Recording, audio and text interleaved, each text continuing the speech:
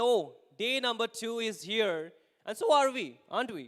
Day one was crazy, but day two will be more crazier because we have more surprises. We have a lot of things going along with you guys. Well, before we begin the day, let us introduce to ourselves. My name is Shinryu. And my name is Sas, and we'll be your host for the day. Absolutely. And you know what? Yesterday, we got 2 zeros, both the games. Did you expected that? In a LAN, not really. Not really, right? Not really. I didn't expected that, but today I wanted to be way more crazier. Isn't it, guys? I can't hear them. Can you? No, isn't it, Guwahati? Let's hear it out for. Come on, be louder. I can hear myself only. What is this energy? Okay, we'll soon get with the energy done once the games begin. But before that, ladies and gentlemen, today we begin the upper bracket semifinals. And the two teams that have made it this far are the two teams that have a very huge legacy maintained all together from the very start of this tournament. In the first round, Team Godlike 1-0 SA2L, IQ SA2L. But then, IQ SA2L, they turn it around 2-0 in the Swiss stage. Now, not in the Swiss stage, it's actually the round robin. So now, in the LAN phase, out here, for the first time, face to face, they'll go on. So, what's waiting for us? It's more surprises. I can just say that for now.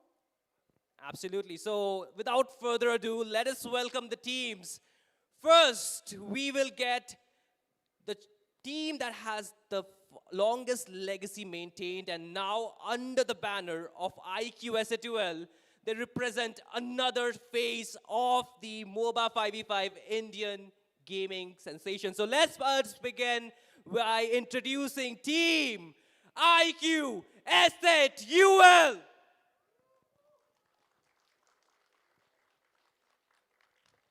Let's hear it out for Radium, guys.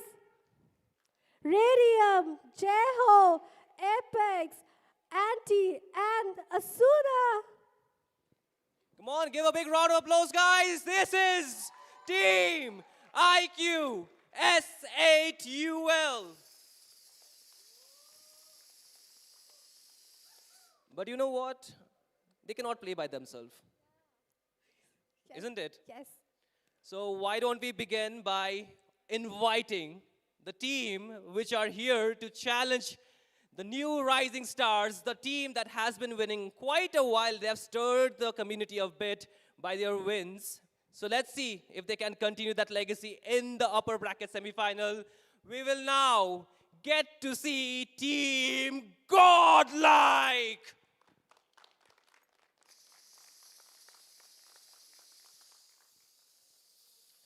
Let's hear it out for Romcom, One, Fate, Art, and Bid. Let's hear it out for Godlike, everybody.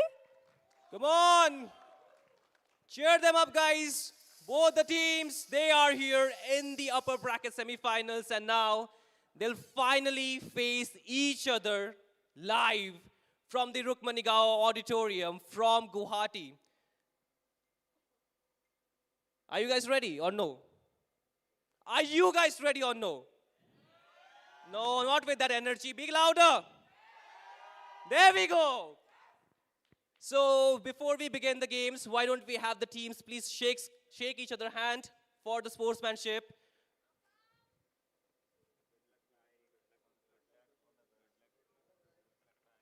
But I would like the team in-game leaders to just stand here. You are not going anywhere, Art. Come here. I'm not letting you escape, like always, you know. So, same question, okay, to both of you. The new patch just got introduced. What are you expecting? Are your hero pools affected by this or not? I think we have been dominating from last 3 years, so I don't think it'll. It's not going to affect anyway, right?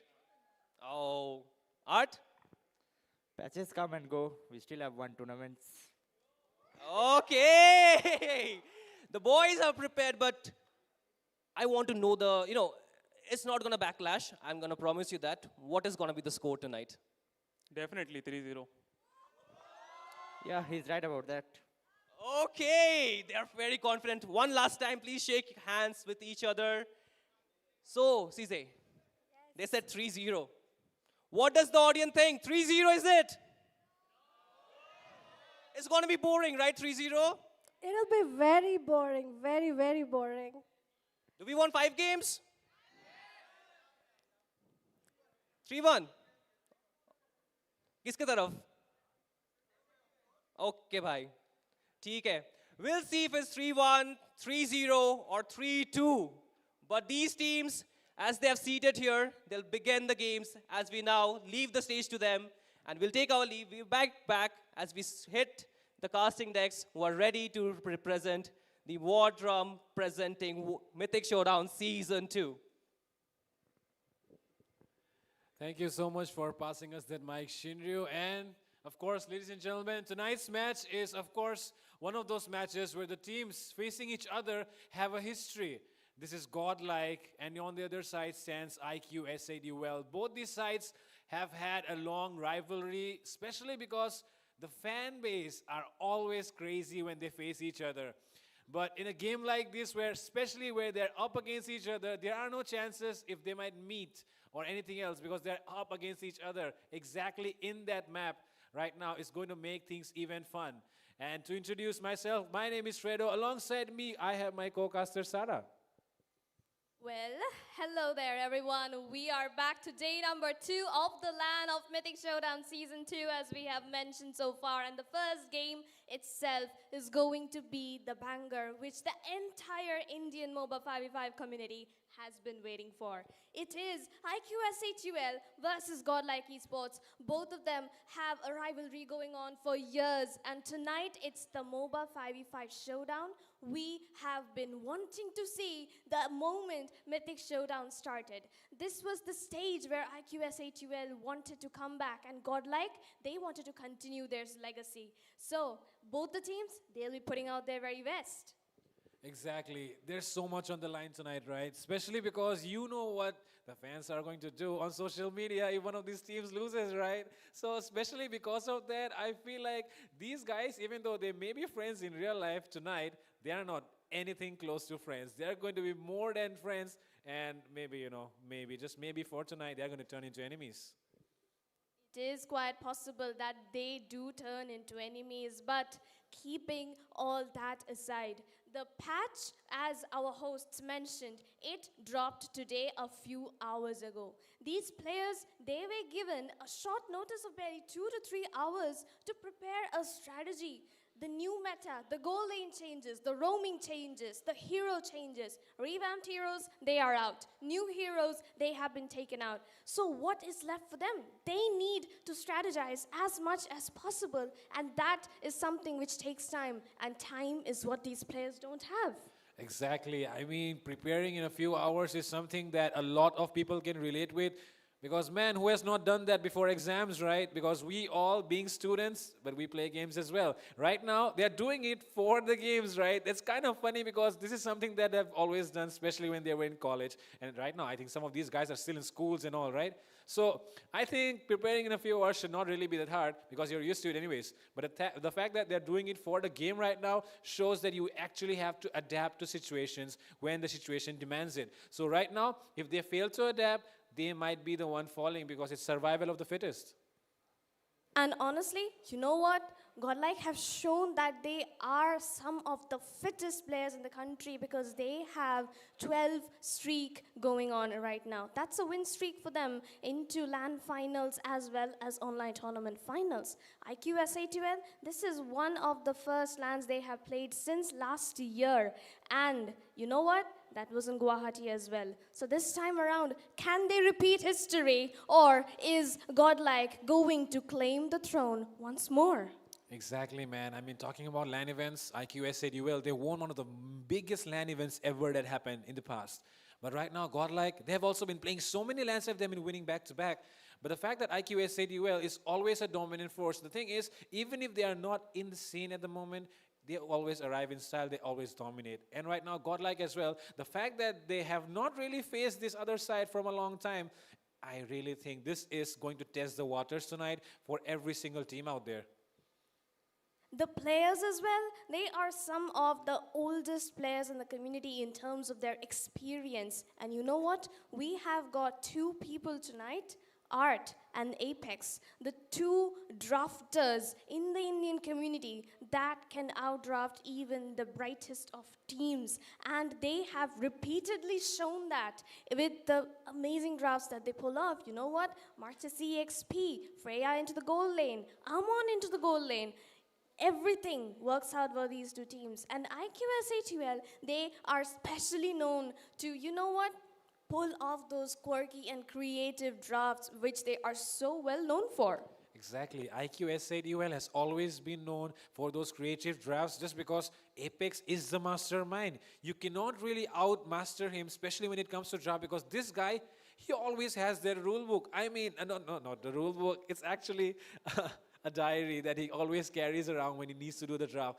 Everything is written down there, from the strategy of the enemy team to his own game plans. And you know that when someone like that who studies the game, like he is the professor, you know that you are especially up against one of the toughest challenges. But the fact that Art is one of those other guys as well, who actually studies the draft, who actually tries to analyze the enemy, as well as, tries to capitalize on his own team's strengths, tonight is actually the test of it's like a chess game, honestly, Sarah. So I feel like it's basically in the draft, you know that it's a team game, but in the draft, it's definitely going to be Art versus Apex. Ironically enough, now that you mentioned chess, we know that the players on a chessboard are white and black.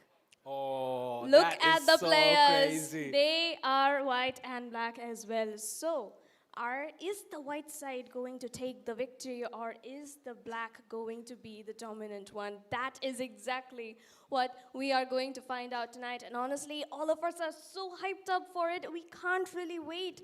And as everything is getting set up and ready, the players are so into the mood right now. You also mentioned, you know what, that Apex, he maintains his own special rule book.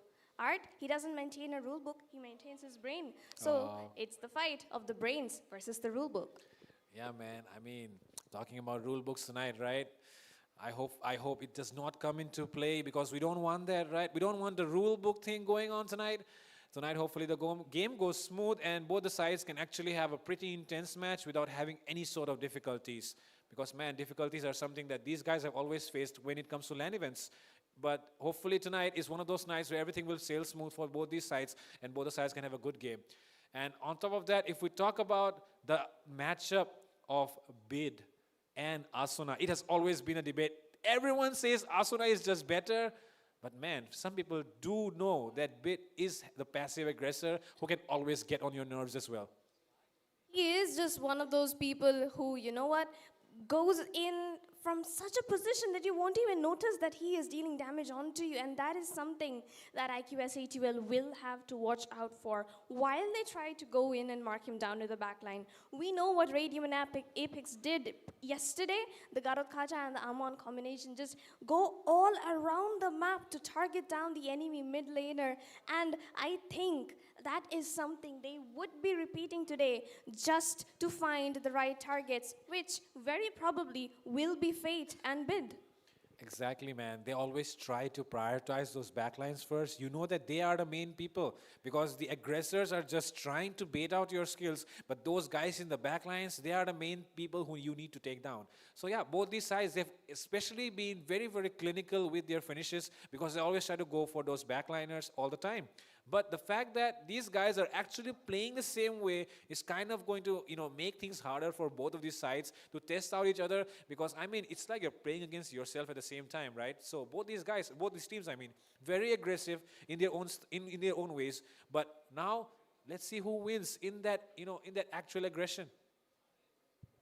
Talking about aggression though, both the teams, they have a very aggressive frontliners. Like both Apex and Art, they love going in for the pick-off compositions. It does work out for them so well. Art, he loves the Kalia pick, and honestly, with the new patch changes, I think that might just be one of the very special picks which he goes in for. The Garotkacha, he is nerfed, so the Kalia technically doesn't have that big a counter unless there's an Eve or something to immune her Tsunami Slam into the composition of the enemy. But everything aside, Fredo, I think IQ SA12 has a special edge. I do feel like they have always been the clear favorites in any match that they have played in their entire career. And even right now, even though we know Godlike is definitely one of those teams which has been on the leaderboards for much longer than S8, IQ S8UL, previously known as ABM. I was almost about to say ABM, but I mean, we can give an honorary mention to ABM because they were ABM before they were IQ S8UL. But at the same time, Godlike, previously known as Anarchy or Sacred Shrine, they were also one of the longest, they had one of the longest win streaks, and they were on the Mythic leaderboards for one of the longest times. So both these teams are actually the ones who have held that #1 for the longest period. But right now, this match is going to finally put the answer to the question as to who is actually the best. Because, man, round robins are not really, I would say, fair enough, right? This is a BO5 we're talking about. It's not a BO3. You cannot have that first game advantage coming into the second game. You're going to need to have 2 games back-to-back if you want that. And with that, we're into the draft already, Sarah. We have jumped into the draft, and with the special honorary blessings of the one and only Bat Paji, which IQ SA2L has with them, we will be jumping right into the draft. It has begun. Both the teams will be going in with their minds and their notebooks, working in favor of them to ban out the first hero of today's game, number 1 into this best of 5. Exactly, and with that, the bans and picks already taking place here. We can see that Martis, oh my God, what? Martis, Godlike, what are you thinking? Is it? Instantly. Oh my God, are they in trauma? Is it PTSD? It is a possibility. I mean, is it a special bait just to let Apex pick up that Tigreal? The buff onto his implosion for 1,000 extra damage is huge for any team fight. It is going to amplify the damage of your damage dealers. It is going to matter a lot. And maybe taking out the Martis actually favors the Tigreal pick for either of these teams. Man, that does seem right when you say it that way. When you put it that way, it does seem like this Martis ban is not actually the PTSD ban. It's more like you're trying to set up for that Tigreal pick right now. And talking about Art, you know his flexibility. He can play all of those heroes, right? But man, what is happening tonight? Godlike definitely seem to be having so many target bans in their mind. They have even banned out the Aemon. What is happening, Sarah? Targeted on the pinpoint. This is an Amon and Martis, specially just for Anti as well as Jay. Meanwhile, IQ SA12, they are still sticking to the standard draft though. It's very notebook right there.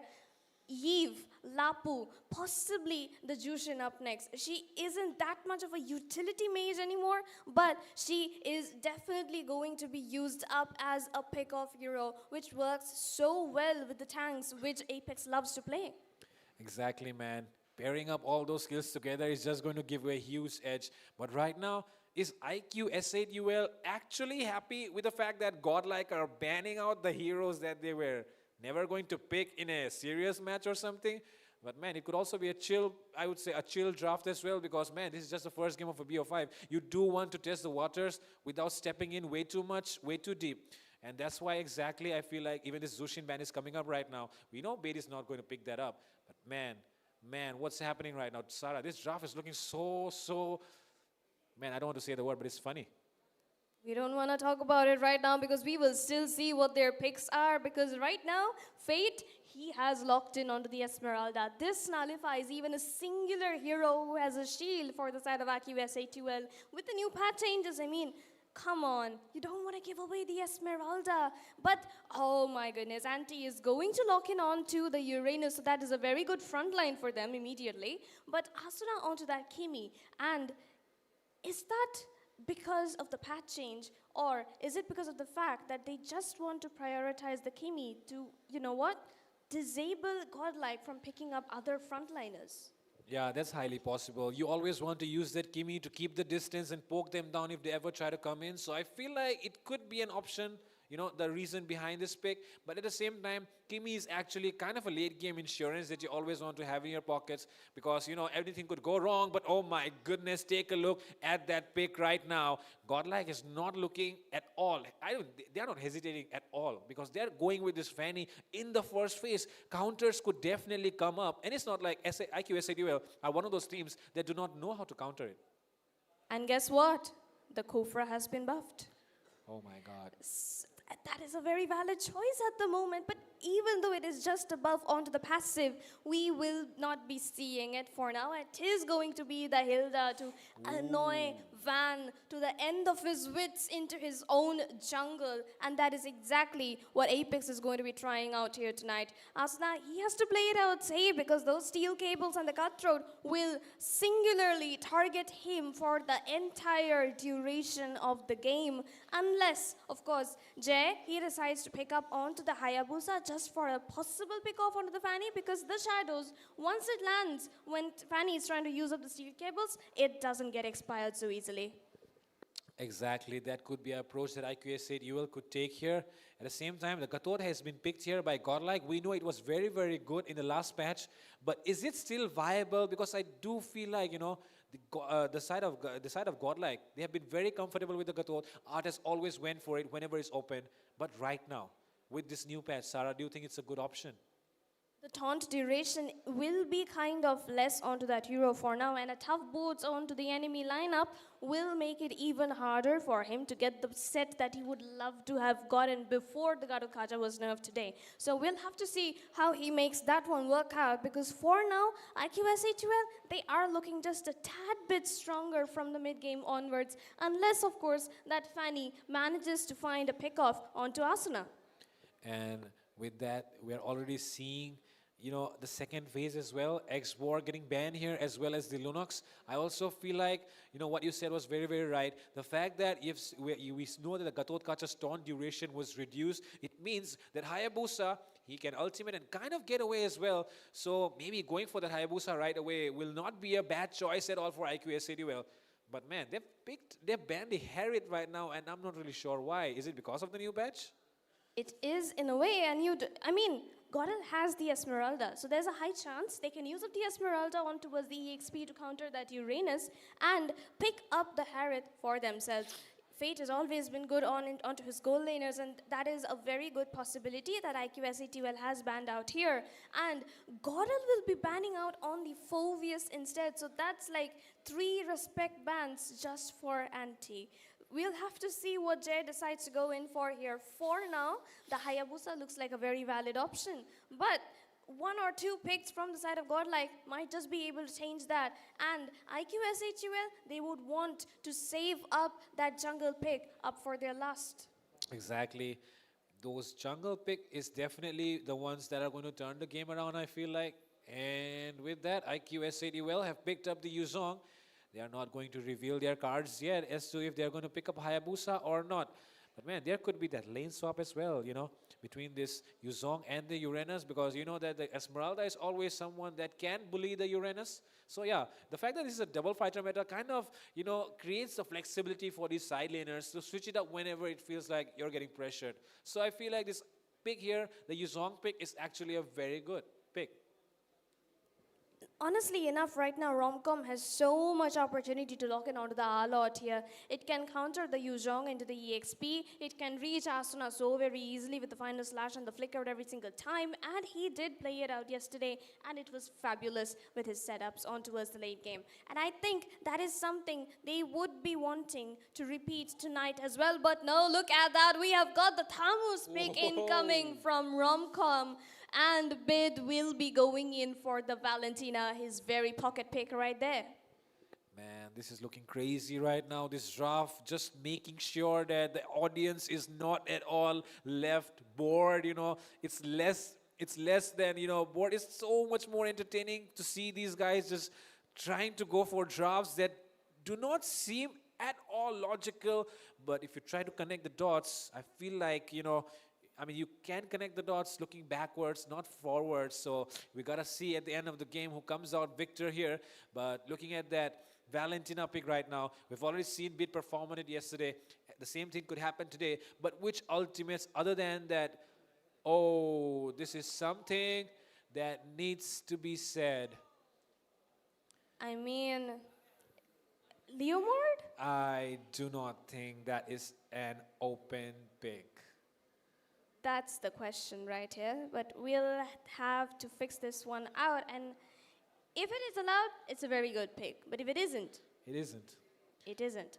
And that means we might have to just change that last hero right now because Yep. it was a last pick. So it was picked after all the heroes were picked. So you can Yes. actually change that pick right now. And there should not be the mention of that word because things can go crazy when you mention that word, especially when IQS8UL is playing. Yep, we would not be mentioning it, but judging from the fact that it was just the last pick, though, I think they can change it up quite easily. Yes. And that is something they would be discussing amongst themselves, and it will work out eventually. So a bit of an adjustment right there between these two teams, and once that's fixed up, we will be fine. Definitely. That last pick could be redone again just to make sure that things are fair because Leomord has been revamped and along with that the new hero Sora has been banned as well.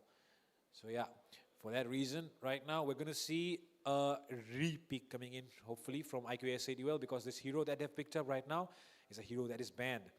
Leomord has undergone a very, very heavy revamp in his passive which does not seem to be the case where he can be picked up because it's a change in the mechanic. The term used in the patch note is revamp, and revamp heroes are not allowed. However, it has been clarified from the rules. It has been verified now that Leomord isn't exactly a revamped hero. Only his skills and the damage has been reworked just a bit. So for now, he classifies as a buffed hero. And IQS8UL will be continuing with the picks that they had gone in for. And Fredo, we are in for one spectacular match right here. Yes, and with the arrival of that news right now, we have a game at our hand, ladies and gentlemen. It's Godlike versus IQS8UL. Both these sides have already tested the waters against each other previously as well. And that means right now, it's nothing new for them to face against each other once again. They already faced off against each other in the round of robin stage. Godlike did not really come out the victor in the last one, in the last meeting. But IQS8UL right now will definitely face challenges since this new patch does kind of look very, very skeptical for everyone right now. And Godlike can clearly take an advantage of that. They have some tricks up their sleeves as well, and the first game isn't the one where we will be seeing those tricks. But for now, both the drops are looking insanely strong. Fate on the Esmeralda, Asuna onto the Kimi, Apex on the Hilda, and Van onto that Fanny. These picks, their comfort, their strengths, and they will be playing it out to their very, very best. Definitely. The loading screen taking some time. Players in the backside are definitely trying their best to get their heads around as to how this game is going to happen.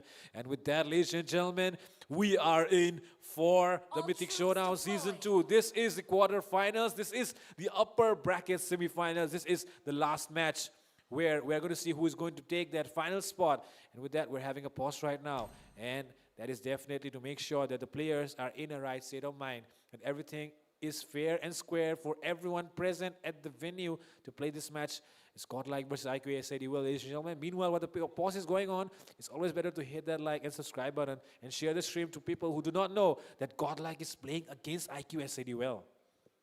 Share it up as much as possible. We've got the giveaways rolling into the chat, so make sure you like and subscribe as well because we need your support to make this event a success. We have been doing so well and there's just one more day to go to impress you all, and that's exactly what we are aiming for. At the moment, everything is being set up for these two teams, and both the teams have a kind of draft where they can go in for a very standard rotation onto the goal lane. However, we will be seeing a Uranus versus a Tammuz matchup, while on the EXP it will be Esmeralda versus the Yuzhong.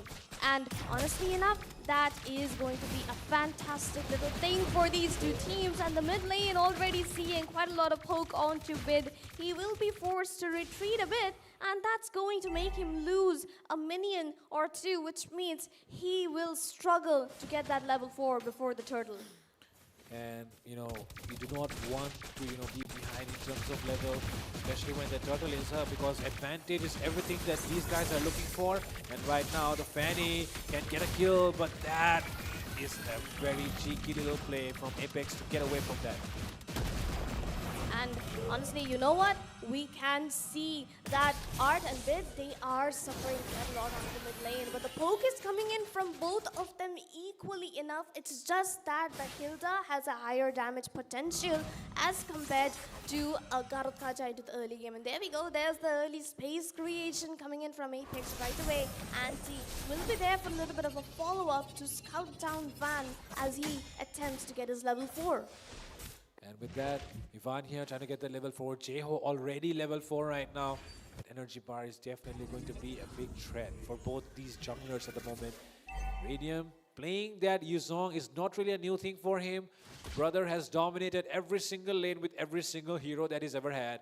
So it's not really going to be an issue for him. But Fate as well has always proved himself with every hero that he's played. But right now, there we go. There's the ultimate coming in by Jeho, but he will be the one getting taken down by Godlike as the first blood. And they secure 2 for themselves. The engage coming in from the side of IQ SA2L, but it is Godlike to turn it in favor of themselves.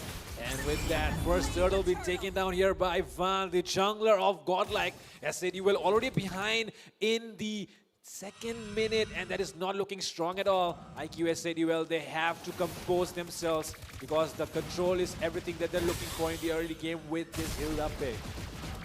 That is exactly what the space is there for the side of IQ SA2L. All they need to do is look for a close engage, but Apex needs to run.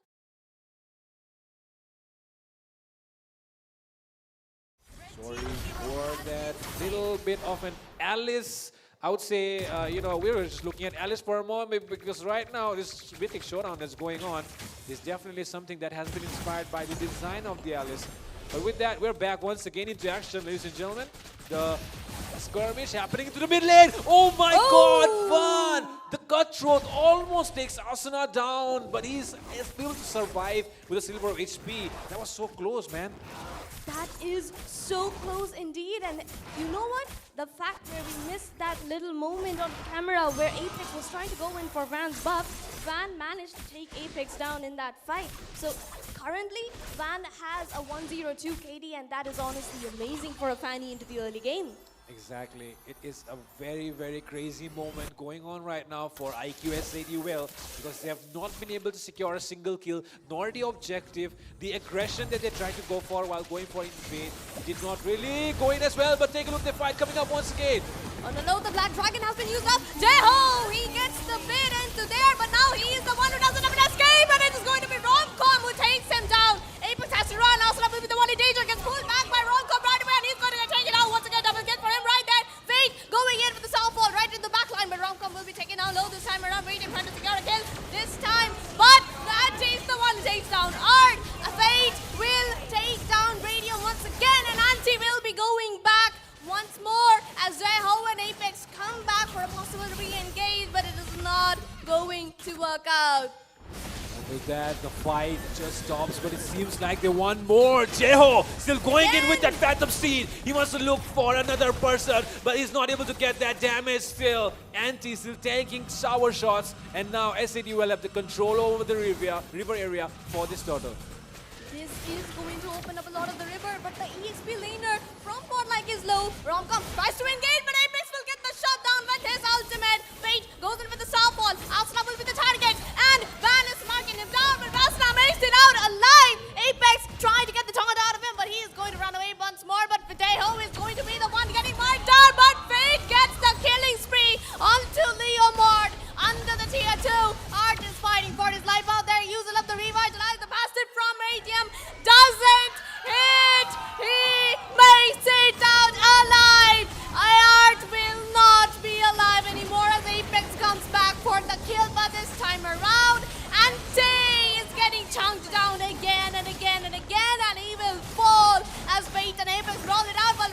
Oh, Radium. Fighting two people onto mid this time. Whoa! But it is mid. Who comes back alive? And with that, Romcom with a recall on the face of Radium. Things are looking really strong, but off camera, another kill happens. That's the recalls. Asuna got taken down out of nowhere. Even with that aggression, even with that position, IQSA Duel has lost this turtle. Into the jungle area though.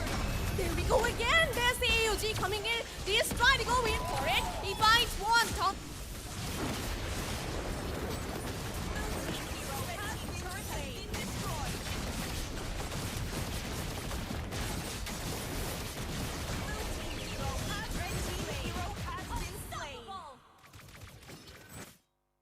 Red team turret has been destroyed.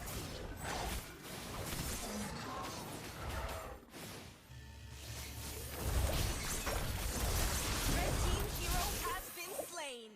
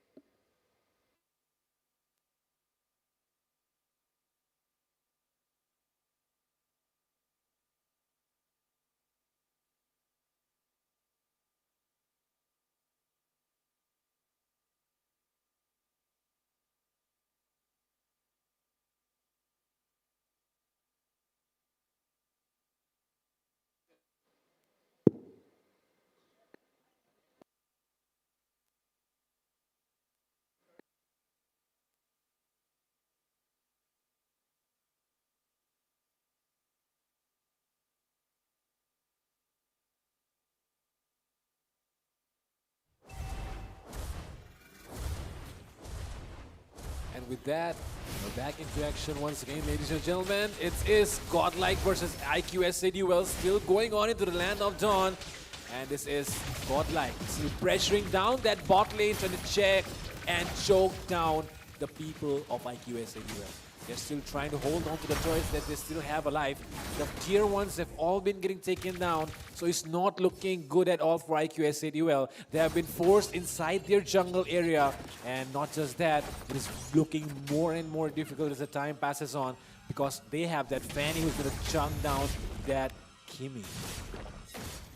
They are honestly fighting as much as possible onto the mid side, though a little bit of a scuff. Oh no, Van! He's trying to go in, and he is going to find Jeho in the middle of everyone. That's going to be a solo kill.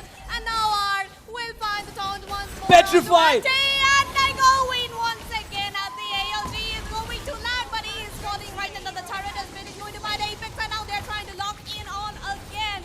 But now that's a 2 for 0, and they are just going to fall back.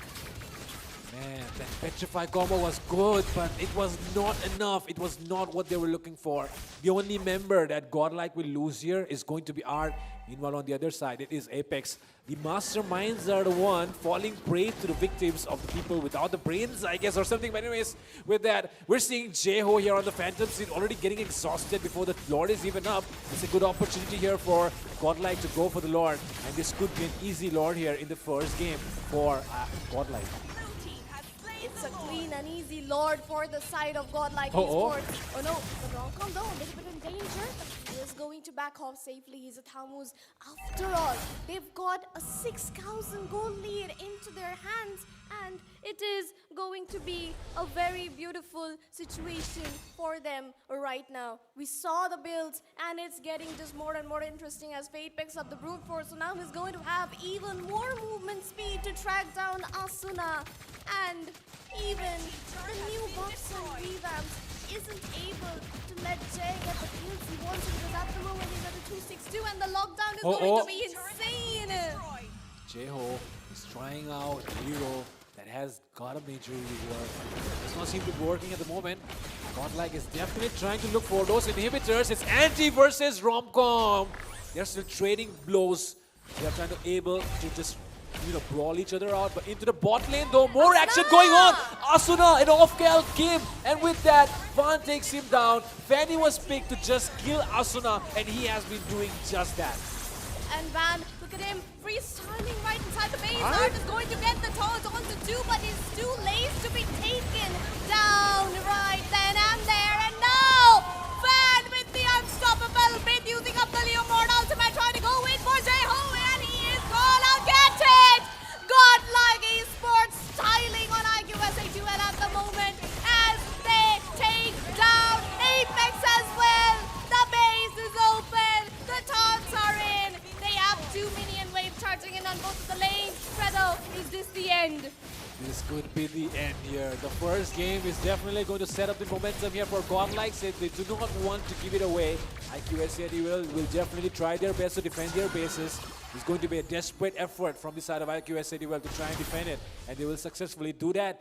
But can they defend the next one? All the inhibitors getting taken down. The goal difference is just not in their favor. 11,000 in 10 minutes. That's 1K goal lead per minute. And that is a goal lead. That is something of a cushion that you can sit on right now. You can really take things slow. You can slow down the tempo. You can choke the enemy. You can deprive them of their resources that they're looking. And that is exactly what Godlike is setting up the minion wave for right now. And the members of SATL, they aren't exactly splitting up right now, and they are going in for such a clustered gameplay, which makes it easier for Art to get the taunt. Apex though, he will be caught out this time around. The Black Dragon will be used up by Faith onto the back line. Apex will get taken down. Van gets the Godlike. The AOG is going to come in, and there we go. Jo onto the back line trying to take down Van, but no, Van will get the kill instead. Triple kill by Van Satoru, the Fanny user. He's gonna get it, and Fate will take it down. Asuna into the back line. There's just Anti remaining. It's just a Uranus. He gets taunted. He gets tongued down. But he's gonna live. But the base is going to be taken down by Godlike Esports, ladies and gentlemen. And with that, we have the victors of this BO5 series. The first one being won here by Team Godlike. This is what Mythic Showdown is all about. We are here in game number 1 of the upper bracket semifinals, and that was pure domination coming in from the hands of Godlike Esports. This is a best of 5 though, Fredo. And things are just getting started. Things are just rolling out. Everyone did question this Leomord pick. A lot of people doubted as well as to if this is going to be the advantage this IQSA is going to get, but Godlike did not allow them to do that. And that is exactly what Godlike also wants, right? They want to get that first game advantage. They want to get every single thing that they can have right now. The resources on the map, these, those small skirmishes that they were having in the jungle area. Everything just worked out perfectly for them. And in the end, they are really, really dominating already in the first game. But now coming in, does seem like they're going through a discussion. Both the sides are definitely trying to understand what went wrong, what could have gotten better, especially the side of IQSA who were really, really up ahead actually in that round robin stage. But right now, Godlike is definitely asking questions, and IQSADUL is definitely not able to answer. They will be, though. They will be able to soon enough because, like someone says, the first impression is not always the last impression. But look at that. Fate starting on that MVP onto that Esmeralda. 100k damage taken with 826 gold per minute, Freda. I mean, that's one of the best GPMs, that we know. But of course, Mr. Radium, his 1k GPM per minute is always going to be a feat that no other goal laner has achieved yet, especially in India. But the fact that Fate was able to do this with an Esmeralda in itself is a very big thing as well. Because Esmeralda is not that kind of hero which has a great lane clear. But at the same time, let's look at the results screen right now. As you can see on our screens, Godlike, where the victors, IQSADUL, really struggled. But of course, that is not all. The game stats do explain the fact as to this Fanny, 904. Take a look at Asuna. He does not even get taken down once in most matches. But right now, he's on 4 deaths. That is huge, honestly. Taking down Asuna as well as Radium is one of the hardest tasks in this game. But look at Godlike. They each were taken down 4 times by their enemy. And that goes to say a lot. Like I said, it is going to be IQSATUL who targets the damage dealers, but look at Godlike, they just turned it around so well for themselves. And in fact, Fate as well as Bid were the ones to die the least into this game. And honestly, 23-10, I think the score tells it all. Exactly. The score speaks a lot right now as to how the game went. IQSADUL, they did have a moment where they were able to retaliate, but the prolonged team fight did not work out in their favor. The sustain was not enough. The damage pierced through. And in the end, Godlike were the ones taking back the control once again. I really want to understand as to how did they let that Fanny roll through. Apex was on and Hilda. He should have been able to choke down Van, but that was not the case in this game. And looking at the head-to-head matchup, man, this is a very, very underrated matchup. I mean, there has been a lot of debate about who is the best goal laner. Radium is always in the discussion. But Mr. Fate has also been able to hold his own ground. People do sometimes ask, why not Fate? That is what, and honestly enough, like I mentioned, giving away that Esmeralda and the Fanny in the same draft is kind of, I think, the mistake they made. However, though, their own draft, I think it worked out very well for them. But that Amon ban, was it too costly? Maybe that's a possibility. But Jay had options.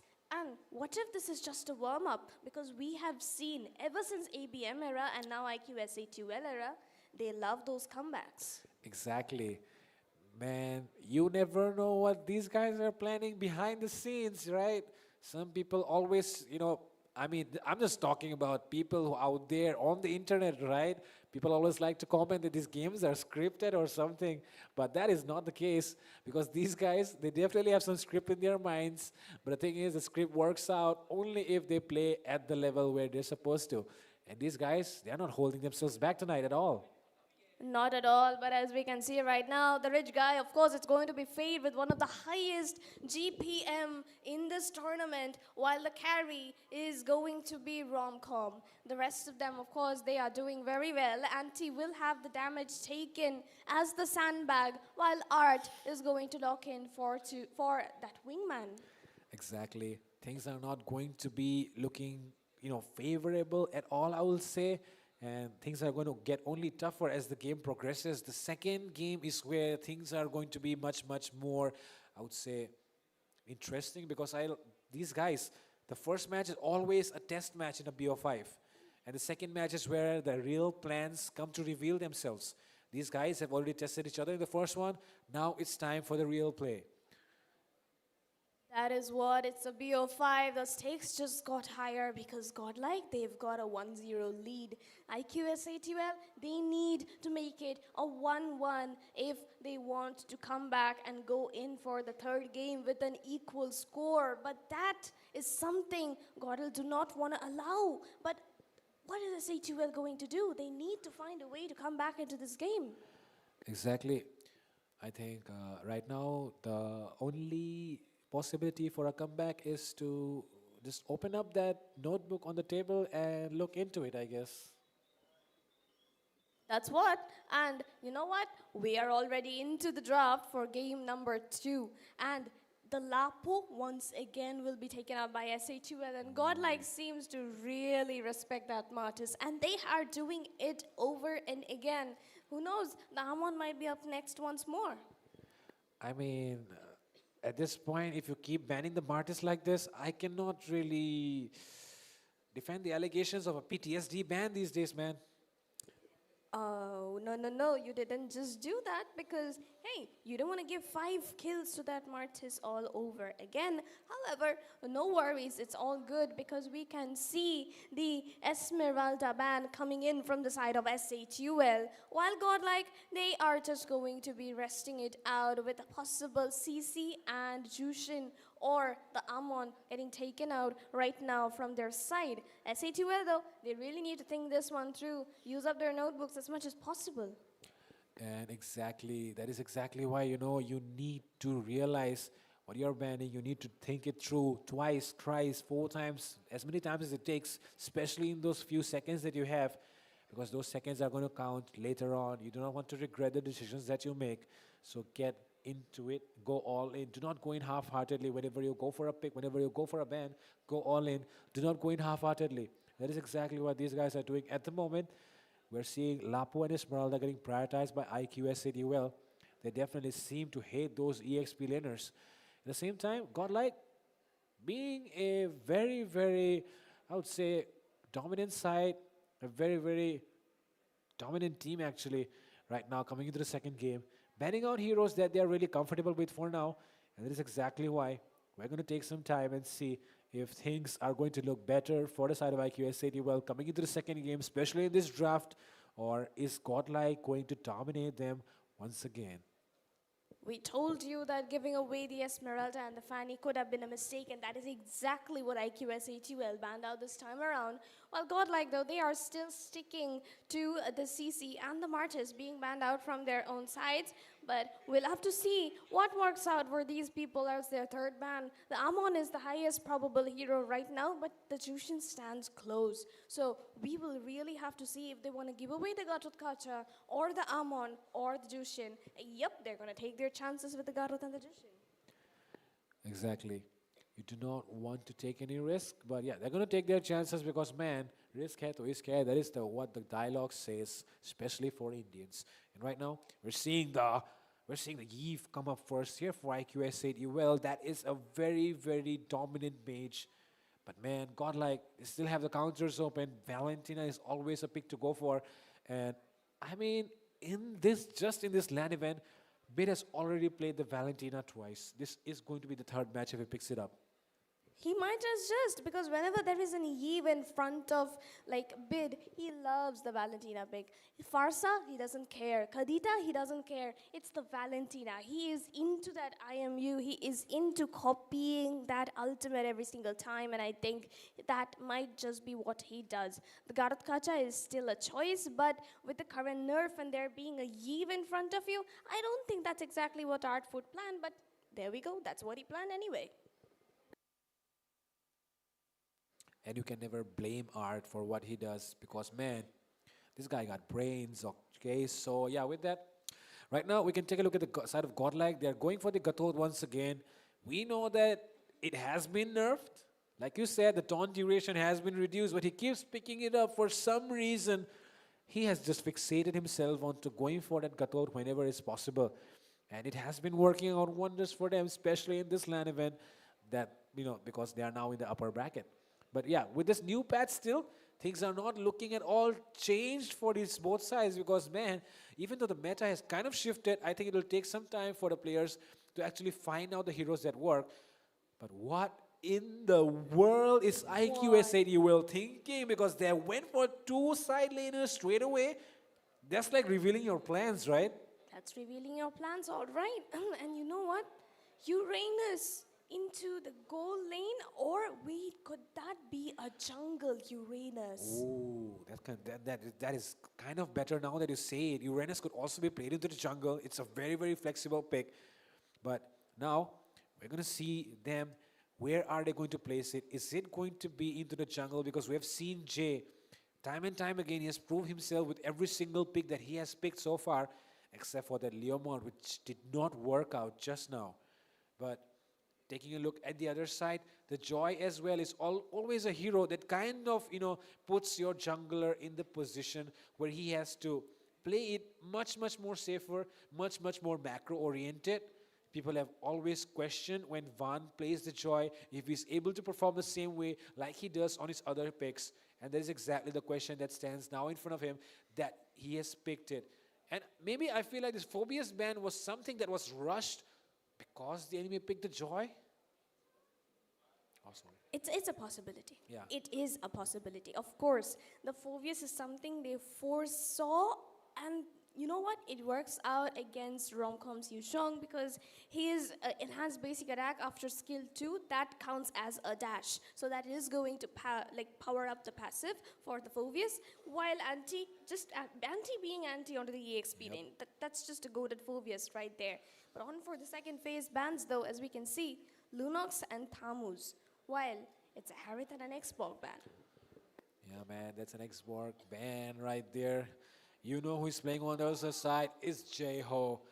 And honestly, another thing that I would like to say, Sarah, Anti is not really beating those Phobius one-trick allegations if he's the one playing this Phobius once again.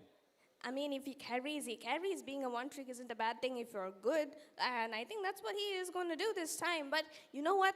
Bid picked up his Jushin. The new reworked Jushin plays on a wonderful pick-off composition. Once you knock up a hero, you can't knock them up for another 4 seconds. Yep. So Godlike will have to work it out around with that Petrify from Romcom or the Taunt from Art and the knock-up from Bid at the same time. So they'll have to chain CC that all by themselves. And honestly, with the electrifying beats coming in right after, I think that works out wonders for them. But SATUL is going to lock in onto a Ruby into the goal lane. Oh my God, what are we looking at here, Sarah? This is going to be an Uranus in the jungle. Jay is someone who has always proved himself. Once again, it is going to be another night where we are going to be in shock and despair, I would say, because these picks are just going to, kick us right off into places where we do not know about. What if Godlike locks in onto a carry here? Oh my God. That is going to be absolutely devastating unless Anti, Jay, Radium, Apex, all of them pick up on the Chastius Pauldron and the Blade Armor at the same time. Oh my God. But no. What?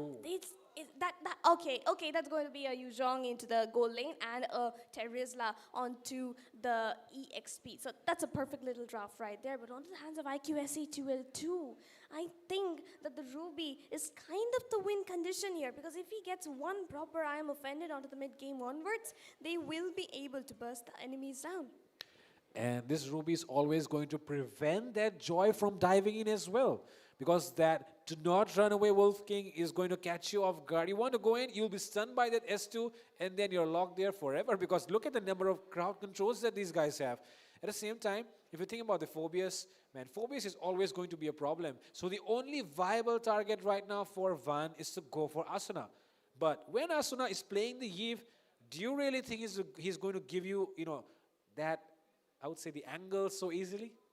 That is exactly what you don't want to give him, and honestly from the draft of Godlike, he is going to have a very tough time laning around, because there's a Black Dragon, there's the Joy, there's the Garudkacha as well as the Terizla trying to dive in on him all the time. And while he is using the RWM, he is going to be immensely stationary as a hero, so that is going to cause him a lot of discomfort, because he is going to hesitate before casting the ultimate every single time, unless, of course, IQSHUL, they manage to create the space for him. Yep, you're totally right about that. One thing that does come into my mind is, Sarah, why did they go for the Zushin here and not go for the Valentina? It's just Bid being Bid, honestly. Yeah.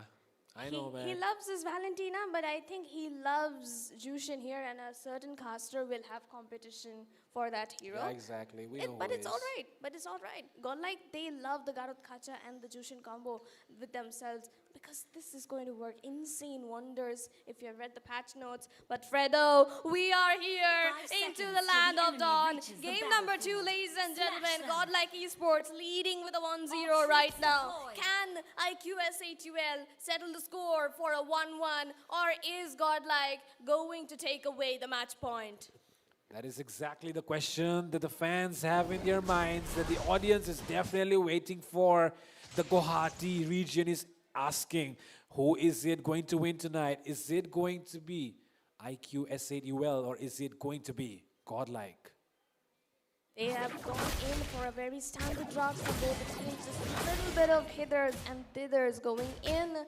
But as we can see for now, the EXP lane is going to be kind of a pretty even matchup, but Anti will have the slower lane here. While at the turtle, we can see the taunts coming in from Art right away. The electrify beats from Van. They will find J.O.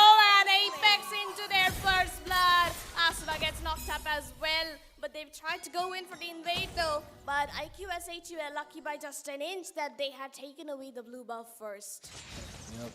That is a very, very heavy price that they had to pay, but still, take a look at Van. He's trying to take away creeps that, of course, Jay has left out because the jungling speed of Jay Ho right now cannot really match up with the jungling speed of a Joy. But man, take a look at Bid. This guy is going so aggressive onto Asuna, but Asuna as well, still holding his ground, does not want to lose the minions, does not want to recall yet. That's the mid control you get every single time you pick up onto a Jushin. And look at that, the waves are getting denied every single time that Asuna tries to go in for his minions. And with that, we have another engage, which is probably coming up in the turtle area because the turtle has just spawned. Radium and Fate are going to have their time into the goal lane, but I feel like a good combo coming up in the early game from Fate can seal the deal for Radium because the Ruby is not really that tanky in the early game, right? He isn't. And Romcom, he is already rotating. Oh! Oh, no, Oh! wait! Oh! So very close. But, what side though? Bid will be using up the Crimson Bacon and Anti will be the only one fighting it there, but he is trying to go in for a little bit something more, and he is alone in the middle of 4 people. Will he get the sustain? He isn't able to get that. The Infernal Pursuits are long in and there and trying to go in for more, but Vans is the one securing the turtle. And now the Petrify comes in, the AOG, 2-hit lands onto 2. RWM will secure Art. Romcom trying to find Apex right there, but Asuna with the double kill. But Van onto the back line. Asuna with the triple. Can he live? No, he can't. Van will get the shutdown. That's a double for him then and there. Oh my god, what just happened there? Asuna took a triple, but he immediately gave a shutdown to Van. And that is not a good thing at all because this Joy is going to be on so much gold right now. This is not looking good at all here. Ivan is still going in. He's still going to be and trying to be more aggressive in that river area. He has that level advantage. He can do whatever he wants. But right now he's going to play it safe and still keep farming. Meanwhile, the lane change has still not happened. Radium is very, very comfortable at the moment right now, it seems. The Yuzong is not really able to dominate him. But Asuna is being denied of his minions. Take a look at Bit. Oh, that was so close. The flicker forced out. Yep, exactly. And the flicker, that was a major resource he needed to save to be alive from Van before a team fight broke out. But he isn't going to have that for a good another 80-90 seconds. So it's going to make a major impact onto the team fights because he casts the RWM. He's practically a sitting duck for Godlike to try and go in. Apex! No, the knockup comes in. Art will get the taunt once again on the J-Ho.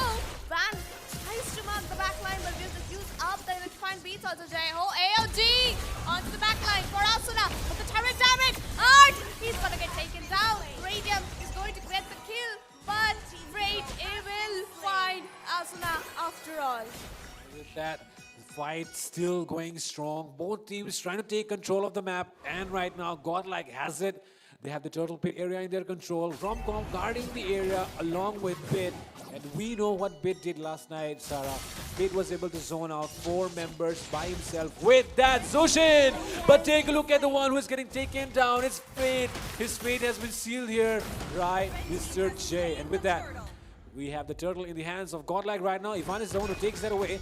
There is going to be a mid lane fight right now. Take a look at Van. He goes in. Does he get that buff? It does not seem to be the case. Jeho does not miss out on that retribution. He gets it right. But now Ivan able to escape as well. Radiant arrives to the scene. Does he want to go in? He finds Bit, but the Flicker is able to help Bit escape. That was a close call right there. But the Flicker able to help the mid laner of Mr. Anti.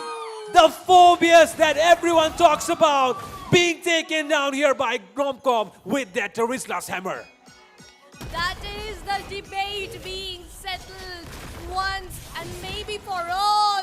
Romcom in a 1v1 winning up against Antion to the Phobias. So that goes to say a lot that who the EXP standard might be in this game for now. But IQSA2L, they are at a severe back foot at the moment, and Godlike Esports are leading on with their glory. And if you just take a look at the side of Godlike, Faith just picked up the first item. He is actually on a fighter right now, so he's also going to try and go for those setups. Romcom already having 4 assists in his name means that he has been the one providing the engages. But right now, the knock-up, 3 people, I'm offended! Again? What is that combo from IQSA Duel? They're wreaking havoc right now and they're taking everyone down. Everyone could fall here from the side of Godlike. The Fade arrives as well. Ivan able to survive, but he is too late to the party. Can he still take someone down? The Petrify combo does not seem to be working. Anti could answer back with that hammer, but Apex is the one who gets that kill. The mid lane is going to be getting taken down and Ivan has to settle for that purple buff.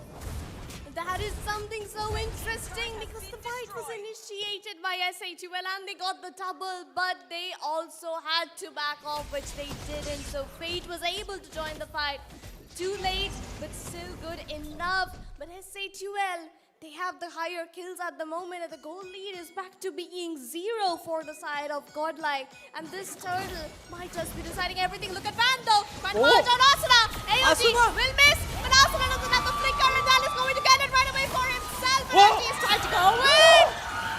But Van is going to run. Radium will get the shutdown though, and they're still trying to look in for something more. Oh my god, that escape from Brand. Oh, but right now, Romcom could be in trouble here. He's taking 2 members hits, but man, that's just the roamer and the XP. He has nothing to worry about.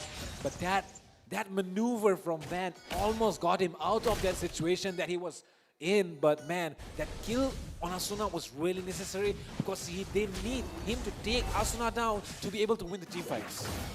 Is exactly what they did, and Van is so good at the backline. But again, the Tectonic charge, but no, the flicker. Whoa! Radium will get that. I am offended onto mid, and they are still trying to look for something more. The RW is dealing as much damage as they possibly can. Romcom and Art will make it alive, but Fate and Nanti will fight it out with the AOG.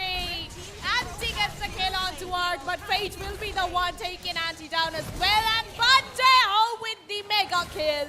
Finally, some traction for the side of IQSA2L. Man, did you just see that wall from Apex? Did not really allow that dragon to go away. That was so good.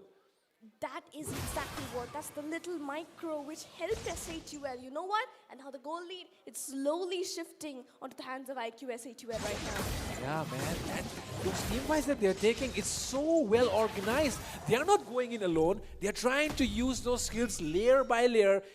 It's basically, it's an art that you cannot really master if you do not have that kind of coordination that this team has. IQSADUL is one of those teams which has the best coordination out of everyone else. But right now, another fight breaking out in the turtle pit. Do you think, Sarah, this should be the game changer? This should be it. Look at Fate and Bid. They're trying to target down Jay every single time. And Romcom, though, they're in a little bit of a danger here. It's taking in a little too much damage for his comfort. Gordon is coming for the backup. AOG should land on the 2. He mutes it with the Tectonic charge. Radium is to try to fight it out against Van as well as Art onto the backline. Van is very low here. Needs to back off. RWM and Radium will fight Van. Asura flickers out to dodge the Petrify from Fate. But SHUL and Godel aren't done. They're going in for more. Radium godlike, and now the Lord should be open for them. And this is a Lord that they can try and take, but the fact that Jay is still alive is not going to allow them to do that. For now though, Godlike and IQSADUL standing by the pin of the needle, because these guys, the match is hanging by a thread right now. Both these sides, a single momentum shift is all these guys need, and that is what they're looking for. But the one who gets it this time will be the one changing things around, because the Lord is up and one team fight is all these guys need right now to set up for this Lord. But they're still going in for the Lord dance, trying to get some information, trying to get some items. But at the same time, the fact that Apex is the one who still is holding on to the wild charge is always a threat that Godlike wants to avoid. That is precisely why none of these teams are actually going in for the Lord yet. And that's a smart little move that they are playing it out here.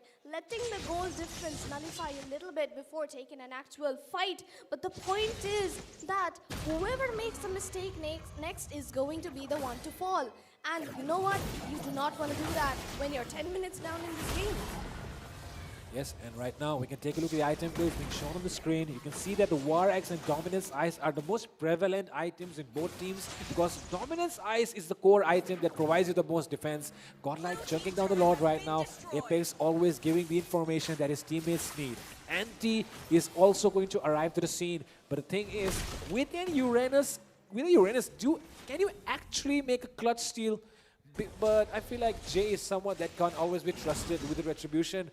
And the fact that we are here on the same server, both the junglers will not really have an excuse of the retry gap. It is going to be the gap as to who zones each other better, and I think Romcom is going to be completely onto Jay's face every single moment that the Lord part is going on. But at the moment, onto the top side, SE2L made an attempt to take down that tower, but no! The Harm Offended is going to come in onto mid, and that is going to be a Crimson Beacon wasted, as well as the penalty zone coming in from the side of IQ SE2L. Petrified onto the backside. Asuna is getting targeted down. The AOG is going to come in, and this time around, Page is going to find Radiant with Van! Again, electrifying beats, takes down Asuna. Apex will run with the conceal, but Jeho left out alone as Romcom takes down Anti. Now Van chasing down Apex once again. Jeho being taken down by 3 people. That's 4 members out for the side of Godlike, and now they have the Lord for themselves. What a team fight that was. For a moment I thought IQSC will have everything in their control, but the way things turn around with that AOG from Art is everything that speaks for itself. And Ivan with the flank, Asuna was already there with that RWM. Ivan just waiting for the right time, goes in with that electrifying beast, bursts Asuna down, and that is how IQSC were falling off in that team fight. But now the Lord being taken down as well. What is this? What is the approach that IQSC are going to take right now to try and defend their inhibitors? Because one Lord was enough for Godlike to take down all the inhibitors the last time. That's the mistake which IQSA2L made last time around, but this time around they should be a little more confident about their gameplay, because currently, you know what, minutes ago, goal lead was 300 in favor of IQSA2L, but now it's 4,500 in favor of Godlike. But they're trying to go in, but Romcom is being alone though. He is going to be caught out if he dives in a little too deep. But Art here definitely zoning out the members of IQSA2L as his members try to take down the turret. I completely forgot to say something, Sarah. Asuna is going to be a very big threat in the late game, because those Void Blasts are going to melt you down before you know it. And a Gatot Kacha is not really the best against Magic Defense, but Fade escapes using that Black Dragon form. He has baited the members of IQSA duel inside their own jungle area. This is the thing that they were looking for. Godlike wants to go in for more. Fastly looking for the engage, but that will be a lot of HP getting chunked down. Anti, very low, still going in, and he doesn't outplay. He survives, but now Fade has taken him down. Art trying to escape as well. Take a look at the amount of HP that he has. Fade on the other hand, he's going for the push on the other side. The inhibitor will be taken down by the side of Godlike Esports, and even the other two will be left out at very low HPs. The next wave should be enough for the side of IQSHUL to try and take down those mighty turrets. And guess what? They are taking it down. The mid lane though, that's one cannon minion targeting your inhibitor. IQSHUL, you need to protect your turrets. No way, Fredo. And with that, the turret being treated like an excess by Sarah. Sarah thing as usual, you know. But with that, we have IQSADUL going in for something unnecessary right there. That was kind of unnecessary to try and chase down the enemy member. They just lost their mid lane just like that. The complaint by Sarah is definitely valid, but hopefully does not affect anyone else. But right now, we're looking at the game once again being played here by Romcom, and he's going to take that I'm offended any day because, man, Radium, he really wants Romcom. Oh my god, Romcom! AOG? He also going for the engage. The bait has been used. Fate arriving with that Black Dragon form, but take a look at Bit getting marked down as well. Fate just does not want to go in because he knows if he gets taken down, then the rest of the members are just going to follow up on him. That is exactly what Godlike, they have so much advantage right now, and honestly, this should be the very last Lord of this game if Godlike secures it for themselves. But if they make a mistake, which they should not be doing at all costs, because the 2-0 is what you want for yourself. Romcom getting targeted down. Fredo, look at that, because he is getting marked down, and D trying to go in. Van onto the back line. Again, the Black Dragon is going to come in this time around. They are trying to stun him down. Also now with the Petrify, he's going to get targeted down. That's a 3-man knock-up coming in from Godlike right then and there. They're trying to go in for a little bit something more as the mega kill is going to come in by Romcom. Apex will be the one falling. His immortality out. He tries to mark down the base, but the members of Godlike Esports farming aura in the middle of everything as they take away a 2-for-none. What is happening right now? I can't explain. Neither can Sarah, neither can anyone else. Man, that was a great moment that our cameraman captured right there, don't you think? Romcom was literally slamming down the hammer on Anti, and he was also recalling. Aura farming, that's what we call it. But hey, that's a 2-0. So Already. whose prediction do you Oh think is my going to come true? I don't know. Is it going to be Apex who made the right prophecy tonight, or is it going to be Art? And we know when it comes to prophecies, who always wins? We do not know. And you know what? The crowd, they are hyped up at the moment. We have seen Godlike pull off these amazing, amazing clean sweeps, and that is exactly what they are aiming for this game around. But IQSHUL, don't you think they are good at something called a reverse sweep? Man, talking about reverse sweeps, that's what the best story is there, right? And maybe, just maybe, the writers of the story right now could be the one writing for themselves. Maybe they're planning for a reverse sweep right now, and we have the hero of the match right now, the one who was being displayed at the end of that match, the one who was recalling, the one who was slamming down his hammer. It's Mr. Romcom from Godlike. He is obviously the man of the match indeed. His setups, he did miss out on one penalty zone, but that's okay when you are getting to aura farm at the end of the match with the camera focusing all on you. The spotlight is yours. The MVP is obviously yours. So he did amazingly well. There was a 604 goal per minute. I mean, Very close to the goal later. yeah, man. I mean, you already saw 800 and 600 is not that different at all, especially if you're carrying a Terizla. You do not really expect to, someone to have a 600 GPM. But the fact that he was able to achieve that goes to show that he was always involved in those team fights. Gotta give credit to that last setup from Van, as well as the combo coming in from Fate. That was able to seal the deal right there. The Petrify combo being followed by the electrifying beats. I mean, they are taking that damage while getting knocked up. Just like Violet Queen being used or something. Exactly so. And like I said, Jushin is not the utility mage she was before. Now, she knocks you up once, and you will be chain CC'd by your enemies every single time. And that is beautifully what Godlike executed in today's game. But you know what? IQSA, they've got one more chance to at least get a 2-1 for now, and then they get the break to re-strategize for themselves and think of something else. Because otherwise, they will be moving down to the lower bracket. And the lower bracket, that's not going to be easy at all. Exactly, man. Lower bracket. You do not want to be there on the last day. You do not want to get knocked out on the last day.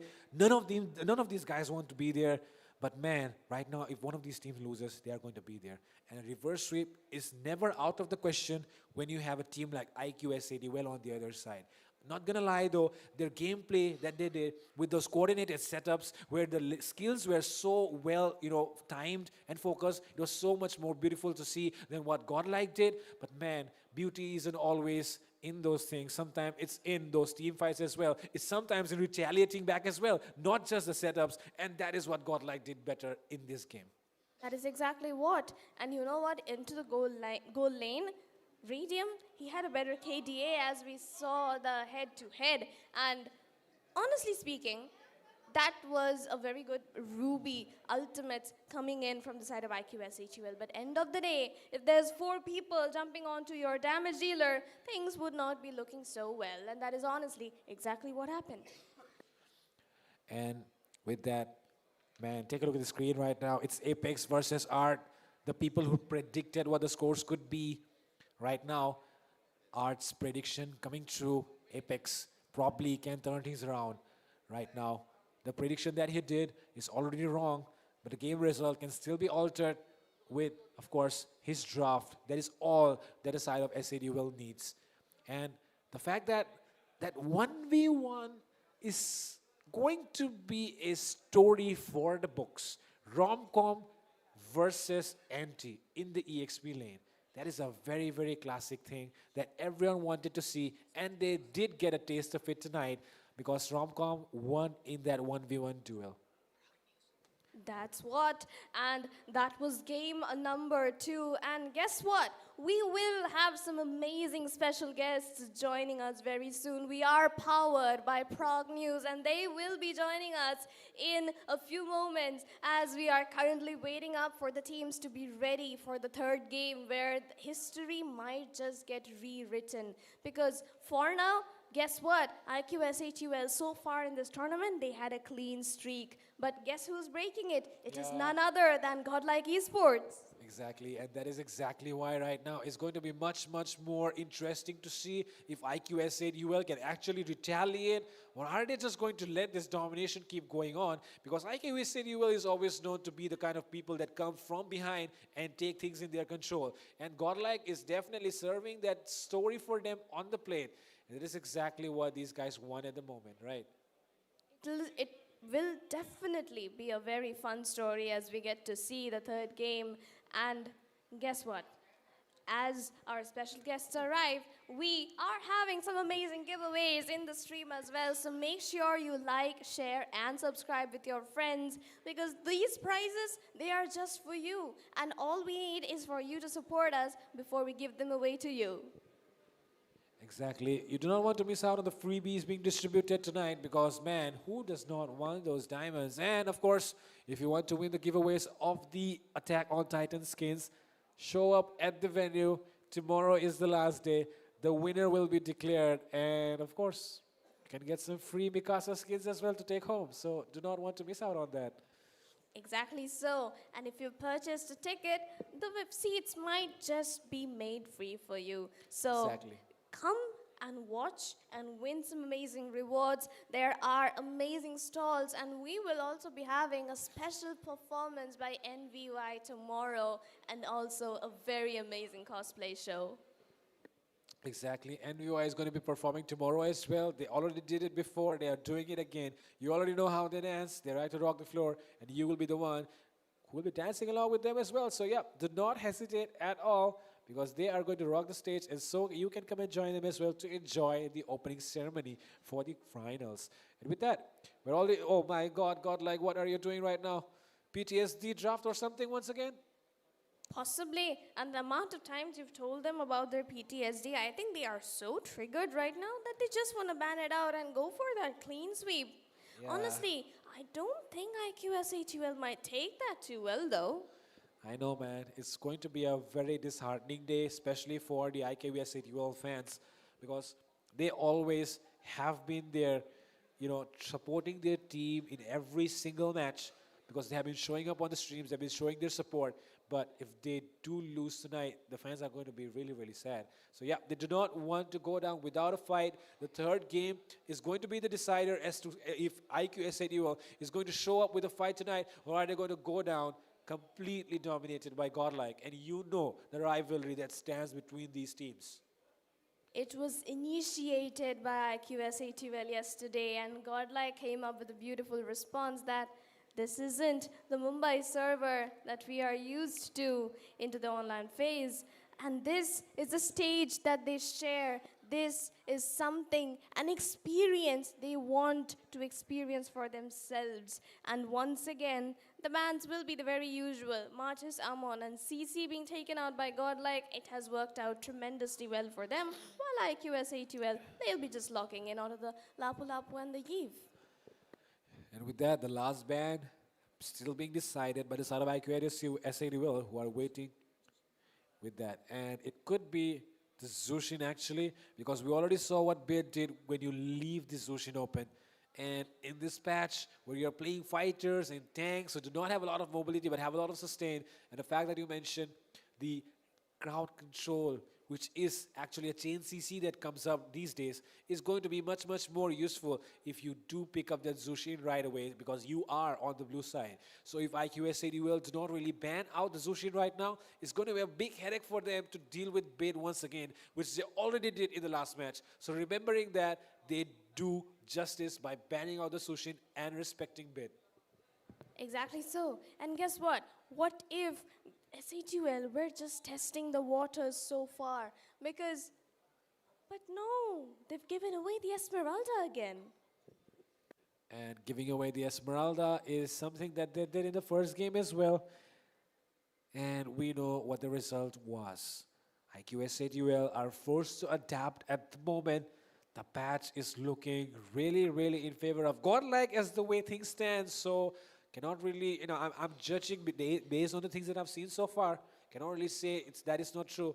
So right now, Godlike are looking really, really strong. Seems like they've studied what works at the moment, especially with whatever that they have, whatever time that they had. IQSATL right now seem to be struggling, so they do need to come up with plans to try and counter whatever Godlike is asking them at the moment. So yeah, with that, let's see their answers. It's going to be that Hilda once again, but we already saw that Van was still able to outmaneuver the rotations of the Hilda. That's honestly something so mentionable for the side of Godlike Esports. But this time around, IQSATL will be the ones locking in onto the Thamus as well as the Hilda early on. That is going to leave Bid with his Kimi this time. And what if he picks it up? He does have the Valentina still. So what do you think, Fredo? Man, I think he's going to just pick up that Fanny once again. With this, Ivan has just proved that he's not really scared of playing Fanny against the best roamer of India or something. Because, man, Apex is someone that never really cares if the enemy has a good assassin. He knows counters are something that exists in the game.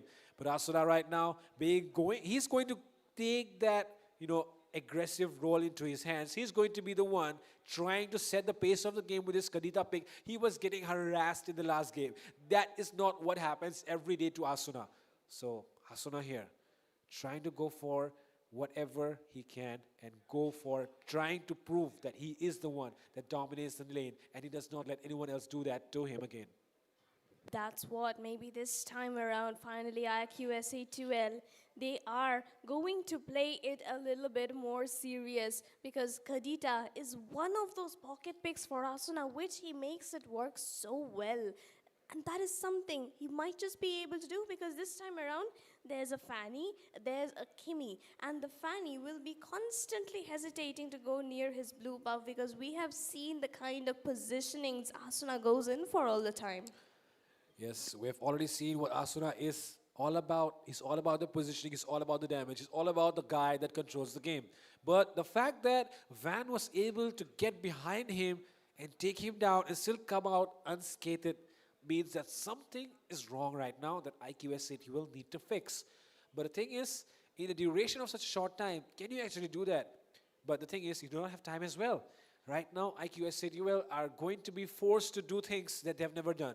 They have to do it right now or it's over. It is what decides, the game tonight right now. This is the third game. You cannot really, have any more second chances. You are going to be knocked down into the lower bracket where you have to climb your way back up if you want to have a final shot at the trophy. Because, man, this is a trophy that has the name of the tournament on it, right? That's kind of a first for all of us. And guess what? We are on to the second picking phase, and IQSATL need to decide on one possible thing.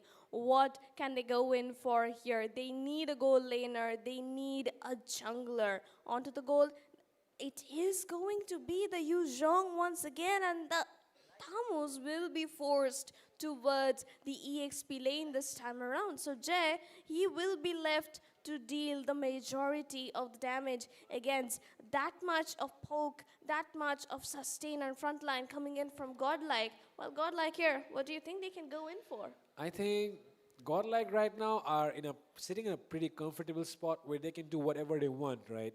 So I won't be surprised if they try and kind of like give away a game or something to the side of IQS ATL, and that is just because they want to like toy with them or something. But man, that is way too much glazing, I guess. So yeah, giving it back to IQS ATL though. This time their draft looks way much stronger. Oh, but there we go. That's a very taunt pick coming in from Art, I would say. Because you know what? Who plays the Jawhead in the Indian server? It's Apex. What is Art doing here? Is locking in onto the Jawhead.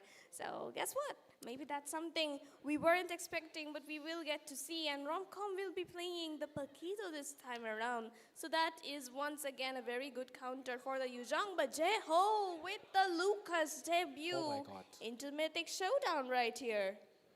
Lucas is a beast, and Jay is known to become a beast when his team needs him to be. And that is exactly what this Lucas is up here to do. Apex right now is definitely going to try and lock down the Fanny. But this time, if he fails to do that, you know that Art and, Art as well as Fate here are going to try and seal the deal with these two picks that they have just picked up. Jawhead is completely a taunt pick right now. They're just trying to mock their mock their opponents. But man, do not let that get to your head. Keep it calm and composed, and you can make that comeback happen. Both the teams have honestly got a very good draft, but Godlike will definitely have the advantage in terms of range because they have the Kimmy with them. And on for the late game, that Kimmy is going to be an absolute beast with the Purify resting on him, while, of course, IQSE2L has the range going on, no range going on for them except for the Kadita, but even the Kadita is a melee burst damage mid laner with the rough waves. And with that, the draft looking strong from both sides because this time around, IQS ANUL, this is their last shot at trying to secure the final spot in the least matches possible. They've already been on a win streak, but Godlike just broke it down, and right now it's going to be them who are the ones going to be on the clean sweep after they were the ones getting clean swept in those round robin stages. But man, this comeback is something that is going to be one for the books because these guys are going to fight it out in this last BO5, which is probably going to be the championship decider. It might as well be. Maybe we are seeing a predicament of the future. Maybe we are foreseeing the grand finals in a way, but we don't know for sure because as we go, this is game number 3, ladies and 5 gentlemen. seconds This till is the going to enemy be Mythic reaches the Showdown Season battlefield. 2. Upper Smash bracket them. semis, game number 3, All Godlike troops Esports deployed. leading 2-0 as IQSHUL are yet to open the scorebook for themselves. Like USA Duel will try and take the control of the river area as much as they can this time. Asuna will try his best as well to not get pressured by Bit, because that is exactly what has prevented the side of IQSA Duel from trying to take that game into their hands. Asuna, when he loses control, the rest of the team members just start to fall apart like they are a piece of dominoes, and that's exactly why Asuna needs to keep them intact. He needs to take control of the match with the damage output that he does, with his skills and everything else, because that is exactly what IQSA Duel needs at the moment from this guy.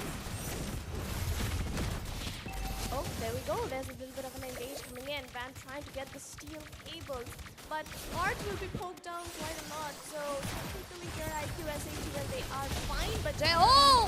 He's gonna get the Art! And Apex with the play on to Bid right away. What is happening right now? I don't really know, because man, that is exactly what we did not expect. Lucas taking a kill in the early game when he does not even have that ultimate unlocked, because most Lucas players, they do not even engage when they do not have their ultimate. But take a look at Jay, take a look at Apex. They know what is at stake here. The championship could be decided with this match, and that is exactly why they're trying to go all in and not give away anything that could be in their hands right now. Warning shots are being fired by both the teams, but onto the top side, SHUL have gathered around for a possible team fight. But Teo doesn't have his red buff yet, so he will be waiting until the red turtle is up to secure that buff, which is going to be the turtle fight a bit for the side of IQSA2L. With that, the turtle pit being set up here by both sides. SATUL having a clear advantage. Oh! But take a look at Radium. He uses the Black Dragon at the right time. But where is he going into? He wants to go in for the Fanny, but take a look at Biddy gets taken down as well. Radium inside his own tower. Van is trying to take away that blue buff as well. But this should be an easy turtle here for IQSA Duel. Again and again and again, they are doing the same thing, but Jeho is going to get the retribution, as well as Anti will be taken down. Van, this time, the beast form, though it has been used up, and SHUL, they have the lead, but they need to wait it out before taking any further engages. But Apex here, once again, doing what he does so well, creates the maximum amount of space, which is needed. But Whoa. from inside, Bin, the overextension coming in from the side of SHUL. Now Zayva with the one in danger, dashes out. He will be alive. Asuna! Art, flicker, and ejector. Art in danger, cutthroat from Van. One by one they fall. Anti comes in with the ultimate, but it will not be enough to finish off Van. And with that, Radium still diving in, trying to put that combo to Romcom, but Romcom able to use the dash to stay alive. Jeho looking for an angle. He does have the retribution on him, but the visibility is not there. The map is not really exposed, and that is exactly why they're back off. But take a look at 2v1. Fit taking in all the damage. But with that Black Dragon forming used as well, can he survive? Is he going to outplay that? And yes, there will not be anyone falling there. But Asuna, with that Petrify combo, takes down Fate and seals the deal for Mr. Fate. We know what that fish lady can do, and he is doing it so well right now, because taking down an entire Esmeralda all by yourself without even a main item, that is Asuna for you. But godlike Art, he is going in. Anti will be launched up, but he has the ultimate. Dashes away. Jay will get the kill for that overextension, as Romcom will finally secure the kill onto Anti. The turret is in danger, though. Fate will be targeted down by Radium and Asuna. Meanwhile, onto the both side, the minions are charging in, and this could very well be the first turret being secured, but no, Van comes in for the rescue. With that, the turret still stays up for Godlike in the bot side. Second turtle of the game is up, and both the teams are trying to look for the contest of that river control. And Godlike definitely trying to come there first, but Art goes in with the knockup play, and a lot of damage being dealt here by Bid as well. Anti has already forced out the ultimate. That is information that Godlike can use to try and gain some advantage. And even Fate as well, already using that ultimate, but making the rotation towards the turtle pit. Godlike setting it up right away. Anti definitely struggling at the moment. The fact that he does not have his ultimate as well, not helping him at all. But Godlike in a comfortable position right now to take the turtle. But will they do that? No, but Asuna will be there though with the rough wave. Oh. But Fate is the one in danger. Apex flickers in and gets the kill, and JO will be targeting down mid into the backline for that mega kill, and Radium will find Van again. JO has to back off. There is going to be Art in danger here, but Jay still looking for a fight. He sustains this one because of the fighter emblem, and Romcom will be taken down as the turtle will be secured by IQSHUL. Man, that was such a good outplay from Jeho because he was almost getting crowd control by the Joyous Ejector. And the Joyous Ejector, if it locks onto you once, you cannot really escape from it. But the fact that he was able to immune that using his S1 was so cool to watch because I've never really seen a lot of Lucas players achieve that thing in a tournament game when the stakes are so high. So yeah, gotta give it to Jay here for doing that outplay and escaping. And even when he was about to get taken down by the late arrival of Mr. Romcom, Romcom was the one who got taken down because there's Spellbam that he was able to get this help him survive as well. So Jeho here really showing that fighters can be used, even out of meta heroes can actually come into play if you play them right. What is patch? Art was the one who said that patches come and patches go, but this Lucas from Jay and this engages from IQSHUL is something they are so very good at, and they are showing why they are good. They found one, make it a double for the side of IQSHUL. Van needs to run, he doesn't have the energy. Jay will be chasing him down, but Van, he should be able to run out. Whoa! It is Apex who secures the third for the side of IQSHUL. Oh my god. Killing a fan in the mid-air with a Hilda, I haven't really seen that somewhere else too. But right now, take a look at Art. Jeho getting thrown inside the tower. Bid is the one who will be the one. Oh my god, getting taken down. Because that setup was for Jehu to go actually onto Bid and take him down. That was, I don't know what Art was doing there. Was he sending his mid laner to a suicide mission or something?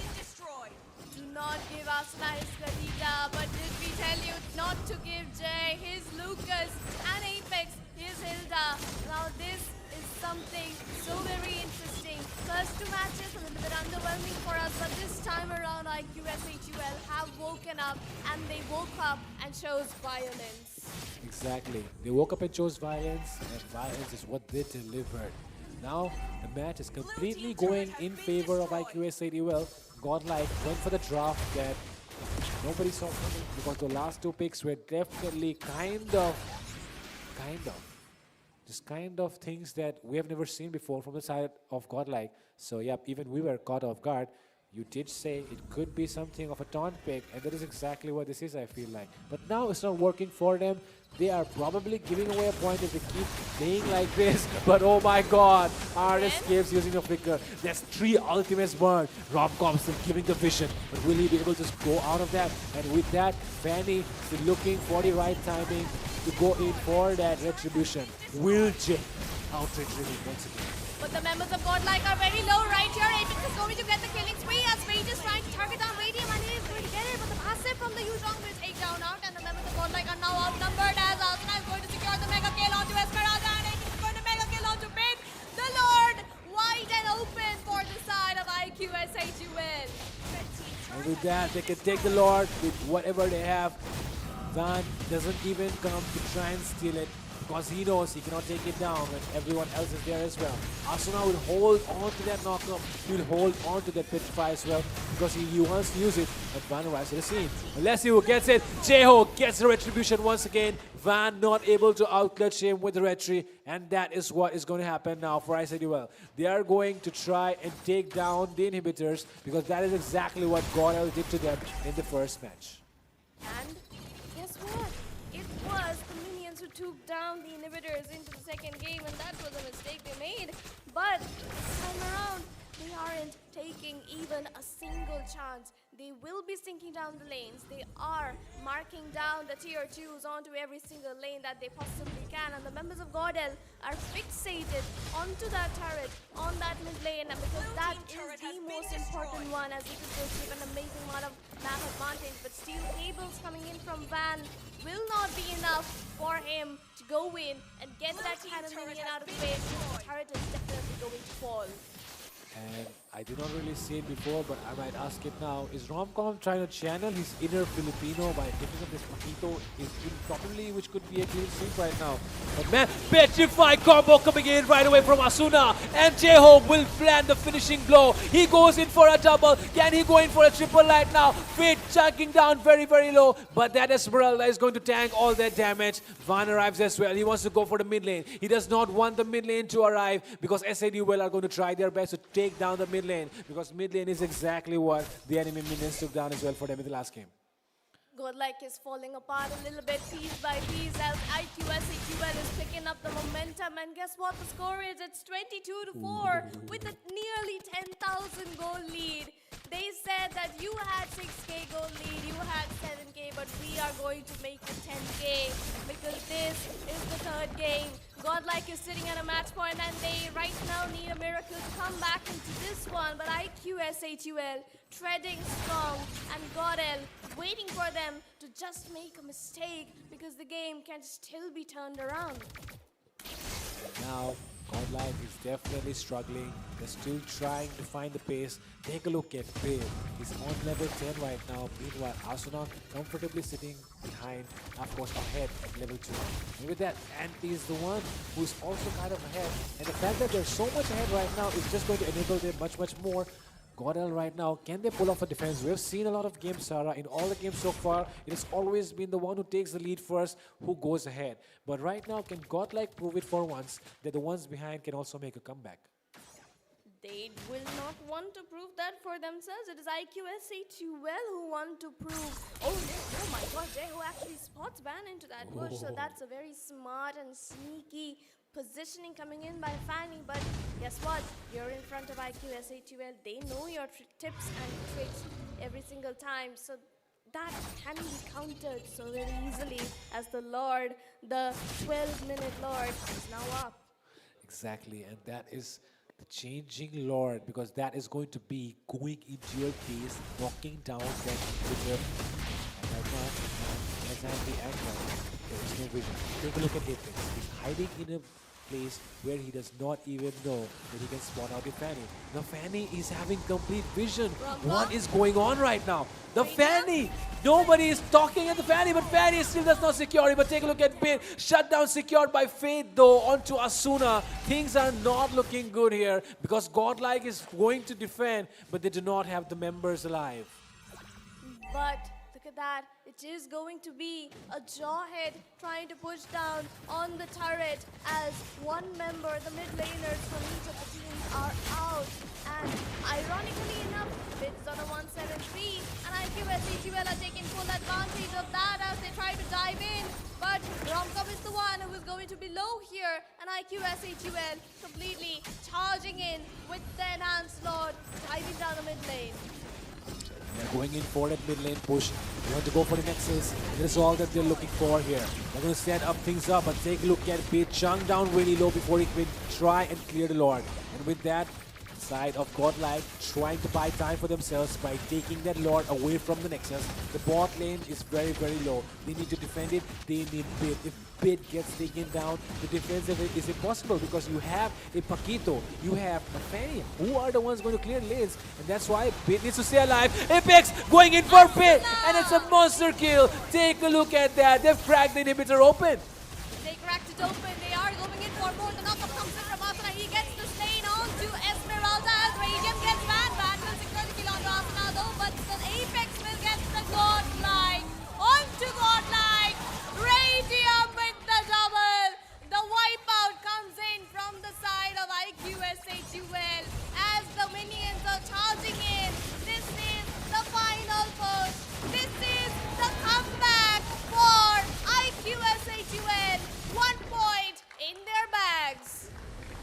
With this, ladies and gentlemen, we have a night on our hands because this is a victory for IQ S8UL. This is exactly what the boys were hoping for since the first game, and they've finally done it. It's a 2-1 right now. The score is still, the game is still not over. It's still going to go on. If it could be going to the game 5, then it's going to be much, much more than what the crowd asked for. You all asked and we delivered. That is exactly what IQSATL is telling us. Because guess what? It was a 2-0. We expected Godlike to go in for a 3-0 with that draw. But hey, IQSATL, you are full of surprises because they pulled off a miracle comeback, and that is going to be a 2-1 for them. They are still in the fight. We talked about reverse sweeps, and this might just be one of them. Exactly. Reverse sweep is something that everyone likes to see because, man, who doesn't want to see comebacks? Who doesn't want to see a fallen soldier rise up once again and get that bullet into the head of the enemies who knocked his friends down? And that is exactly what Apex did because, man, this game, Van was completely forced into places that he has never been in. Because, man, he was harassed in all ways by Mr. Apex with that Hilda.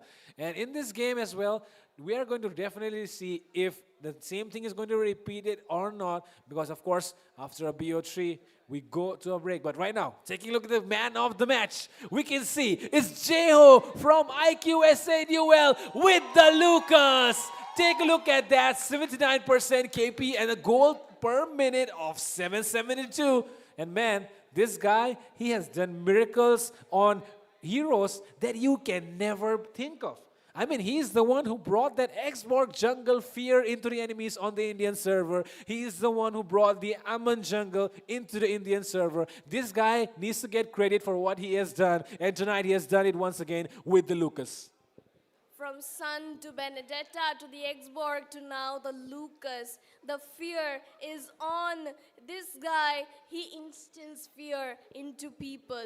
And I mean, he is coached by fear, so of course he instills fear in people. I mean, it's fine.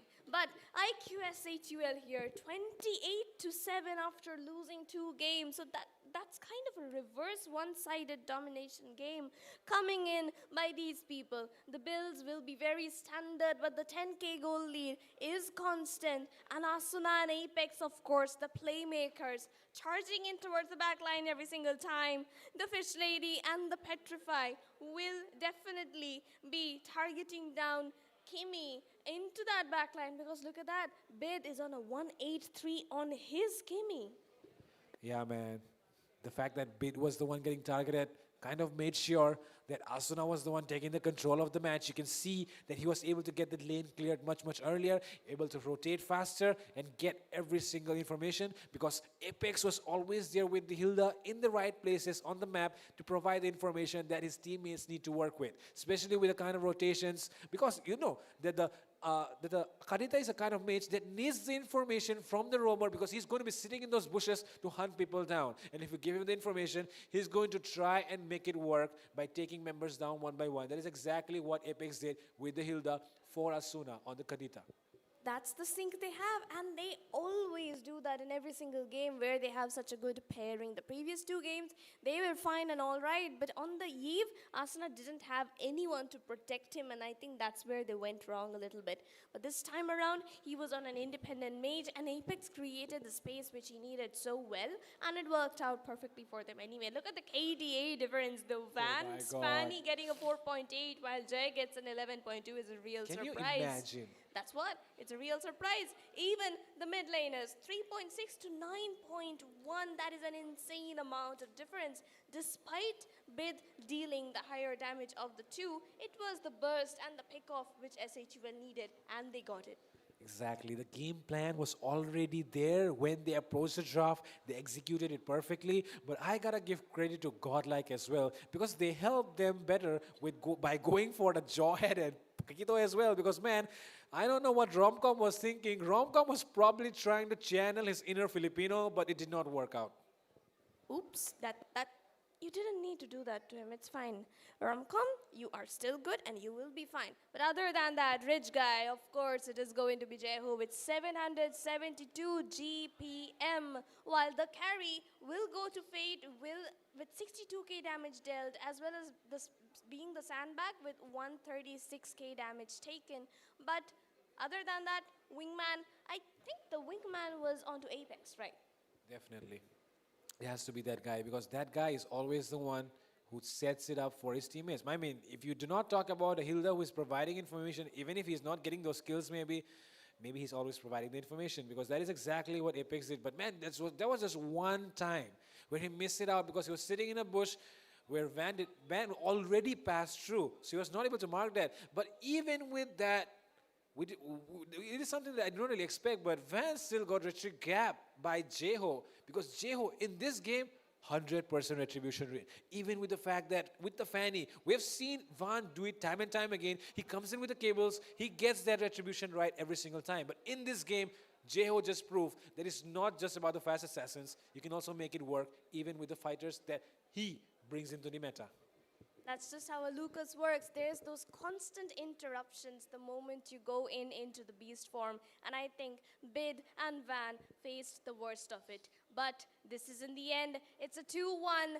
And after 3 games, we are going to go in for a very short break. The players, they need their time to strategize and come back up. And we will be back soon. Until then, make sure to like, share, and subscribe. This is me, Sarah, and Fredo. We'll be back. And with that, we'll be taking a short little break, it seems. But man, before we go for that short break, I would just like to interrupt you, Sarah. Maybe if we go for a short break right now, right, the fans are going to get bored. They're going to be like, oh my God, why are we going for a break right now? The match is so hype. S8UL, IQ S8UL is making a comeback. And are you going to ditch us off by going for a short break? So yeah, we'll be here to keep you entertained because that is what we are going to do right now. Because man, let's just talk about the people that have been there so far. Let's just talk about whatever has been happening outside of the game. Well, Sarah, talking about the people here tonight, right? Who do you think is actually here? I mean, who do you think is going to perform? Because man, the people of the orgs are here tonight and they are performing in front of literally their own the franchise owners. So I mean, if you cannot really perform tonight, then how do you think the bosses are going to react to these guys? Because man, they're playing right in front of the people that actually, you know, makes them work, right? I mean, we have seen Scout. We have seen him say that if his team hadn't come here, he would have, you know, Yeah, we would have. given Yeah, them, we know that. given We them. know that. But tonight, SATUL is under real pressure. They've got the supporters, but so is Godel. The pressure is way too intense, and whoever makes the mistakes, they will be the ones facing the biggest backlash, and we don't want that for the players. Exactly. We don't want that, man. We don't want that. But I'm really thinking as well as to, I mean, the pressure is already there because of the games. Now they are here as well. I mean, these guys are definitely feeling the heat of the moment right now. But man, honestly, gotta give credit to the people as well watching out there live, you know, because you guys are the real heroes. You guys are the ones that make this stuff happen. It's a dream come true for a lot of people. These guys, esports is a reality only because the audience is there to support it. And that is exactly why I would like to request everyone watching out there, if you have people that are in Guwahati and can attend the LAN event, then do tell them tomorrow are the grand finals and do not want to miss out. The tickets are live on wardrumgames.com. So might as well go and check it out before they run out because man, tomorrow is the finals of the biggest LAN event. This is one of the biggest events that we have hosted so far for MOBA Legends 5v5, a 4 lakh prize pool, and the first place gets 2.5 lakhs. That's not all though. We've got diamonds worth 1 lakh waiting for you viewers. So all you need to do is stay active into the chat, like, share, and subscribe, and help us grow because this community, we are just the blooming buds. And as we grow, I think we have a huge potential out there.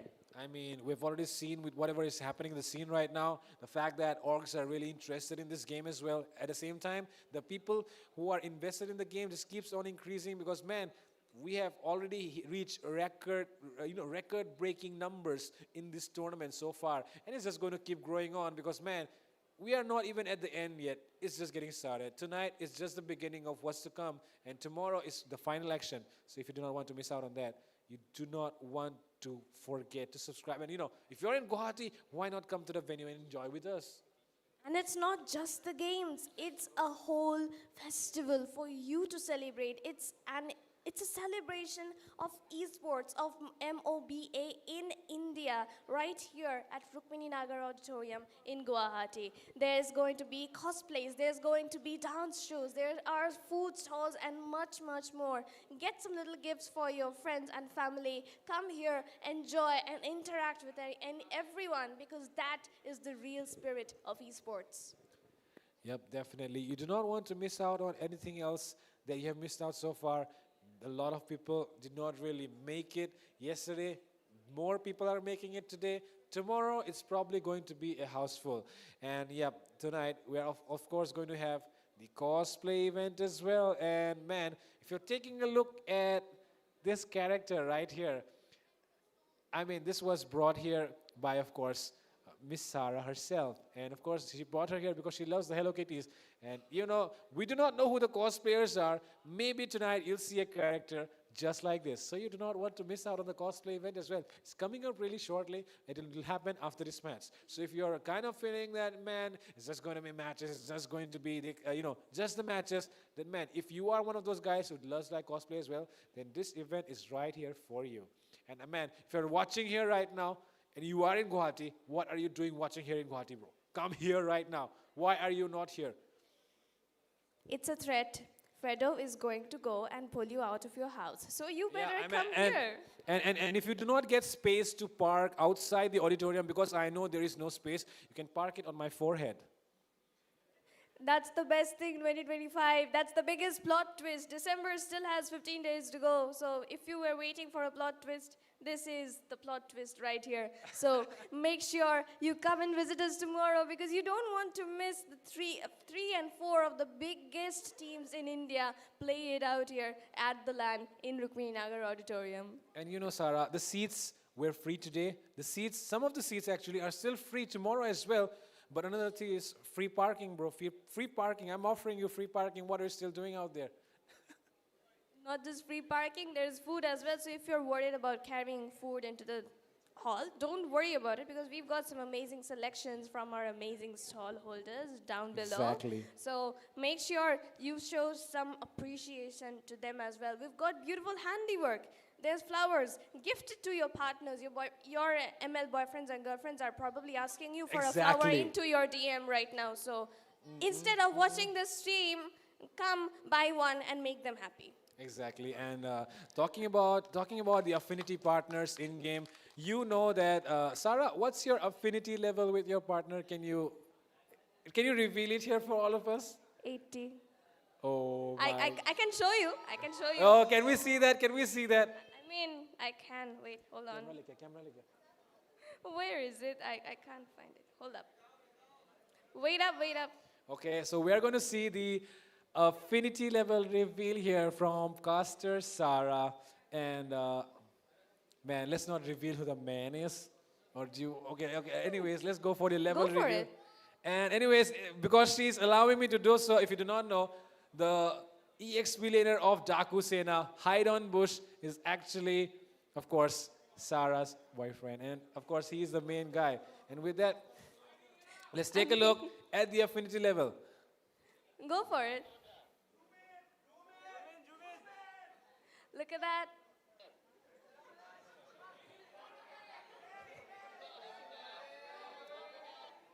Show this feet.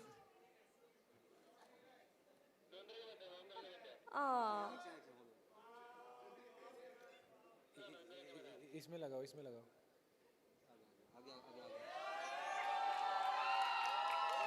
Oh! And Shout out to Hide on Bush, guys. If you're seeing this, I love you. And with that, the affinity being revealed right now, February 14 is coming too as well, and you do want to take inspiration from Sarah. Anyways, with this, we have done a lot of stuff that we were not at all planning about, but the match is definitely going to be started really soon. The auditorium is still very, very, very, very filled with excitement, very, very filled with energy and passion. And the people out here are definitely having their time. And with that, the people, of course, still there on the benches right now. IQ said you will, and Godlike will, go in for the draft really shortly. They have just taken their break. They're going to be back as well into action. The drafts are going to be much, much more tougher this time. And of course, things are not going to be. And with that, we can take a look at the cosplayers who are still waiting for the event to begin. And you know that they have come here prepared, because this is something that does not happen when you do not have the right amount of prize pool for the cosplay. Because man, this prize pool for the cosplay is 40,000 rupees. That is one of the highest cosplay prize pools you have seen in India. So guess what? We aren't just organizing the biggest MOBA 5v5 tournament in India. We also are organizing one of the biggest cosplay fests on this very stage, which you will be able to witness not only today, but also tomorrow. Yep, and that is exactly why you do not want to miss out on this occasion at all. People have been waiting all day to get here and get the program started. And that is exactly why we also want this game to end really, really fast, because there are people here who are here for the cosplay. And that's exactly why IQS said UL and Godlike will be getting started right away. The drafts are still getting planned. People still discussing. And of course, shout out to the man of the evening right here, ladies and gentlemen. On your camera, you can see right here, both the flag bearers of the Indian gaming community are on your screens. And of course, gotta give shout out to MOBA Zane right there. That is MOBA Zane, the Indian MOBA Zane being revealed. And gotta give credit to, of course, Mr. Mercy as well. Thank you so much for showing up here and lightening up the evening for all of us. And with that, ladies and gentlemen, both these guys have been here sitting for a long time, and they have been here since the beginning. They have been here at the venue since the beginning. They've been watching all the games so far, and they've been enjoying. So imagine people like them being here, and you are missing out the live action, because you can meet and greet with them as well at the same time. The players as well, because who does not want to meet the gold standard of India, Radium, right? Do, and who knows, after a few games we'll be able to have an interview session with him, and depending on the results of this game, I believe that interview session is going to be a hell spicy one. Exactly. If you cannot really understand the scale of this event, I feel like you've missed out on a couple of things that we've posted on our social media. And that is exactly why you do not want to miss out on the future updates that will be coming on our social media. So follow War Drum Games on Instagram if you do not want to miss out on those events that we keep posting there. At the same time, the upcoming tournaments as well will always be posted there, as well as the YouTube. Because that is where you'll be watching all the things live. The YouTube is most important, but so is our Instagram, Fredo, because that's where all the updates are. So if you're wondering if tickets are free or not, that's your source. If you're wondering what our cosplayers are going to be doing tomorrow, that's your place. So make sure you are updated with our socials. But right now, Fredo, it is time to come back to the game. The players are well rested, and there's new strategies and game plans coming up, new pocket picks, new surprises. Everything is waiting for us right here. Exactly. There is a lot of action still waiting ahead for us. Both the sides are probably preparing as to how they're going to get that next game in their pockets. Godlike, they're already on the match point. All they need is one game. IQS ADUL on the other side are definitely going to have to get this game in their hands if they want to have a shot at booking their slot in the finals. Because on the last day, when the pressure is on you and you are in the lower brackets, the nervousness kind of gets on you and you might fumble, because that is not something that there is not something that you can control. It might happen, it might not happen, but you can never predict it. And that is exactly why, you have to go into the final day, securing the slot, your mind is clear, you do not have any pressure on you. You know that all you have to do is go out there and give your best. But these teams right now, they might be really, really under pressure, because tonight, if they do not win, you know that this is a championship deciding game. So if one of these teams loses tonight, in the finals, if they face again, how are they going to react? That is exactly what, and that might just be one of the biggest storylines that we have for tonight as well as tomorrow, because tomorrow is going to be the main decider For now, we will get one grand finalist, sure. But on to the next game, we also have one team going home and one team which will be waiting to face the loser of this game. So it's an all stakes at hand kind of game. And honestly, Fredo, I think if that isn't nerve-wracking enough, you have got some amazing eyes looking directly onto you while you are playing. So I think that's an amazing amount of pressure as well. Yep, man, I know that. I do believe the pressure is something that you kind of get used to as time goes on, and that is exactly what a lot of players have become these days. The fact that IQS say to you, well, right now they have the experience of the biggest LAN. Meanwhile, Godlike have the experience of a lot of LANs, even though they were not as big as the ones that the side of IQS City will have experience. So it does goes to show that these guys are definitely the top dogs of the game at the moment, and them facing against each other is definitely not just I would say the biggest, just not just because of the orgs that they're in right now. The rivalry is definitely there, but on top of that, this is basically the cream of the crop that the India has at the moment. The best that the Indian gaming talent has to offer, and that is exactly why this match is something that you do not want to miss out on. And in fact, one of these teams, they have got a player who has represented India in a team from Nepal into the international stage, the wildcards, and that is none other than Apex the Roamer for IQS A2L. So we have got to give it up for him then and there. So that experience should be able to give them a little bit more advantage when they try to strategize into big games like these. And this, honestly, the fourth game should be a major storyteller because Godlike, they were on the momentum. They had the flow with the 2-0, but IQS A2L broke it down so well with that 22-4, that scorecard into game number 3. So that momentum isn't there, and IQS A2Ls, even they do not have a momentum because of the break. So it is going to be a complete fresh start with new strategies. Exactly. Fresh strategies is definitely what IQS said you will need, as well as the side of Godlike, because man, if the last game was something that they actually decided to let go of, that is something that they cannot afford now, because right now the stakes are going to be much higher. This is the fourth game. If they give away the match point to their enemies, they are going to sit in a comfortable spot as well, and the third game is going to be the final decider. Basically, it's become a BO1 all of a sudden, and if that happens, what is the need of all that advantage that you gain? You have basically lost all the advantage that you built upon, and that is exactly why right now Godlike do not want that game point to be given away to the side of IQS ADUL. IQS ADUL have definitely proved time and time again that they can always come back from behind, but Godlike, if they want to go ahead, they have to turn it around and make the game in their favor. Guess what?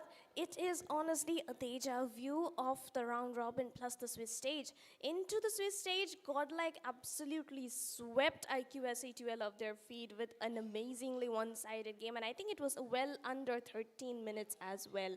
But in the round robin, the time Godl and SE2L faced each other, it was a 2-0 from the side of IQS A2L. And this match feels like a complete, you know what, rework of the same movie that we saw before, because 2-0 and now it's a 2-1, because the momentum is something like we mentioned already that is being worked up by both of these teams. And right now, talking about momentum, it has definitely shifted in the favor of IQS ADUL, and Godlike will try to claim it back once again, but that is going to happen only if they draft better. Martis has been a permanent ban so far, and that is definitely not in my area of expertise, except for just claiming it out as a PTSD ban. But man, these bans are definitely kind of, I don't know, Sarah, sometimes I just wonder, why is Godlike like this? They are what they are, and they make it work. I mean, 12 trophies, that's a big deal for a MOBA 5v5 roster like Godlike. And IQS A2L here, this is the first LAN they are playing as IQS A2L's MOBA 5v5 roster, and they are performing very well right now. But Godlike is currently respecting Asuna's Kadita, and it will be taken off the board. The Jushin 2 has been taken away, and the Eve will be given to Asuna once again. And it's finally time for Bit to try and pick up the Valentina, which has worked out for him in the 2 games that he has played with it in the LAN event so far. So why not try it once again? CC getting picked up though, an insurance pick to make sure both the lanes are kind of secured because it is a flex. It can be thrown into the goal whenever you like it. It can be taken into the XP as well. But the Valentina is definitely something that they do not want to miss out in the first phase, because if you let that go away, if you let that slip away, then it's going to be definitely banned out in the second phase. That is what. And Fate, he has been given the CC this time, and Art will steal away the Hilda. That is already a very good combination coming in from the side of God L, and all they need to do is back it up with the mage who can keep up with Yeve's poke every single time. And Bid, he is supposedly very good at that already. QSA2L though, they need to figure out a way to counter this Hilda. Maybe the Khalid could be a possible option with an Exborg being locked in for the goal lane just to counter that CC, but the Esmeralda can still be picked up by them if they want to, because hey, it counters the CC and also the Hilda at the same time. Exactly. That is something that could be getting picked up here, and like you mentioned, it has just showed up. Esmeralda getting picked up here by IQS8UL. He was picked up by Fade in 2 games already, and we've seen it getting picked up this time around in the hands of probably Radium, I guess, because as talking about the fact that Esmeralda is actually a good tanky hero, it does need those items on it if you want to tank that damage. So putting it in the goal lane just seems like a better thing for me. But with that, we're taking a look at, of course, the draft right now, and the way things stand, Joy is definitely not a big threat that the side of Godlike is actually going to do.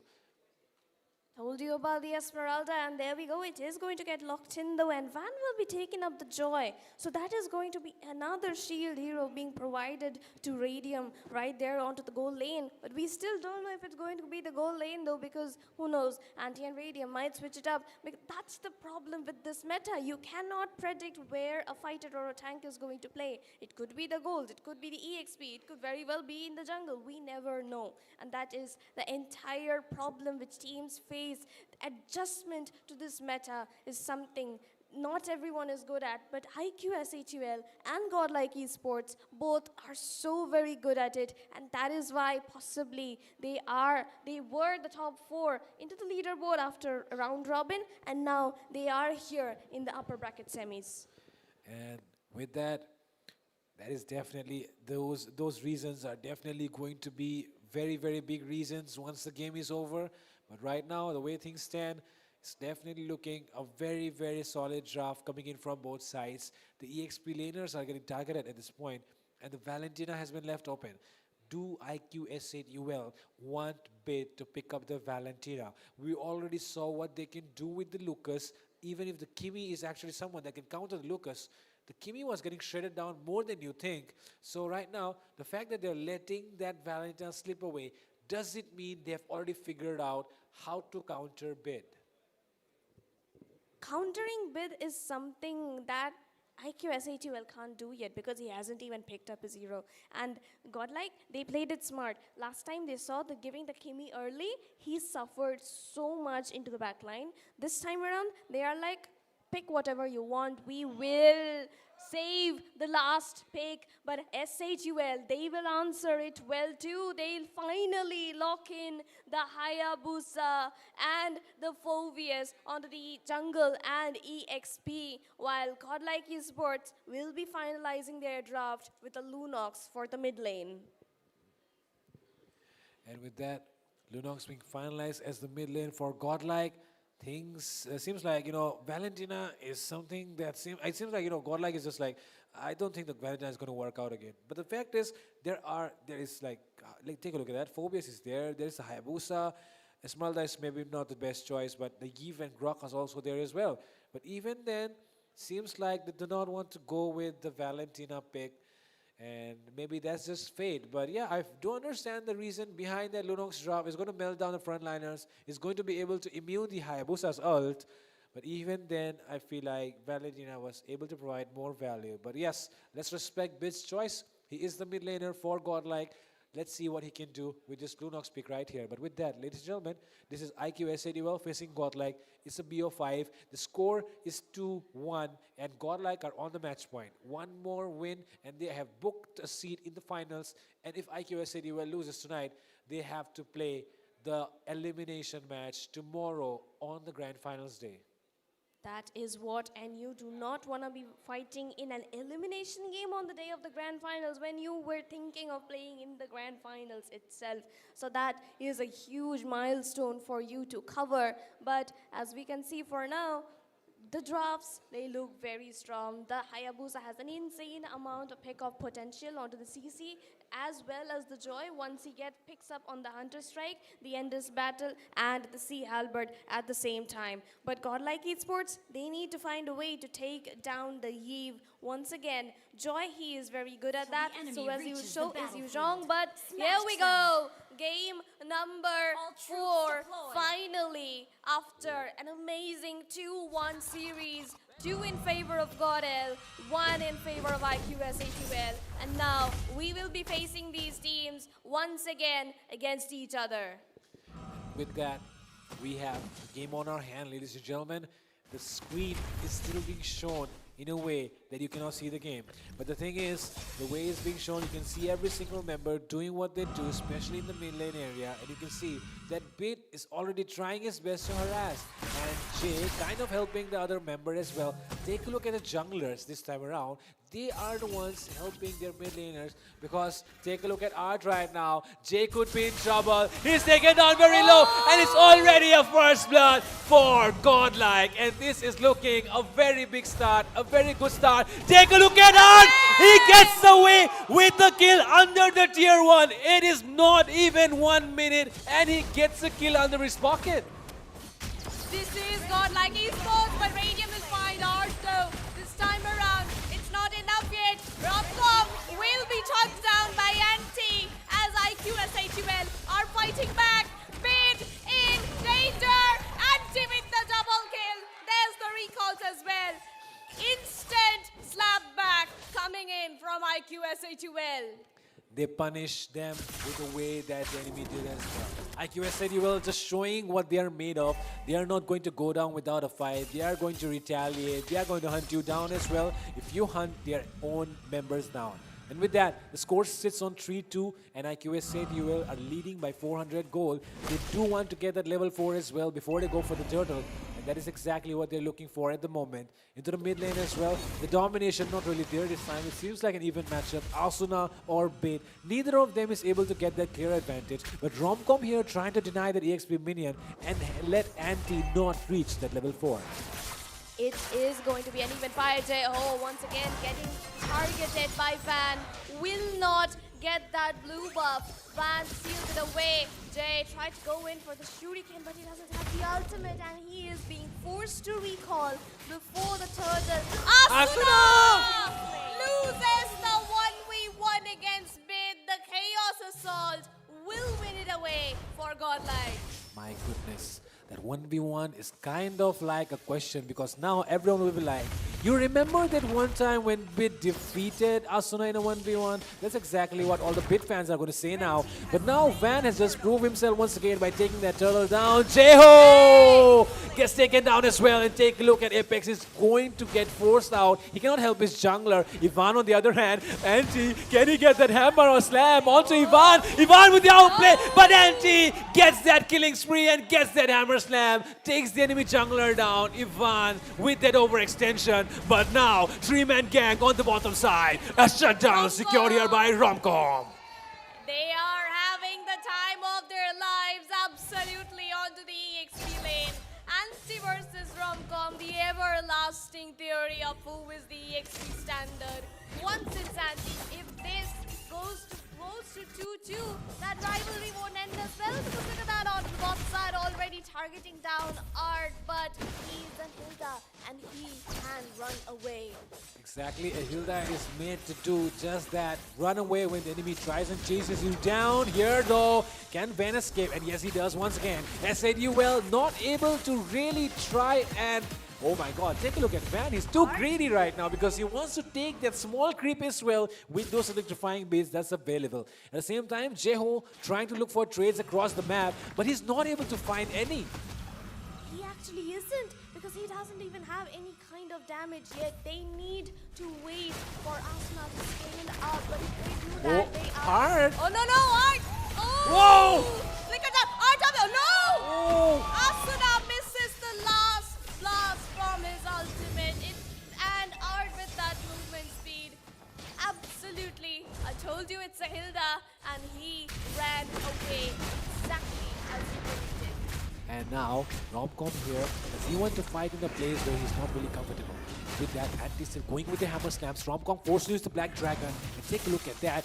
Radium. Oh! Romcom in a 2v1 takes down Anti and recalls on his flesh. That is Romcom with the Dragon for you. Ladies and gentlemen, presenting you Romcom Godlike.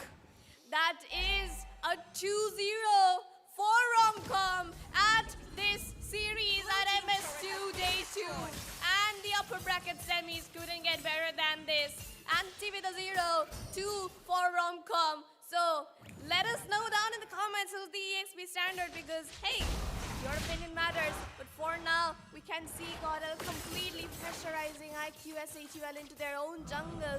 And Jay is definitely not having an easy time for now. Exactly, man. This Hilda is kind of pressuring Jay too much, and that's why all the members of SADUL is guarding the jungle of Jay right now because they know if Jay cannot shut down the enemy junglers, then he's the one that is getting shut it down.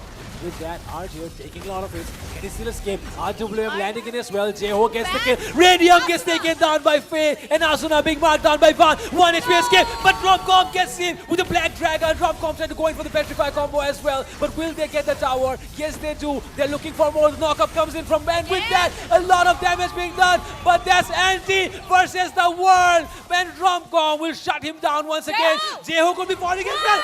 Romcom with the double, and he recalls. The guy is from Philippines. He has shown that he has that Filipino blood inside him. That is Romcom from Godlike Esports on that Yuzhong, ladies and gentlemen. You do not underestimate him. 6-1-1, taking down every single person from the side of IQSHUL all by himself and securing his team a 6,000 goal lead.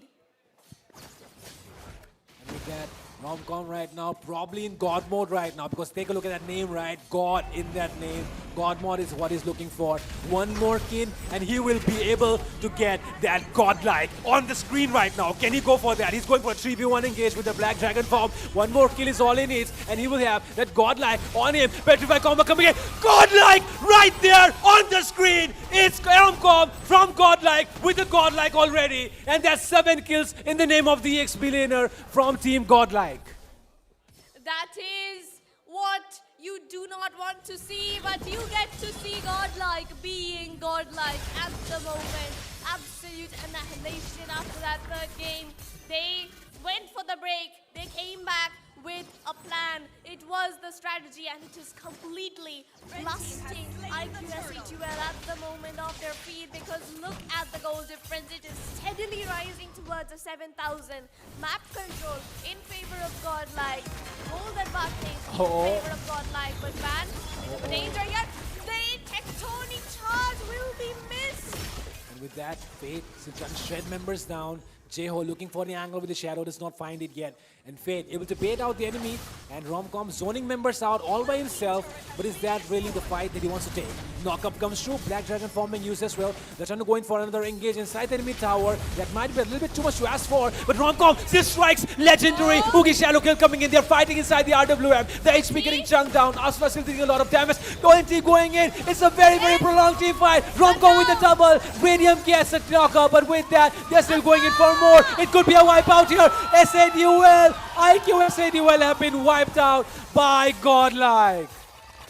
This is Godlike's playfield at the moment, and they are playing the game of their lives. They are winning this for themselves, for their fans, for the 13th trophy in their name. They've got one more stage left to win if they win this one right here and now. But IQSA2L, they need to find the traction. They need to find the momentum to come back, because for now, things are looking much, much harder for them. And I mean, if you are a Godlike fan, and if you do not get 7 kills in a game, what kind of a Godlike fan are you? But like, take a look at there right now. Oogie Shadow kills being used here. RWM getting placed as well. Romcom arrives. The Black Dragon is here to do the magic. Jeho gets taken down. Everyone getting shredded here. Radium and Apex, the only one that will survive. But that mid lane tower is definitely going down. That inhibitor will fall without even a lord. Now that is something you do not want to see, but Apex too far ahead will be taken down, as well as Radium. Godlike styling into the base. Another wave will be charging in, but they do need to back off. They are very low for now. But this Lord is what they need to end the game. IQSADUL are really behind right now. They're at the place where they do not want to be. They're 11k goal behind. Exactly at 11 minutes, almost 11 minutes. With that, Jay tries to go in for the clutch seal, but the Oogie Shadow kill is the only thing that he has right now. Romcom will getting taken down, but take a look at Jeho as well. Jeho has been taken down. The recall spams are coming in. Curtain calls coming in from Fate as well. The Shred is going through the damage, but he does not want to take the fight. They just want to stay composed and go for the end. They do not want to give away even a single more point to the hands of IQSA2L. They want this victory. They want that 3-1 predictions to be true for themselves, and they are working for it. A Mighty Lord charging down the mid lane along with minions onto the other side. Vanguard using up the ultimate, the RWM comes in, but the Tectonic charge and the shutdown on demand right away. The Yol has been used up. Wait, trying to get some damage out. Wood Dragon again in the air, zoning away everyone. Will target down Apex. Should be able to find the kill, and he does. Anti still running down the back lane, but Radium on the backside will be finding a double kill onto Art as well as Wiz. Now Romcom will be the one in danger. Right inside the base. Shut down for Asuna, but too late for SAQL right here, because they lost just another inhibitor, and the minions just won't be stopping anymore. Exactly. Those 2 inhibitors that have been cracked open will make sure that Godlike do not have any pressure on the mid lane or the bottom side. The only way that they can win this game right now is just hope that Godlike make a mistake. If they can themselves get a nice setup. IQSA2L are looking really, really behind, and the only way they can win right now, like I was saying, is just get a nice setup. But with the kind of team comp that they have, team fight is the only option that they have. The only way that they can do is by retaliating to the enemy. And right now, I do not think Godlike is going to give them an opportunity like that. So it seems really bleak right now for SATUL to try and make something happen. But even with that said, we have already said it time and time again, IQSATUL is the only team that can make a comeback from a situation like this, and that's why you can never count them out. You do not want to make any single mistake at this stage. You have not given away a single turret, but IQSA2L, they are falling far, far behind. The goal difference is just going to rise and rise and rise.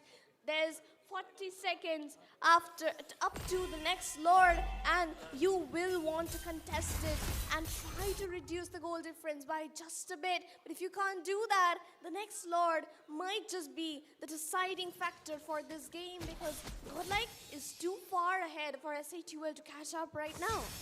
Exactly, man. 7k goal lead already in their favor, and there's a lot more that they can do.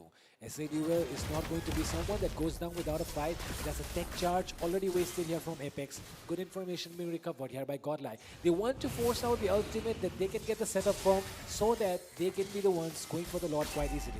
Apex's ultimate is the only setup potential that they have, and that can only happen near the walls. Jungle area is where he survives, and that is exactly why Godlike want to force out that ultimate before they can do anything. And with that, a Lord easily secured here. Oh, another fight breaking out. Sarah, do you think this Black Dragon will take everyone down? This is it. Petrify onto 2 right away. Rockfall will be targeted. Oh, he's getting tongued down though, but Vin is going to find J.O. backline. Ban! Electrify means Vin comes in from Asuna, but he is still going to get taken down by Vin right away. Vin is fighting all alone against 4 people. He will find the killing spree, but he will get taken down as well. But Radium falls again. Apex, the only survivor for the side of IQS but not anymore. The taunts are real, the recalls are real. Godlike secures a 3-1 victory. And with this, ladies and gentlemen, we have the winner for the championship breaking series, IQSA Duel versus Team Godlike, and Team Godlike have been declared as the winner. They have booked their spot in the grand finals right next day, and tomorrow they can go with a calm head. But right now, Team IQSA Duel have a big and tough job at their hands. They have to come back tomorrow and play 2 games back to back. And tomorrow, they start at the elimination round. And that's why it's going to be a really tough day for them. But Godlike can finally breathe because they have broken the curse of being the team that got clean swept. That is what. You get clean swept once, you don't repeat that mistake again. And I think that is exactly what Godlike is telling us today. And of course, they've got their special lucky charm with them as we discussed yesterday. So that works out. But IQSA 2L, though, that was a tremendous effort that they did into the first 2 games. It didn't work out well, but onto the third, that was absolute annihilation, and I kind of wonder where that went into the 4th game, but I guess it was just Godlike being Godlike. It was the challenge of who has the bigger ego in this one, and Godlike came out superior. Exactly. And that's why, you know, these guys, when they play against each other, the side of them that you do not really see against other opponent kind of comes up, and that is exactly why this match is the most exciting out of all the matches that we've seen so far. But even then, the next match is also another one that is worth talking about because it is going to be an elimination match, and you know the teams that are playing in it. It's Hig Bosson versus IQR and TX. Exactly so, but before that, we have got to do the ending scenes, and we will give it away to our amazing hosts, Shinryu and SZA. So please, take it away. Well, it is gonna be Godlike getting the victory. Can we have a cheer for them, guys? Who is the winner? Can't hear you guys, louder. दिल से Godlike बोलो भाई. Chalo, since we got ourselves a winner for this upper bracket finals, or semi-finals to be exact, we'll just have, let's see, rom-com. Of course. आइए भाई. वो recall personal था क्या? I mean, I already said I will take my revenge. What was the revenge? Why was the revenge there? Like, what brought that revenge on this game or this series? They basically took like advantage of our we were mentally unprepared after joining the org, so and it was MS issue and stuff. I knew we would do better in LAN. Okay. So how does this win feels? Like, is this the victory you were looking for, or is the work still undone? Of course, this is not it. I mean, I know they will come back to take their revenge also, but I will do it on my way. वापस से कर पाओगे? And did you guys remember that he was so confident in the 4th Art com. match? Can we know how confident were you? Wait, rom-com, we are not done with you yet. You have to stand there. One, come here. But Art wasn't wrong either, right? 3-1. That was just 1 match difference. Romcom, you were really confident in the 4th match, right? How confident were you with your Yuzong pick?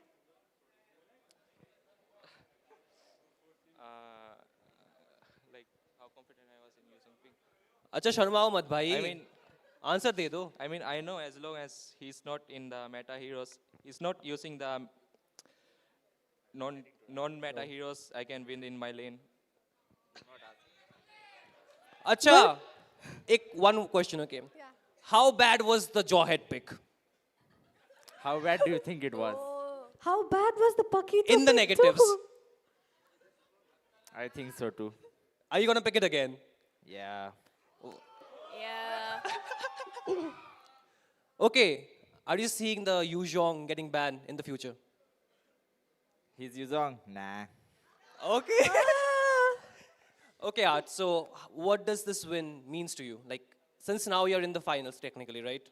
Not technically, it's definite. So, being in the final of Mythic Showdown Season 2, what does this feel like? How does this feel like? Let's just say it's a good reply to the people who doubted our qualification back then. Shize? I want to ask one thing to Romcom. Why Paquito? Like, there was no other EXP left. So, No other EXP. I mean, there was, but I will get punished by Thamus, so I thought to use mobility hero. Art. So, since you're in the final, 3 more teams are there left, right? All the teams are there, basically. Whom do you want to face in the finals? I said so yesterday. It's Higboson because we have been playing finals against But each other. his every predictions time. are not wrong. He said 3-0. We had 3-1. Yeah, your Just prediction one came match wrong. difference. It was 3-1. He said 3-1 though. But Mobazan predicted it. It's MOBA Zen, bro. What are your predictions for the future? Art? TK, can we hear you guys saying Dil Se God like once, since you guys won?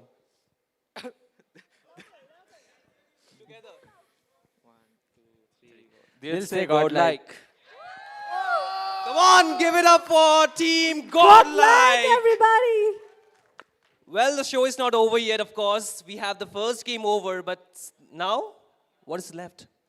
A lot is left. Very Tell much. them what is left again. No, I don't want them.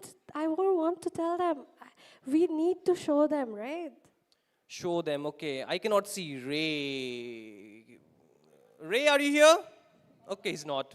But still, you know, one of the main event is gonna be the game, like the lower bracket semifinals, Yes. where Team Hig Boston and Team IQ, and TX are gonna play. But before that, there's something little bit in store.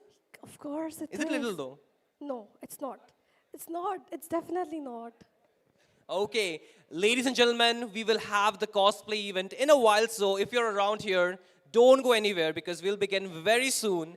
And just stay tuned because you know, this game was already very exhilarating. The future games might be even more action-packed. But for now, we have to take a Break. yes. So see you on the other side after the break.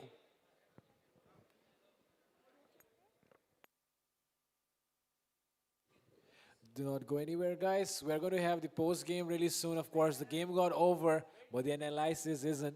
So, of course, we'll be waiting for a while before the post game shows up because you do not want to miss out on who the MVP was. Sarah, my guess is it was probably Romcom, but who do you think it is going to be? Tell me again. I was pacing out.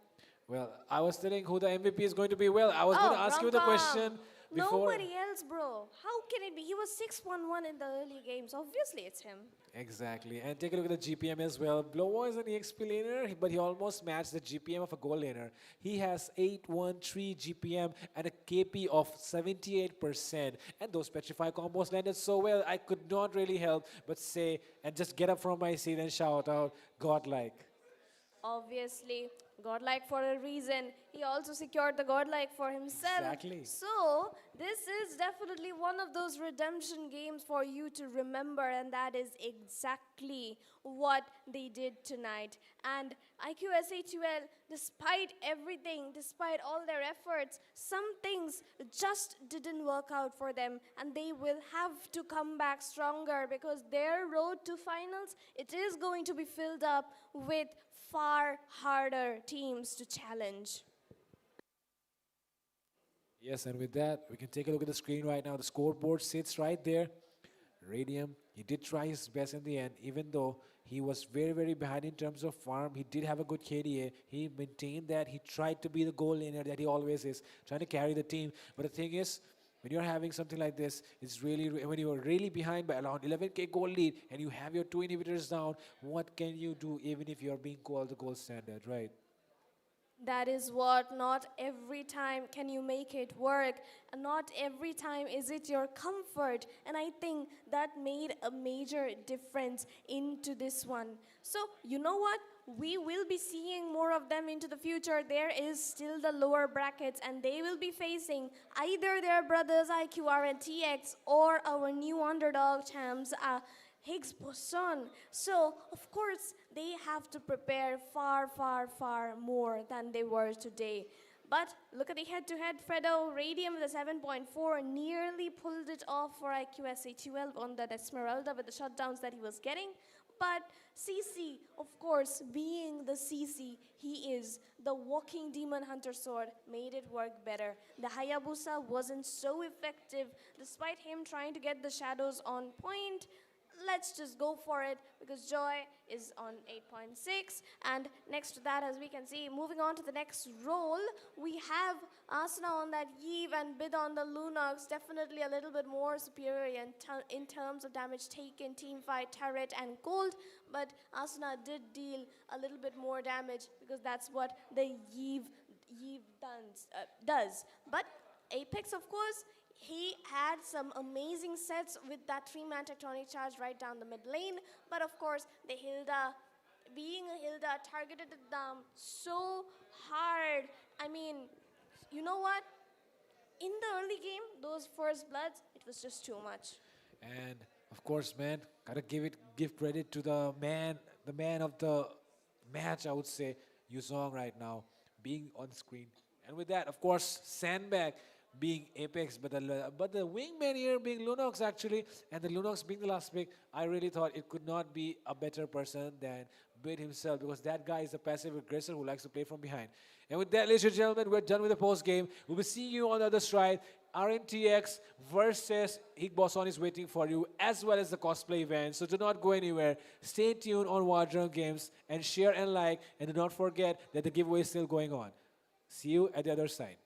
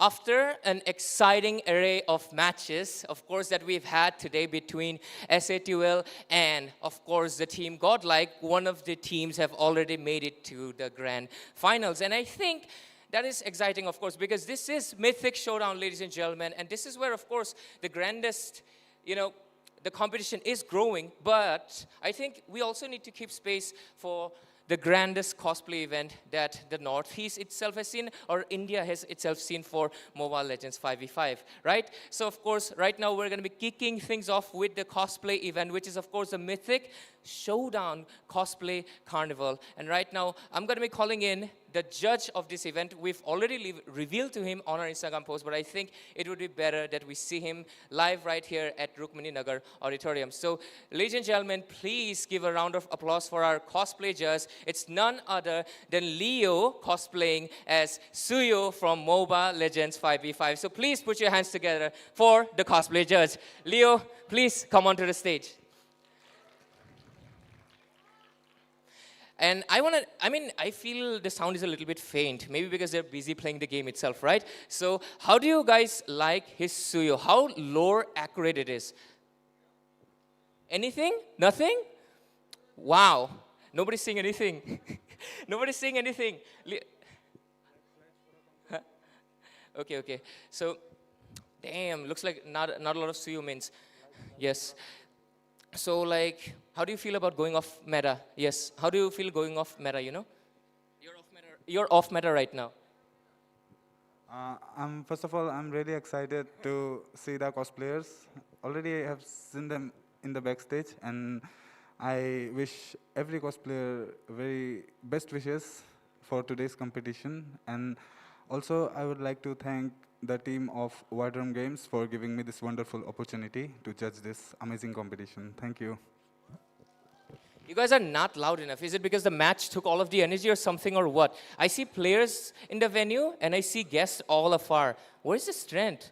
I think we need to give them more, energy drinks or something. But anyways, Leo, right now you can take your seat right there, and of course, do your duty as the judge, as we're going to be kicking with the... What are we going to do? What are you going to do right now? I'll just sit. Yeah, you'll just see. So go ahead and sit down right there, as we're going to be calling in the first performer. Okay.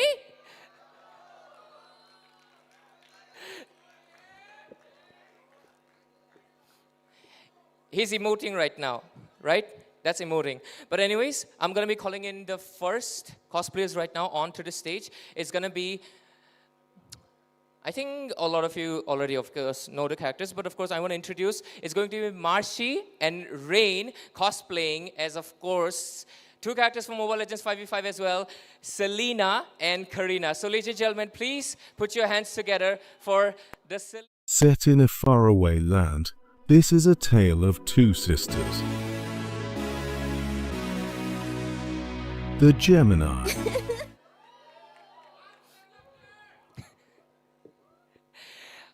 I will ask you how you're feeling, but hey, I think I'll first ask you how are you feeling? I'm very excited and a bit nervous since we will be performing soon.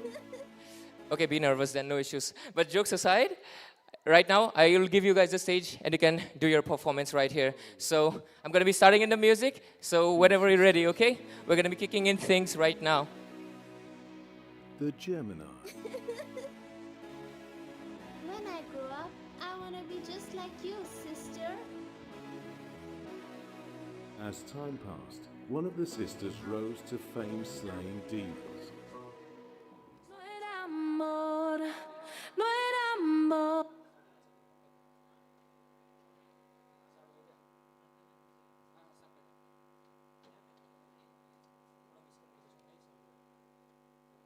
Set in a faraway land, this is a tale of two sisters.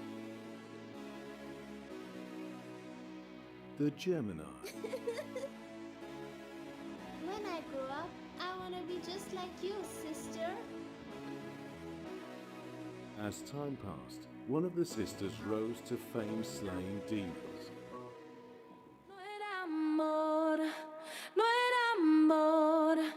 Eso fue lo que dijiste tú. No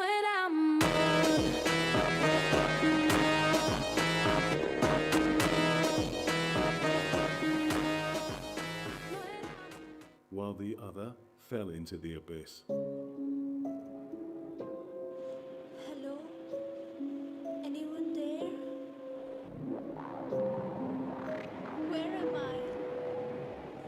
But she didn't lose hope as she was waiting. Twilight.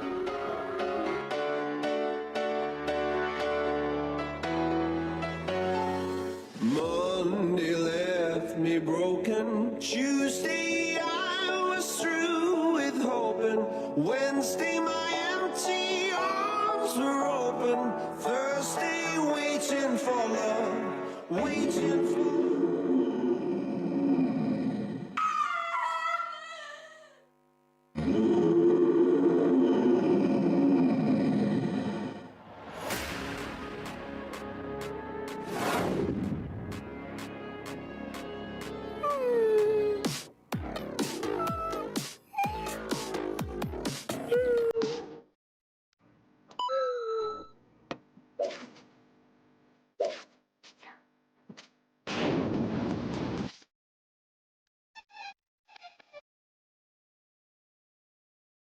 Selena, are you there?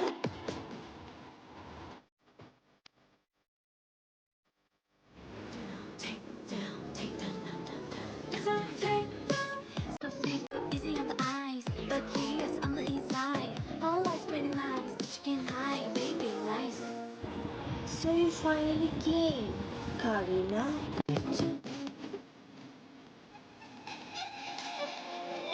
But literally, I have become what you must slay. So this is the tale of how the constellation Gemini split into two.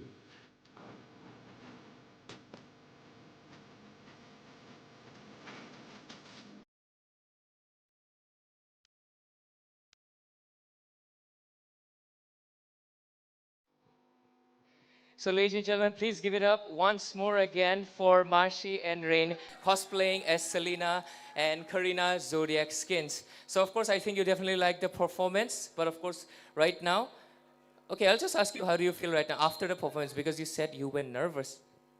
So, like, I guess we successfully did the performance and hope you all liked it. Do you like it? Louder, come on. Ladies and gentlemen, please give it up once again for the Selena and Karina. So guys, you can now go off the stage, and right now we'll call on to the next cosplayers. You can go off right from here. I think, I gotta see the list. Who's next? It's not a long list. I'm just gonna pretend it's very long because the next one is going to be a character that I think a lot of people have a love and hate relationship with. So ladies and gentlemen, the next character that's gonna be showing up is going to be the one who steals from Fanny,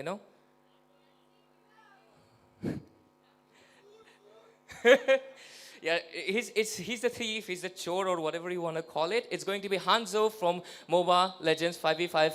Hanzo, please come into the stage right away. The audiences want to see you steal something, maybe steal the show, right? So, come on, Hanzo. Which skin is going to be though? Make a guess. Which skin? Ladies and gentlemen, please put your hands together and give a round of applause for Hanzo.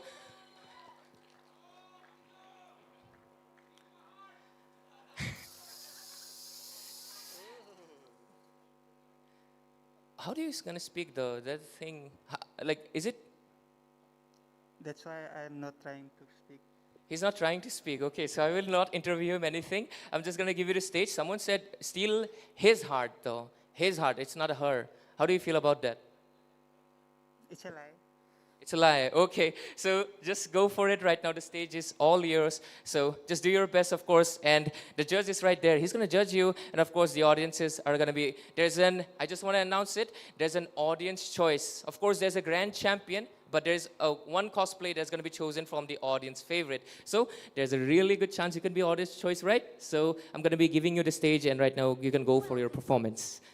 Ladies and gentlemen, please give it up for Hanzo.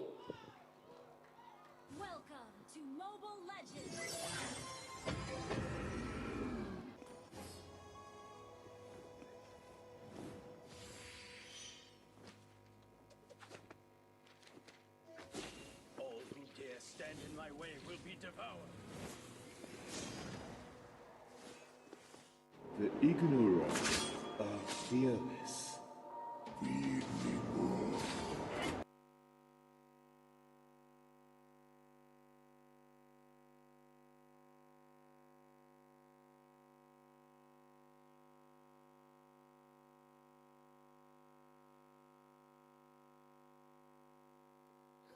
You know, usually we actually just ask them a little bit. We go for an interview, but right now he has a mask on.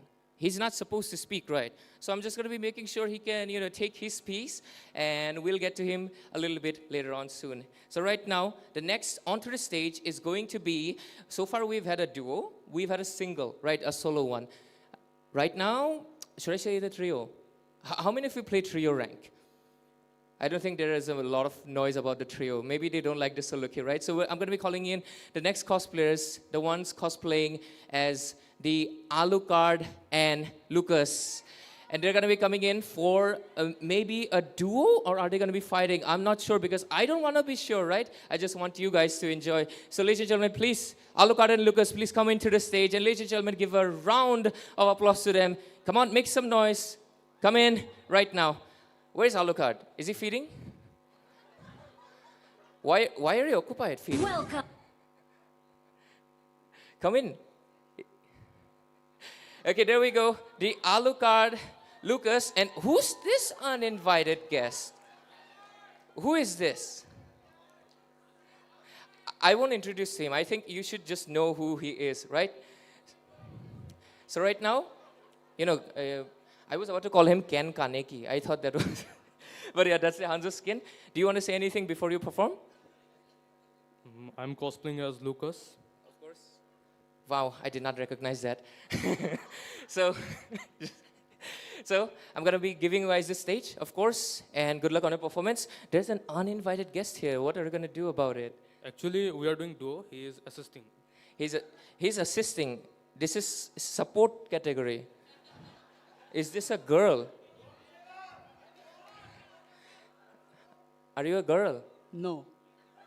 You should have said yes, though.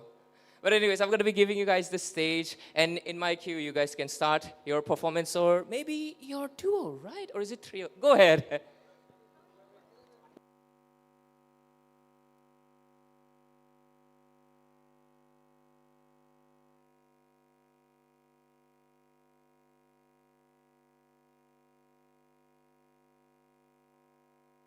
Welcome to MOBA Legends.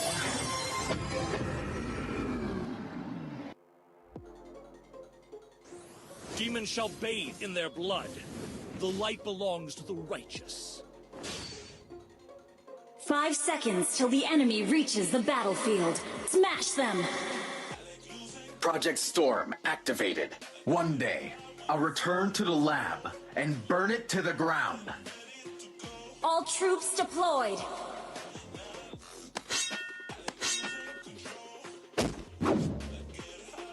Target acquired. Hey, not bad.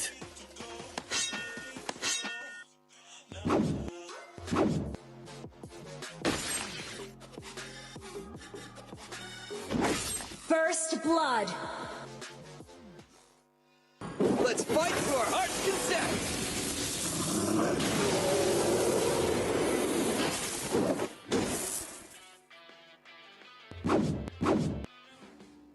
Fear and surrender are not in my vocabulary. This sacred beast fears nothing! Run if you wish. Mega kill!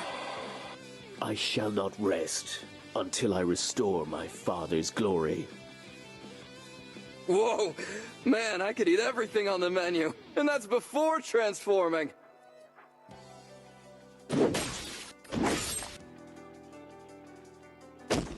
Legendary! An enemy has been slain!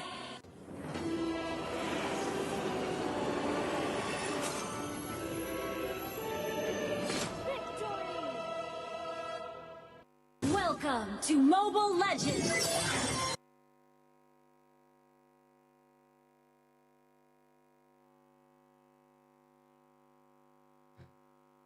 So, ladies and gentlemen, please give it once more again for the Alucard and Lucas. And he's responding, right? He's supposed to respond. Where are you? Okay, he's back. You're alive, man? I thought you were dead. But anyways, thank you so much for Lucas and Alucard and an assistance of, wow. How did you die with Legend skin though? Because I'm noob. No hesitations right there. But hey, we like the honesty. So how do you feel right now? I feel good. You know, I like simple answers like this. It's very simple. But ladies and gentlemen, please give it once again for, of course, Alucard and Lucas. And, you know, Alucard didn't feed, I think, that much. I think it was Saber. Why though? Because you're...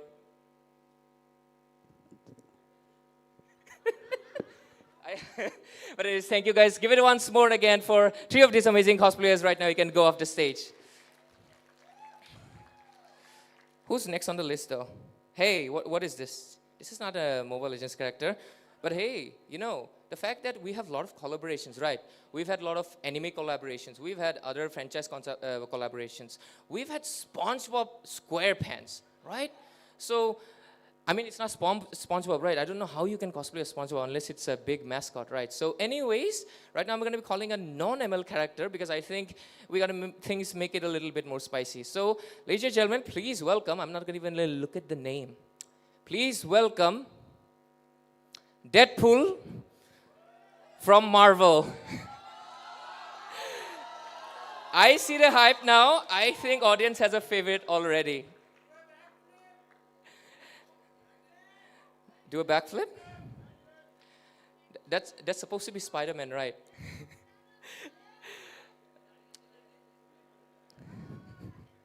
You know, guys, should I let him speak? Or should I just pretend that in Mythic Showdown, Ryan Reynolds just came? I'm not going to give you the mic. I'm just going to let you perform. Is that fine? Fine. So, ladies and gentlemen, please give it up for Deadpool.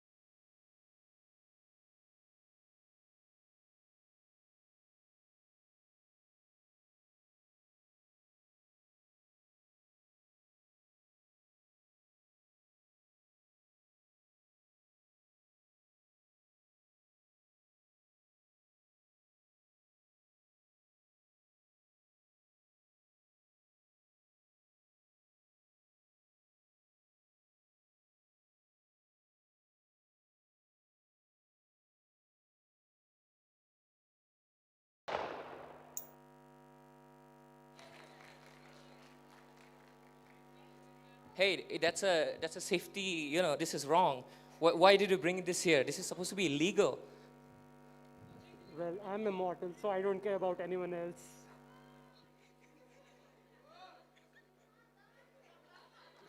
No, I'm not going to do that one. But yeah, ladies and gentlemen, please give it up once more again for Deadpool for, of course, doing that dance again. And, you know, you can get down to the stage in the Deadpool manner. You got to do it on Deadpool manner or I'll shoot you. Go ahead. You can't hear me. Oh, because of this suit. Okay. I want you to get down in a Deadpool fashion. Can you do it? You can do it. Go ahead. I'm holding you in a gunpoint. Let's go.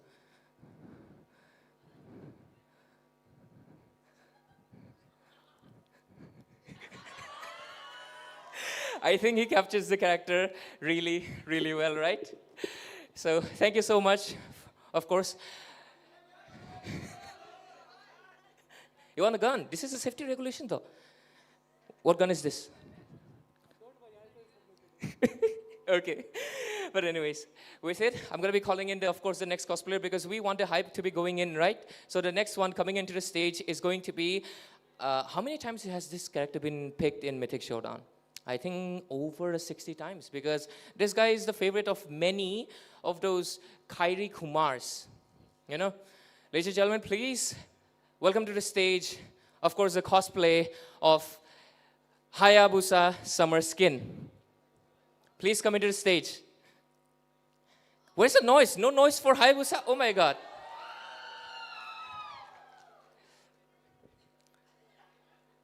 Why this skin specifically? I want to ask you that immediately. And what's up with all this mask? Because I'm poor, so I.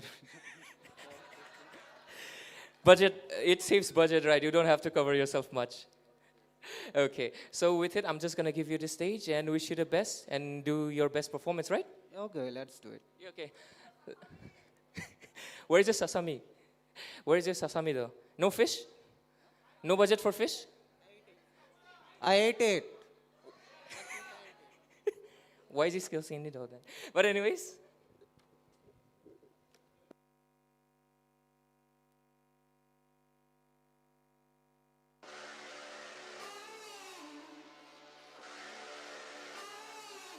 I'm burning up now, taking higher levels. I'm in a bad spot, trouble to my knees. I need a taste, sipping on heaven. You got me waiting, waiting for you. We're chasing trophies.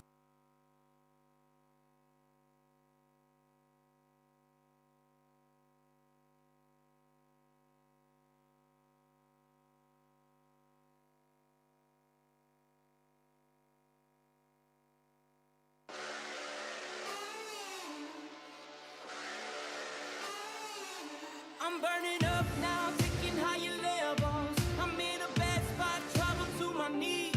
I need a taste, sipping on heaven.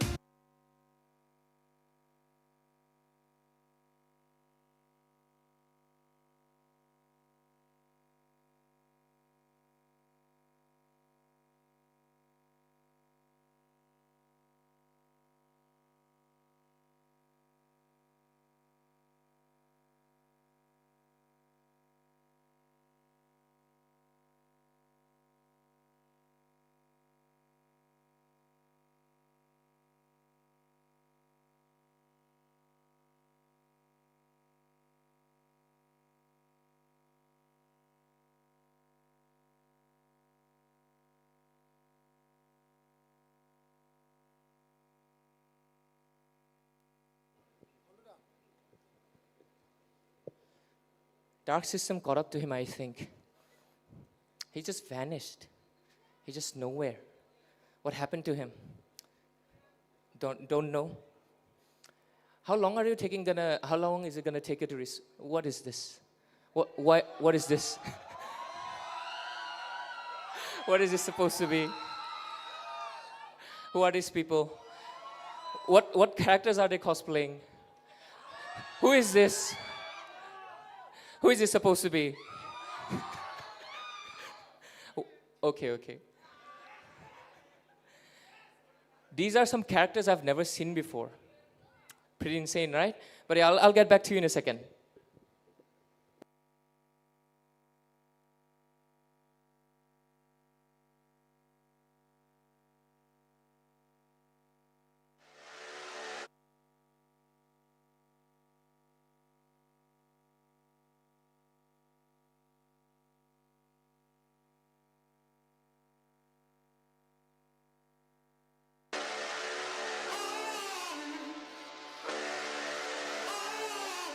I'm burning up now, taking higher levels. I'm in a bad spot, trouble to my knees.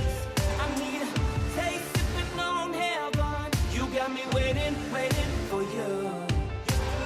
We're chasing trophies, got me ready, don't you worry. I feel the power, I'm the champion. You got me running for the glory. Good, too good to let this go. stop me. I'm going faster, wanna break away.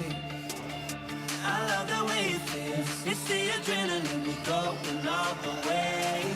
'Cause we never ever going down. You got me walking through the fire. We don't catch a slide when we were young. Never run from the fight, yeah, we climb to the top. Never run from the fight, all the way to the top.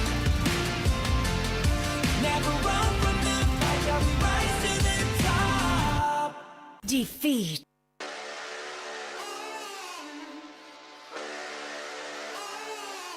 I'm burning up now, seeking higher levels. I'm in the best.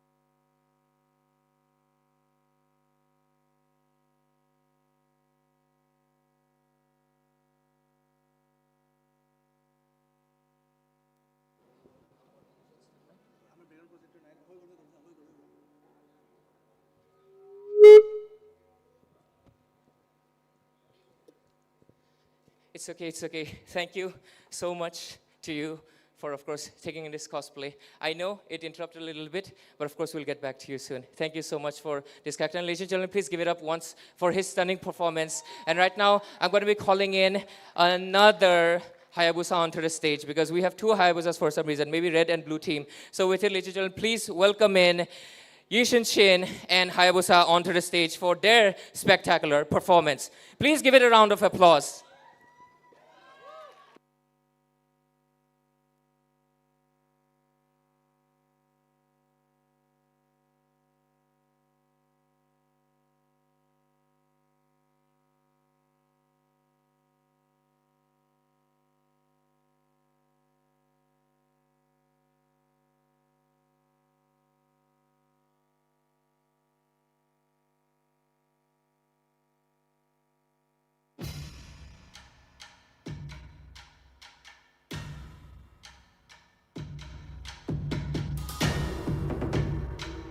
I am Yu Sun Shin, the savior of this nation. Nobody can skip my arrow. Who's there? Have you seen Hanzo? How dare you infiltrate my village? Stop!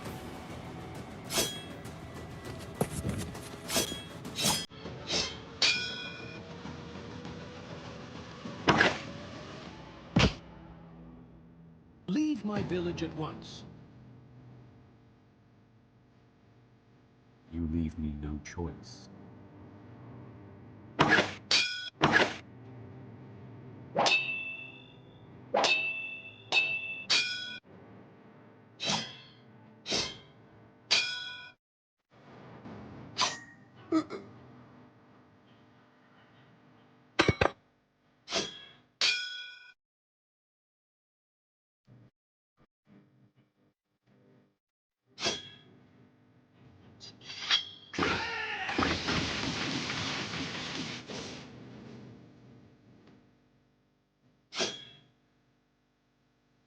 You are a worthy opponent. Enough of wasting time.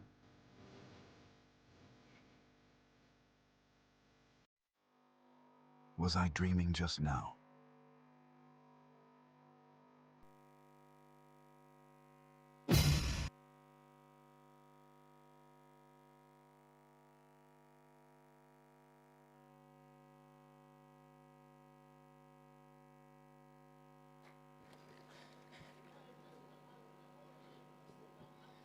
Ladies and gentlemen, please put your hands once again for, of course, such a duo, great duo cosplay. And right now we're going to be welcoming in another great personality. I think a lot of you play this character, especially the ladies, right?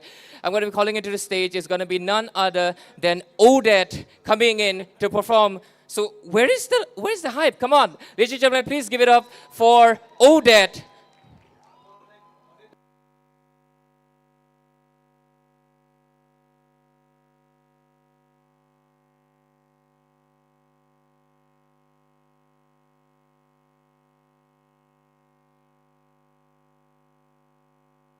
Welcome.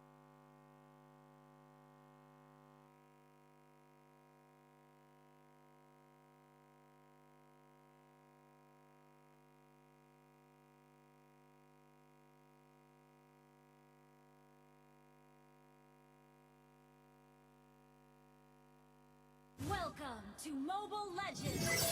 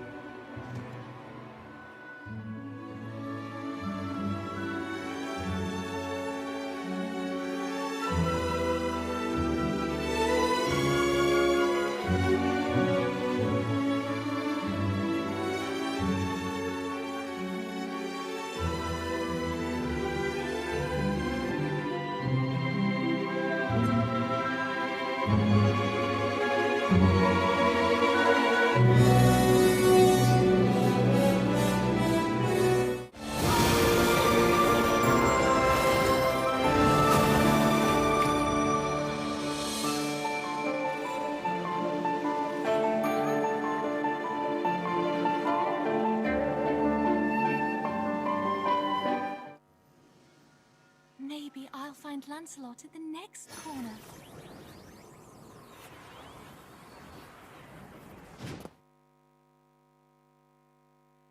The river, the bushes, the rocks, all make me feel so alive.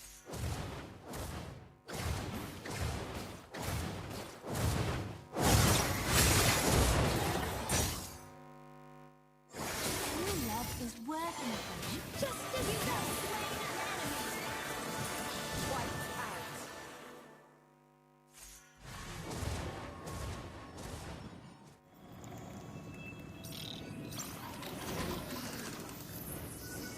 Loophole found.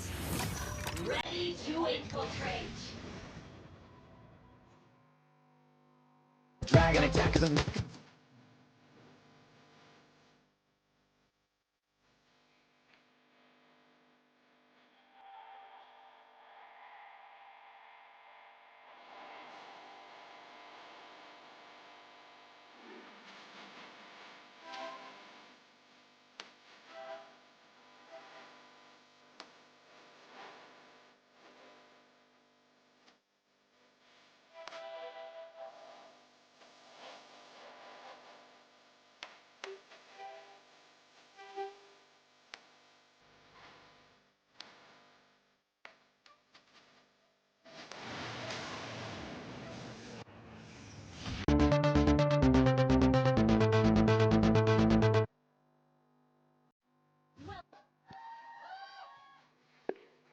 We need to hear some more applauses for, of course, one of the underrated mages of the game, which is Odette. Sorry about that.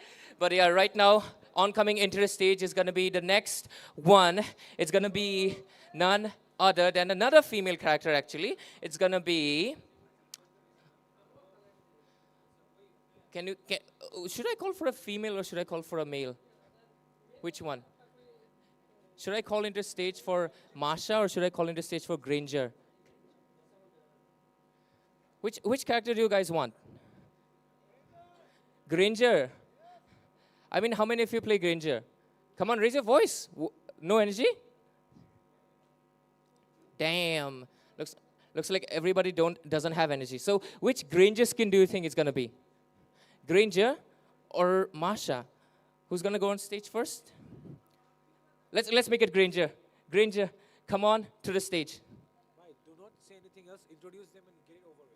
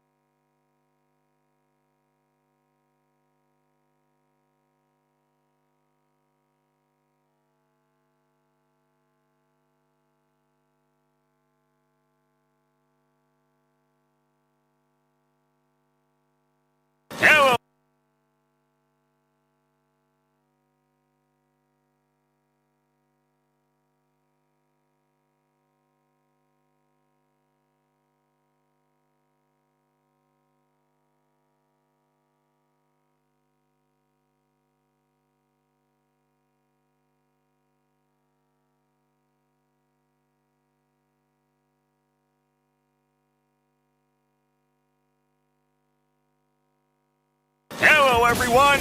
Welcome to our latest hero revamp, featuring Granger, the Death Chanter. Every bullet of mine is a gift for you. First skill, Rhapsody. When Granger casts his first skill, he fires his handgun continuously in the target direction, dealing physical damage while consuming the handgun's energy. The final bullet of this attack will always crit. This skill deals bonus damage to creeps and minions, and Granger gains movement speed while shooting. Second skill, Rondo. When Granger uses his second skill, he dashes in the target direction and instantly replenishes a portion of his handgun's energy. Ultimate, Death Sonata. Granger's ultimate fires a large projectile in the target direction, dealing damage to enemy minions it passes through, and explodes upon hitting the first enemy hero, dealing AoE physical damage and briefly slowing targets. Granger can dash once in the target direction after each shot. The ultimate can also be used during his first skill. And until next time, we'll be seeing you in the Land of Dawn.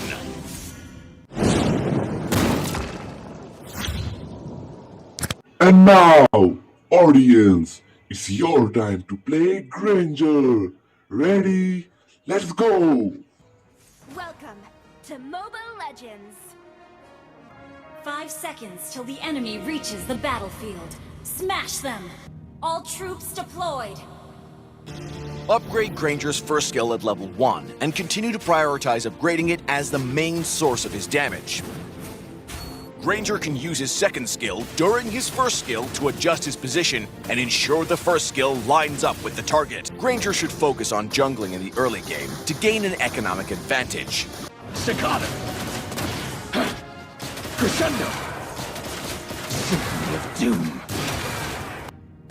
First blood! Experience the euphony of suffering. In the mid to late game, Granger will have more demonic energy thanks to his passive, allowing for more uses of his ultimate and first skill. Double kill! Triple kill! Maniac! Savage! Wiped Just out. enjoy your requiem.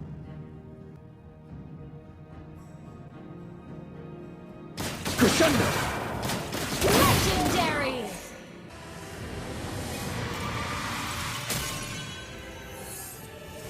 Victory!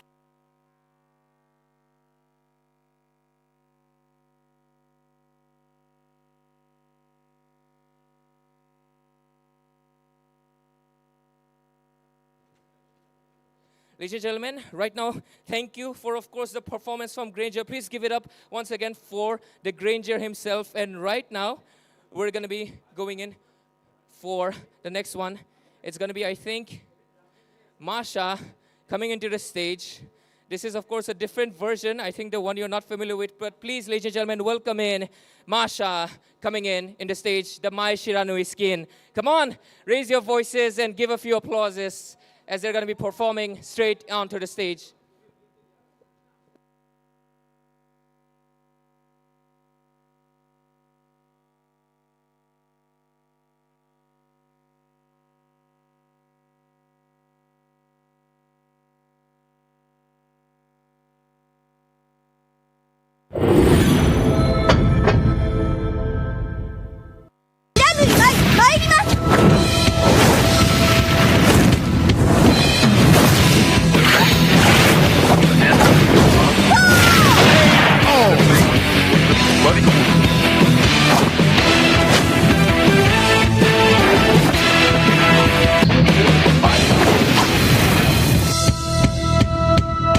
Welcome to MOBA Legends! 5 seconds till the enemy reaches the battlefield. Smash them! All troops deployed!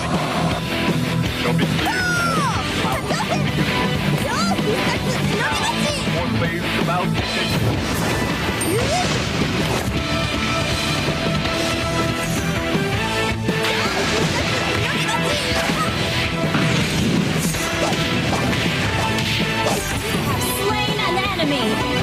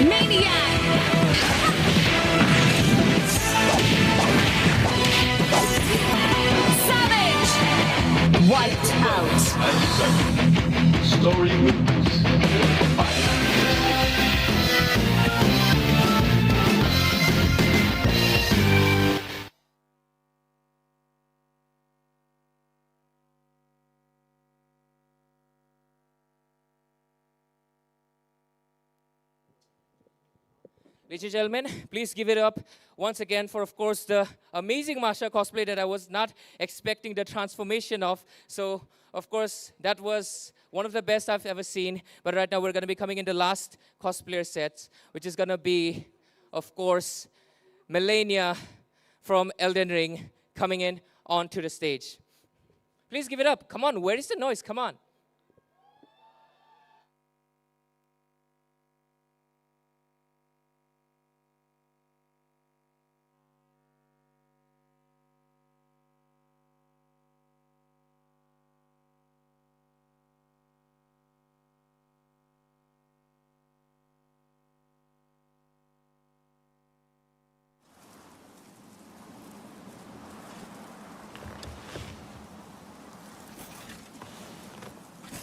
I dreamt for so long.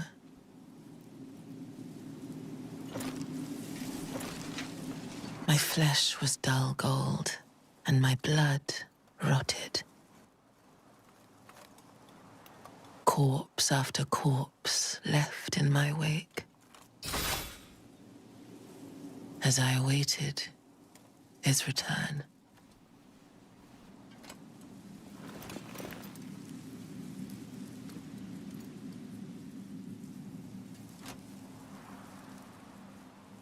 Heed my words. I am Melania, Blade of Mikola.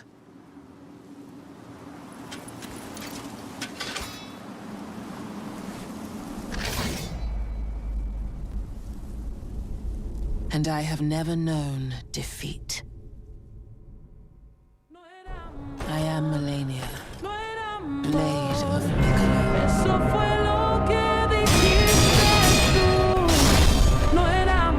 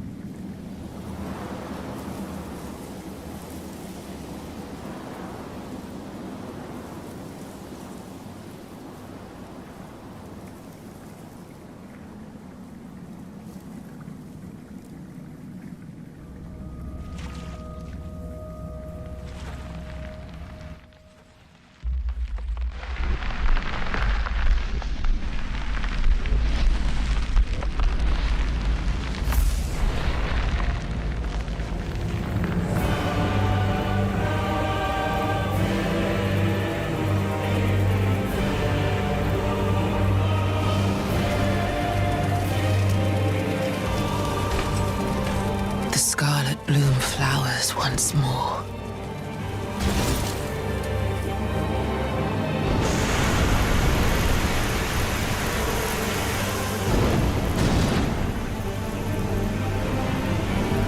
You will witness true horror.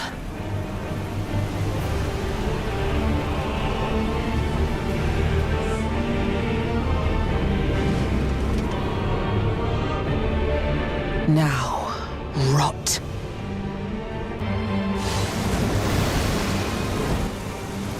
Let your flesh be consumed by the scarlet rot.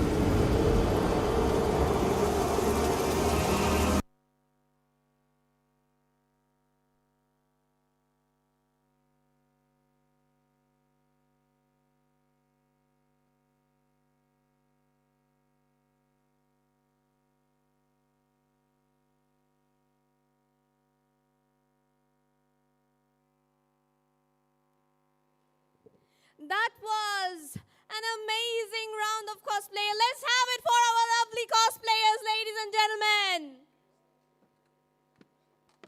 Okay, I guess everyone's out of energy by now, but we have the second and the biggest match of the night waiting for us right now. It is going to be IQRNTX versus Higgs Boson Esports up on the stage for the first elimination into the land stage. One team will go home tonight. Let us invite the teams. Give it up for IQRNTX!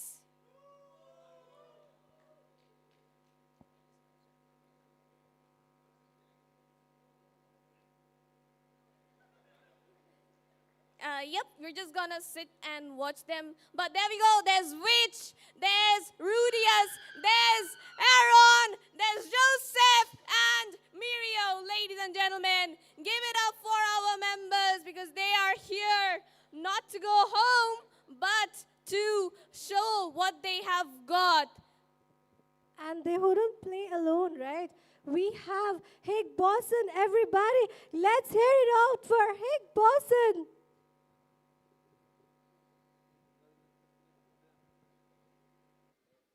Stop being so dead already. Clap it up for them.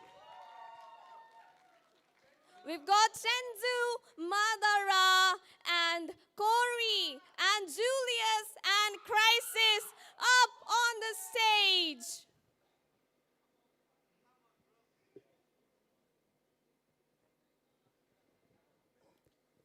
Do shake your hands right there. We will be waiting for you to do that, of course. But I think we are going to have the toss as well. So team leads, would you please come forward?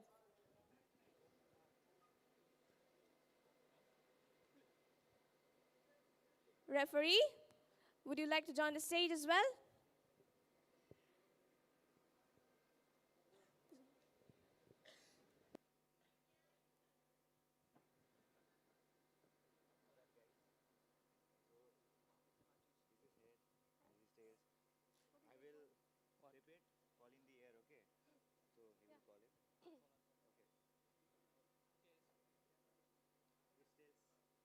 What do you guys want? First pick. First pick. They are going for the first pick, Hig Boson. All right, good luck both the teams. You may shake your hands and proceed to your stages. And this is going to be, honestly, a match to remember, Shweta. It will be more crazier, I feel, because one team is being eliminated and going home, isn't it? Exactly so. The stakes are at an all-time high, and it is going to be a BO5, which might as well stretch up until game number 5. And we are definitely waiting for something like that to happen. We saw 4 games in Series 1. This might be a 5-game series for us right here. But will it be a 3-0 again? I mean, which promised us, but Madara promised us the 2-0 first. So we'll see whose prediction comes first. Yes. But along with that, Katsas, get ready. We will be giving you the throw very soon. But I think they aren't here yet, though. Are they? Yep, they are. Yes, they are. Yep, they're going to run for it. Go on. And in the casters decks, we have Debbie and Fredo. Yep, we will give it away to you. So, Katsas, take it away. Hello, hello, everyone. We are geared up for the next match. That is going to be between EVT, of course, formerly known as, now they are known as Hig Boson, and now they are going to be facing IQRNTX. IQRNTX is, of course, one of the top teams in India as well. They are one of the biggest esports org, and the fact that they have just acquired one of the oldest squads that India ever had. One of the first squads in India that was known as IGN have been acquired, and now they are going to roll it out. And of course, this is me, Fredo. Alongside me is Debbie, and we are going to be casting tonight's last match. Yep, I'm really excited for this match actually because Fredo, like we already know, this is gonna be an elimination for any of these teams. And okay, that was weird, but we're gonna be seeing who will be the first one to get eliminated because we don't want both of these teams to go away. Our NTX, they have been shaky because they have been getting clean swept by God L, and the same scenario goes for the side of Hig Boson. SHUL, we're the one who shipped them here, so right now we're going to be seeing who's going to be the one getting eliminated and who's going to be moving forward to stay in this showdown. and fight against SHUL still.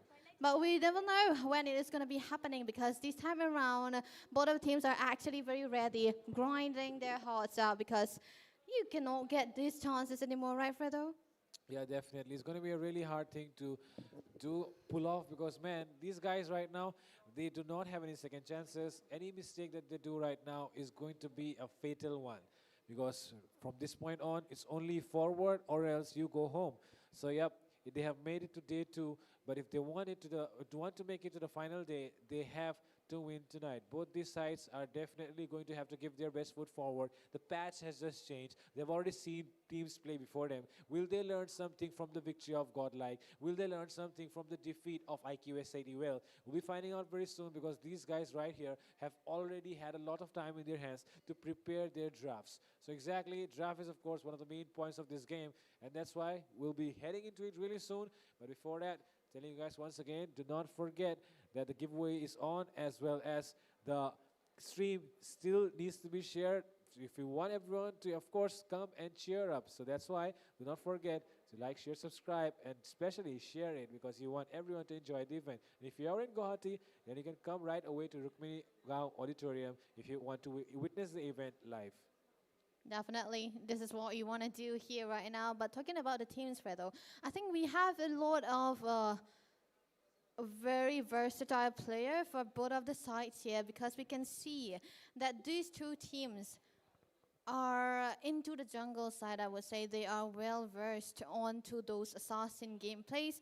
But then again, there's something that we don't want to, usually see, but they can all actually happen. But right now, I think the assassins are going to be definitely the priority for both of the teams right now. But then again, Joseph, a little bit more versatile than Godspeed, like I said. But then again, Joseph is a moody jungler.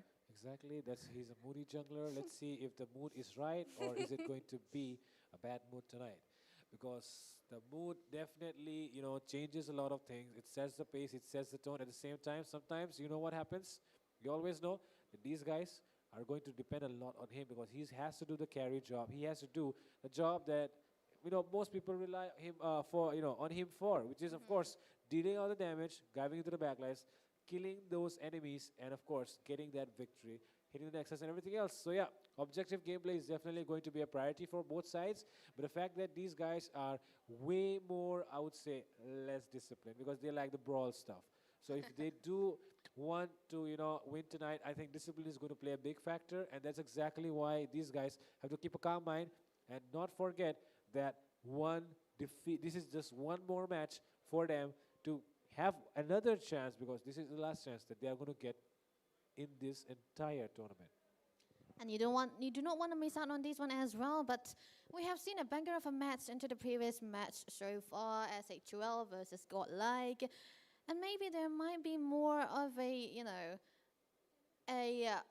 epic showdown as well. Because yesterday we have heard Madara wanting to clean sweep RNTX, and the same story goes for Vich too. He wants a sweep in this one, so. That is exactly why things are going to be a lot more trickier. Both these teams have been clean swept. And that's why coming in, both these teams know that they do know each other's weaknesses. But now, the one who is going to, I would say exploit the enemy's weaknesses are the ones who are going to be favorites, to win the match. But of course, the first game is the one that will show and reveal the cards for both these sides because that's all we have all been waiting for. But yeah, with that being said, I do want to mention that Aaron has been kind of underperforming, and that is definitely going to be a big factor. Because on the other hand, Crisis, he has been way too good.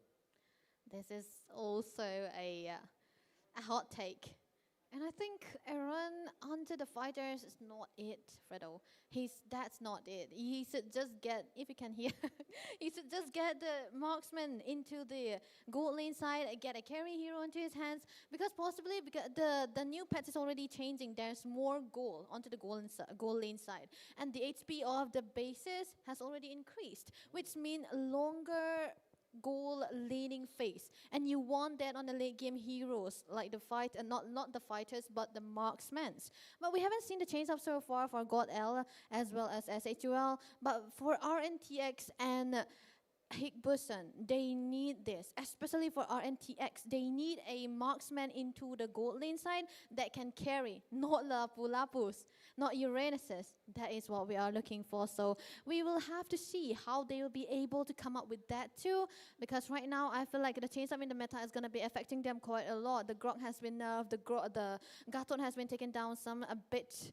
But then again, I think we usually see an active roamer into the hands of Everett, right? Yeah. So the combination that he can come through with Vits also, I think they can come in handy too.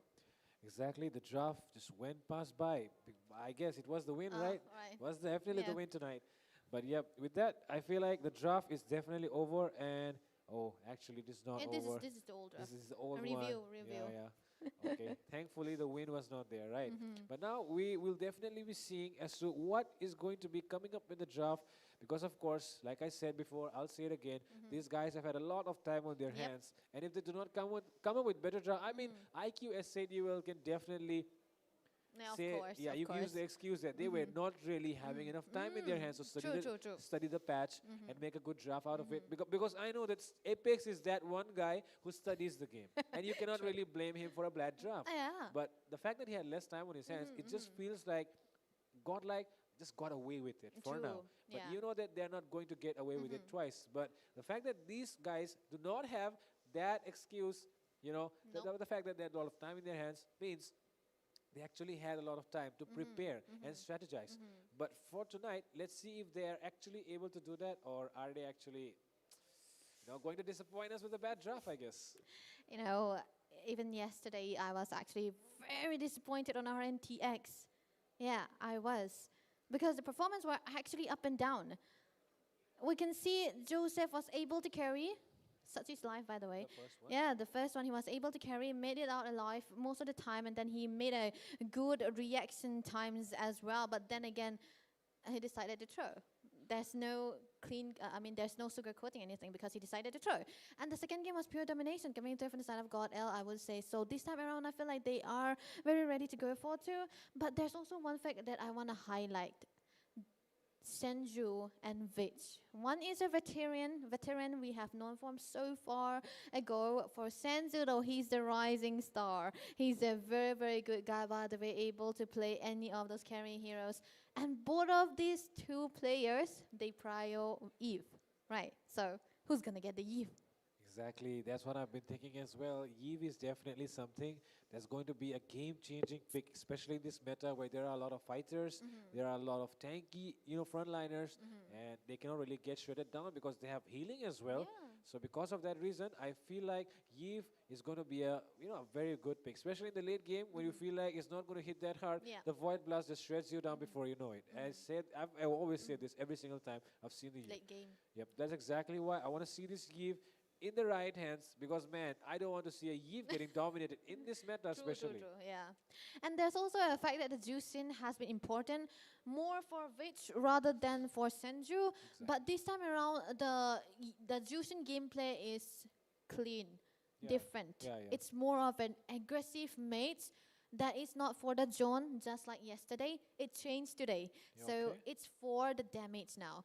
For 4 seconds, before 4 seconds, you are able to get the throw. You can displace it, but then you cannot mark the same. damage. Yeah, you can get the damage onto. And there's also one very important fact that we want to talk about the Eve also. The more the tankier the member you throw onto a person, the more damage you dealt. So when it's like saying like this, like you throw a Beleric, let's say he's a very high HP hero, right? And you throw it onto a let's say any marksman, like the Claude. The Claude will deal more damage more than when you throw the Claude onto that Beleric. Okay. That's the change. So it's more team fighty and it's more of a pick off.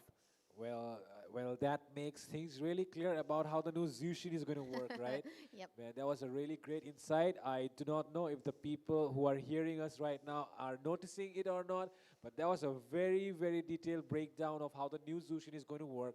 If the second skill, which is a Lantern Flare, hits onto a high HP hero and you're able to pick it up and throw them down, then you are going to deal more amount of damage. That means the frontliners are, of course, the ones going to be having more HP, right? So that means those high HP heroes are going to take Yep. more damage and deal more damage as well when you are getting thrown on the enemy side. This is a very detailed breakdown that you just got, and that is exactly the reason why I feel like Bait definitely got respected in the last game with those With that. Zushin bans. But now coming into this game, I don't know if these guys know that or not, because these, I mean, yesterday the day was not really for RNTX. The draft was really not the best. True. And even for EVT, I mean, they were up against the person who carries a diary in his hands, and they do not have any diary in their hands. So it was kind of likely that they were going to lose the draft anyways. But the fact that they actually kind of learned from that and they have implemented it, I think they are going to, get a better draft tonight for at least, And at the same time now, the fact that even IQ RNTX, we did kind of struggle as well. I feel like it's about time that even they have to step up their draft game. True. This is, I used to say that even when they were in IGN with Josen, of course, and Respect, they usually have a very good draft. But this time around, I think, like you said, yesterday in particular, they do not have any winning lane. I think Elise should stay with them for Mirio. He was able to do well. But then again, there are a weak lane always, most of the time. They get choked down onto the gold lane side. They give the Lapu Lapu and the Claude to Aaron, and he wasn't able to make it work because at that point of a time, the Claude didn't really work out. So I feel like they should try to prioritize onto the gold lane side, have a damage done with them, and then play it safe too. But Fredo, one thing for sure is that there is always a star, like in the side of hit version. And I think it has to be Senju because he play carry heroes like the Lunox, the Kimi, the Yiv, or even the Zushin, and then they put Crisis onto those tanky. So this can come true. Yeah, exactly. I think Shenzhou has definitely been I don't really want to say a weak link, but I think he is the missing piece of the puzzle that they need to find because the coordination just fits right when the mid laner is going to hold the pieces together. And that is what Shenzhou has not been able to do right now. But the fact that if he gets it right tonight, if he hits the spot, then I feel like it's going to be a good night here for, of course, IQ RNTX. Good night for IQ RNTX because they are going to still be there and enjoying the win. So that's why. Hick Boson here, they definitely have a lot of things they have to keep in mind if they want to get today's game. But one of them is definitely going to be relying on Shenzhou and Shenzhou actually performing. And I don't think he's that much of a moody player. Yeah. He is very consistent. He's very consistent. We all know when we all know mood is a very important thing, and a lot of players do get affected by it. But the thing is, Shenzhou is always happy. He's always chilling. He's always having a smile on his face, and that's why we know that he's never going to have that pressure on him. But the thing is, you cannot take it too lightly that you completely forget that you are in one of the biggest tournaments in India that has ever happened.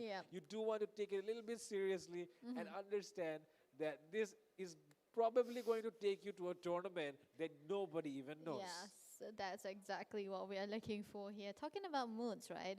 We also have RNTX jungle. Hello, such is life. You got to let that mood down. I think I can get away with trash talking. Can I?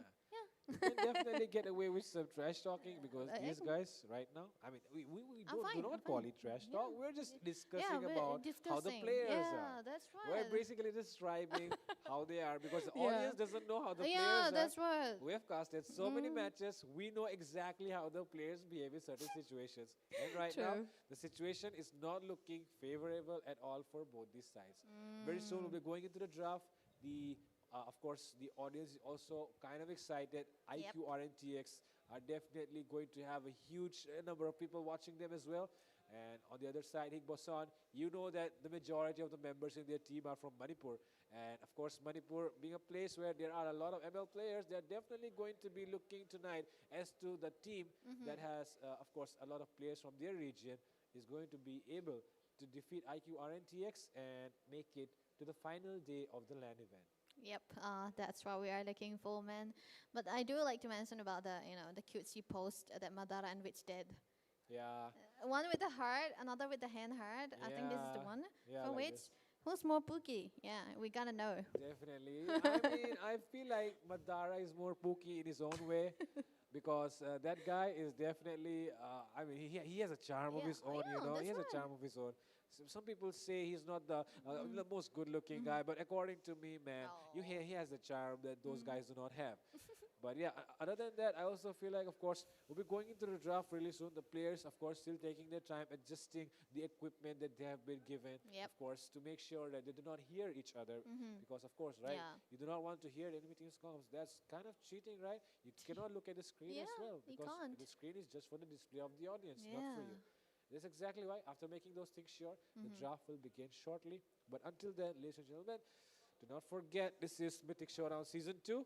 Mythic Showdown Season 1 was already done, and the winners were, of course, Team LCF.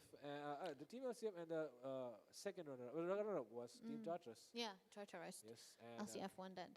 do not forget the fact that Tartarus was definitely one of those teams that did make headlines for some time, and people actually started following them. But, of course, the jungler of Tartarus was one of the most beloved player for the people, because who doesn't like a good jungler? Yeah, true. Exactly why Joseph is, of course, one of the people, such as life is one of the people that everyone has been looking forward to him. So I'm pretty sure we're going to be starting anytime soon, and I think this is high time that we know what the picks are going to be, because I'm pretty excited with the new draft as well. You know, there's also one fact, Fredo. Granger's been nerfed, right? For Aaron, he's choked down. So I'm scared to say that he might have to eventually pull out something else up his sleeve. But let's see what it will be. Yeah, let's see what it is going to be. Boson here, they definitely have a lot to deal with tonight. IQR TX as well. They have a lot to deal with. And that is exactly why we're going to be prepared for whatever they're going to show in the draft section right now, because there's no holding horses back right now. You have to go all guns out. And the beginning of the draft comes up, very surprisingly, with the Dragon and the Lancelot. And I'm not really sure about how to react to that, but I definitely feel like the Lancelot is kind of a skippable ban, I would say. I think it's skippable if you're not Godspeed. Yeah. It's not skippable if you're Godspeed. So there's RNTX, they do understand well what the situation looking like for them too. So they are going to be bending away the Lancelot, which is what I like. But there's one thing that you are going to always have to do when you are against RNTX, that is bending away the Fredrin. And mind you, Fredo, the Yuzhong has been the most used by RNTX, whether it may be into the gold lane side or in the XP side. And they have won more than half of their games with the Yuzhong. So I think that's also a very signature pick for Mr. Muriel here, and as well as add-on too. But the thing is, that is the reason why it's already banned. So they are going to be actually nerfing down the possibility of an early carry turtle. So what can be another ban for the side of RQ or NTX? Well, that is going to be interesting to say, because I'm not really sure about how they will be approaching this ban section right now. One thing that is coming out good of this ban section is the fact that the Zushin has been banned out. But I feel like if you are on the blue side, you do not want to do that. You actually want to do something better, basically. You want to keep it open for yourself. Why would you ban the Zushin when you are the first pick? Unless if you have, of course, studied the draft. Actually, true. I think there's also one fact that we know about the Zushin is that I don't think Sanju would really love playing the Zushin. He would love playing the Yves instead. So now that the Hilda is gone for the side of RNTX, Higboshan, they can pick out the Yves into the first place. But no, what? They want the CC instead. So which means that IQ or NTX right now can directly go for the Yves, no? Definitely. The Yves is something that they can definitely go forward with without any hesitation. It is a pick that does not need to be thought too much about. You can go for it right away. And here it is, IQ RNTX. They go for the Yves right away as you predicted. Along with that, they go for the Uranus. And I am definitely sure they're not giving the Uranus in the hands of Aaron, because, like you said, he always performs better when he's on those traditional marksmen instead of giving him those fighters. True. And there's also one fact that I hate about RNTX is the fact that they give Muriel on a damage stroker when he's much more of a setter. rather than the frontliner most of the time. And then there's also a lot of heroes open up for him, so I do not understand. But then again, Hitboson, they are going to be prioritizing onto that Esmeralda, which directly means that Esmeralda XP lane going against the Uranus as well. I hope it's an XP Uranus, by the way. And then the Grok, this is a nerf Grok, but this time the ultimate of the Grok cannot be disturbed, but his passive can be disturbed again, but then he lose out on his control immunity, which is shifted to the ult. So that is also one good factor for the Grok to come through. But our NTX, they got the Xborg. Fredo, what do you think? What do you think about the Xborg though? Man, I feel like this Xborg is definitely taken just to melt down those frontliners, and along with that, the fact that the CC is one of those heroes that kind of struggles against the Xborg, because while you are trying to build up your stacks to build true damage, he already deals true damage. And that's exactly why he loses out in the trade, and you can basically dominate the lane against the CC if you're picking the Xborg. And with that, coming into the second phase, we can see IQR and TX respecting Godspeed here. Yeah. Another ban targeted towards him, but I'm not really sure if the Joy is worth banning because you can always go for the Hayabusa. True, and they can just try to flex out the expert onto the goal lane side as well. But like we said, I think they are still wanting RNTX. They want to still play for Aaron, put him in a carry hero. I would like him to be, I hope. But Higboson, they ban away the Khalid though. They just want the Grok to have a greater time. So which means that the Xbox should be into the jungle onto the hands of Joseph. But Farza ban IQR and TX. What are they looking for here? I'm not even sure what they're looking for here. They ban out the Farsa. They do not want this Yves to be getting countered in any way. I feel that the Valentina could have been better, but they do not go for that. They go for the Farsa here. Along with that, Igboson here, the last man comes through. It is going to be the Hylos getting banned here. Along with that, though, I would also like to mention the fact that if they actually wanted to go for the Hilda ban here, I feel like it was kind of worth it instead of the Hylos. And maybe that is the reason why they have banned out the Hylos here, because they want to go for the Hilda and maybe pressure the enemy if they are going to go for maybe an assassin. Because, man, if such a slap doesn't play assassins, who else will? That's what we are looking for, man. Godspeed and such is life can go for the assassin versus the assassins, which we usually want. But hey, I think it's okay. Now Angela for, I'm afraid, Rudius. I think this is a new Angela, by the way, Fredo, and it's reverted back because now this Angela will be very dependent onto the ultimate. When you get the hard guard going on, you might eventually want to have a good cooldown onto your first skill so that the love waves will be able to heal you up so easily. So this means that RNTX, they won the heal. But, Fredo, they are going to be lacking out onto the crowd control. Now that the Lunox is picked, Uranus will not be able to sustain anymore. Definitely. In the early game, he will definitely be getting shredded down as the late game. I mean, in the mid game, maybe if he has better items and if the Lunox is kind of behind, he might be able to sustain a little bit. But as the late game progresses and the Lunox gets her items, there's no way that Uranus is surviving, even with that hard guard on him. Maybe the mobility might help him escape. But that is the only thing that you can rely on. That is, of course, the mobility. But other than that, I feel like the side of Higboson, the draft is complete. It's pretty good. Oh, we were talking about Elise, right? And it's picked away by RNTX. It's a signature for Muriel, so I suppose it should be into the hands of Muriel, which means that Aaron will be onto the Uranus. That is a goal lane Uranus, and Aaron we are talking about. So most of the damage will be coming through from the Yves, which will be using out. But then we do have a true damage onto the other side for the Xbox, such is live. Not really comfortable onto that, by the way.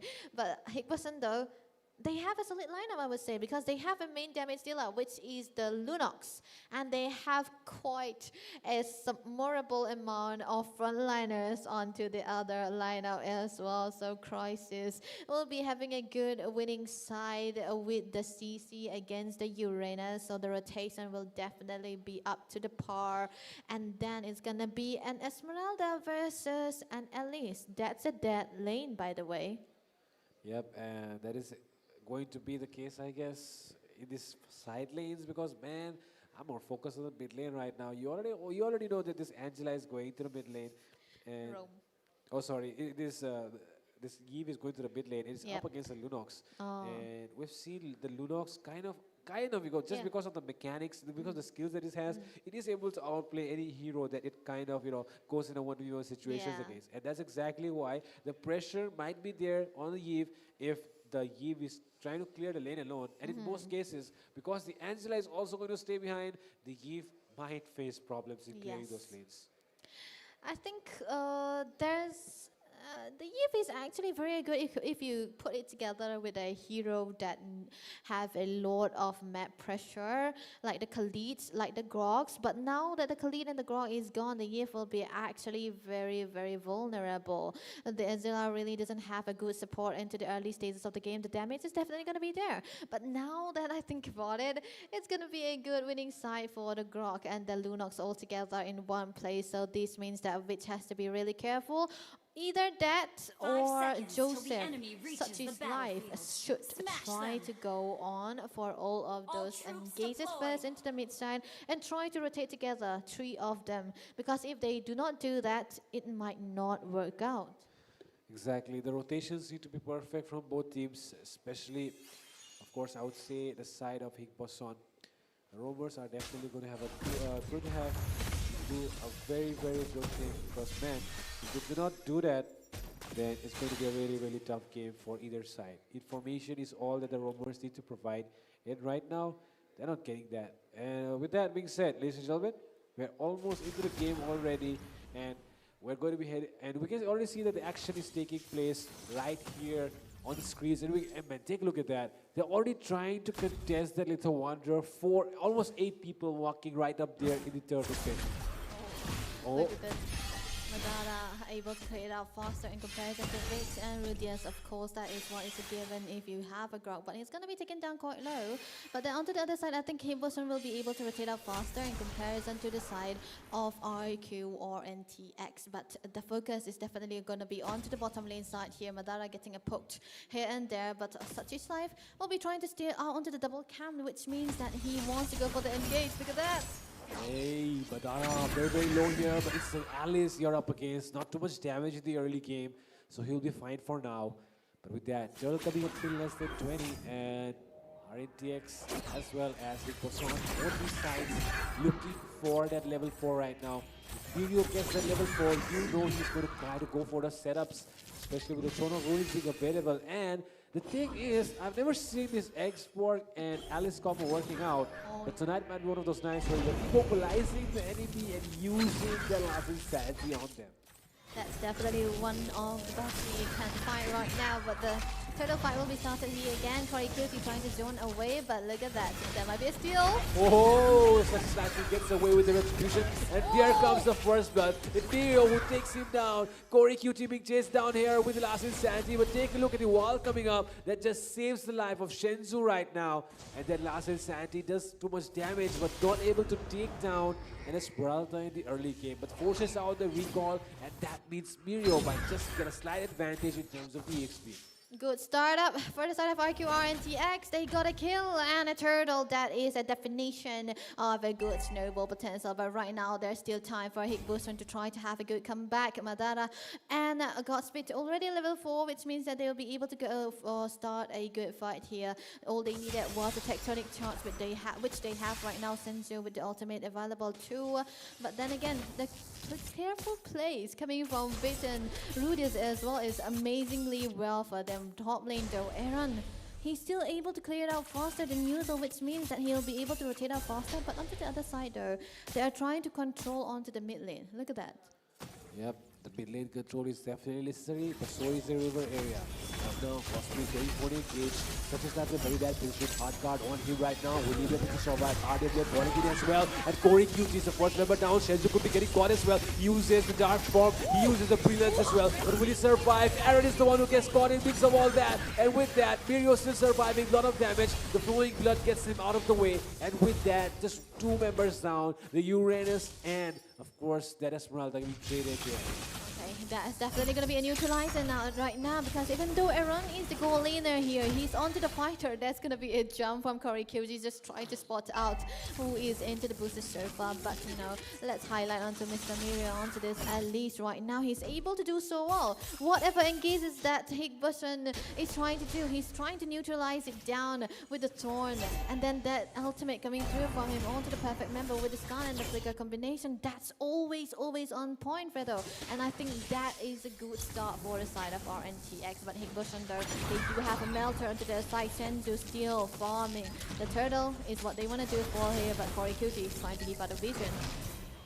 Yep, and with that, the other way, Turtle could be getting taken easily down here by the side of RNTX. Engage coming in. Take a look at that. They want to go in for the RWM. Last and Sanity. He's still holding on to it. Joseph does not use it yet. He finally goes in. Shenzu could be getting taken down here, but the Flicker helps him survive. Almost takes that kill, but that Flicker right there will help Shenzu survive once again with that. Corey QT is the only one going down on the side of Higbushon.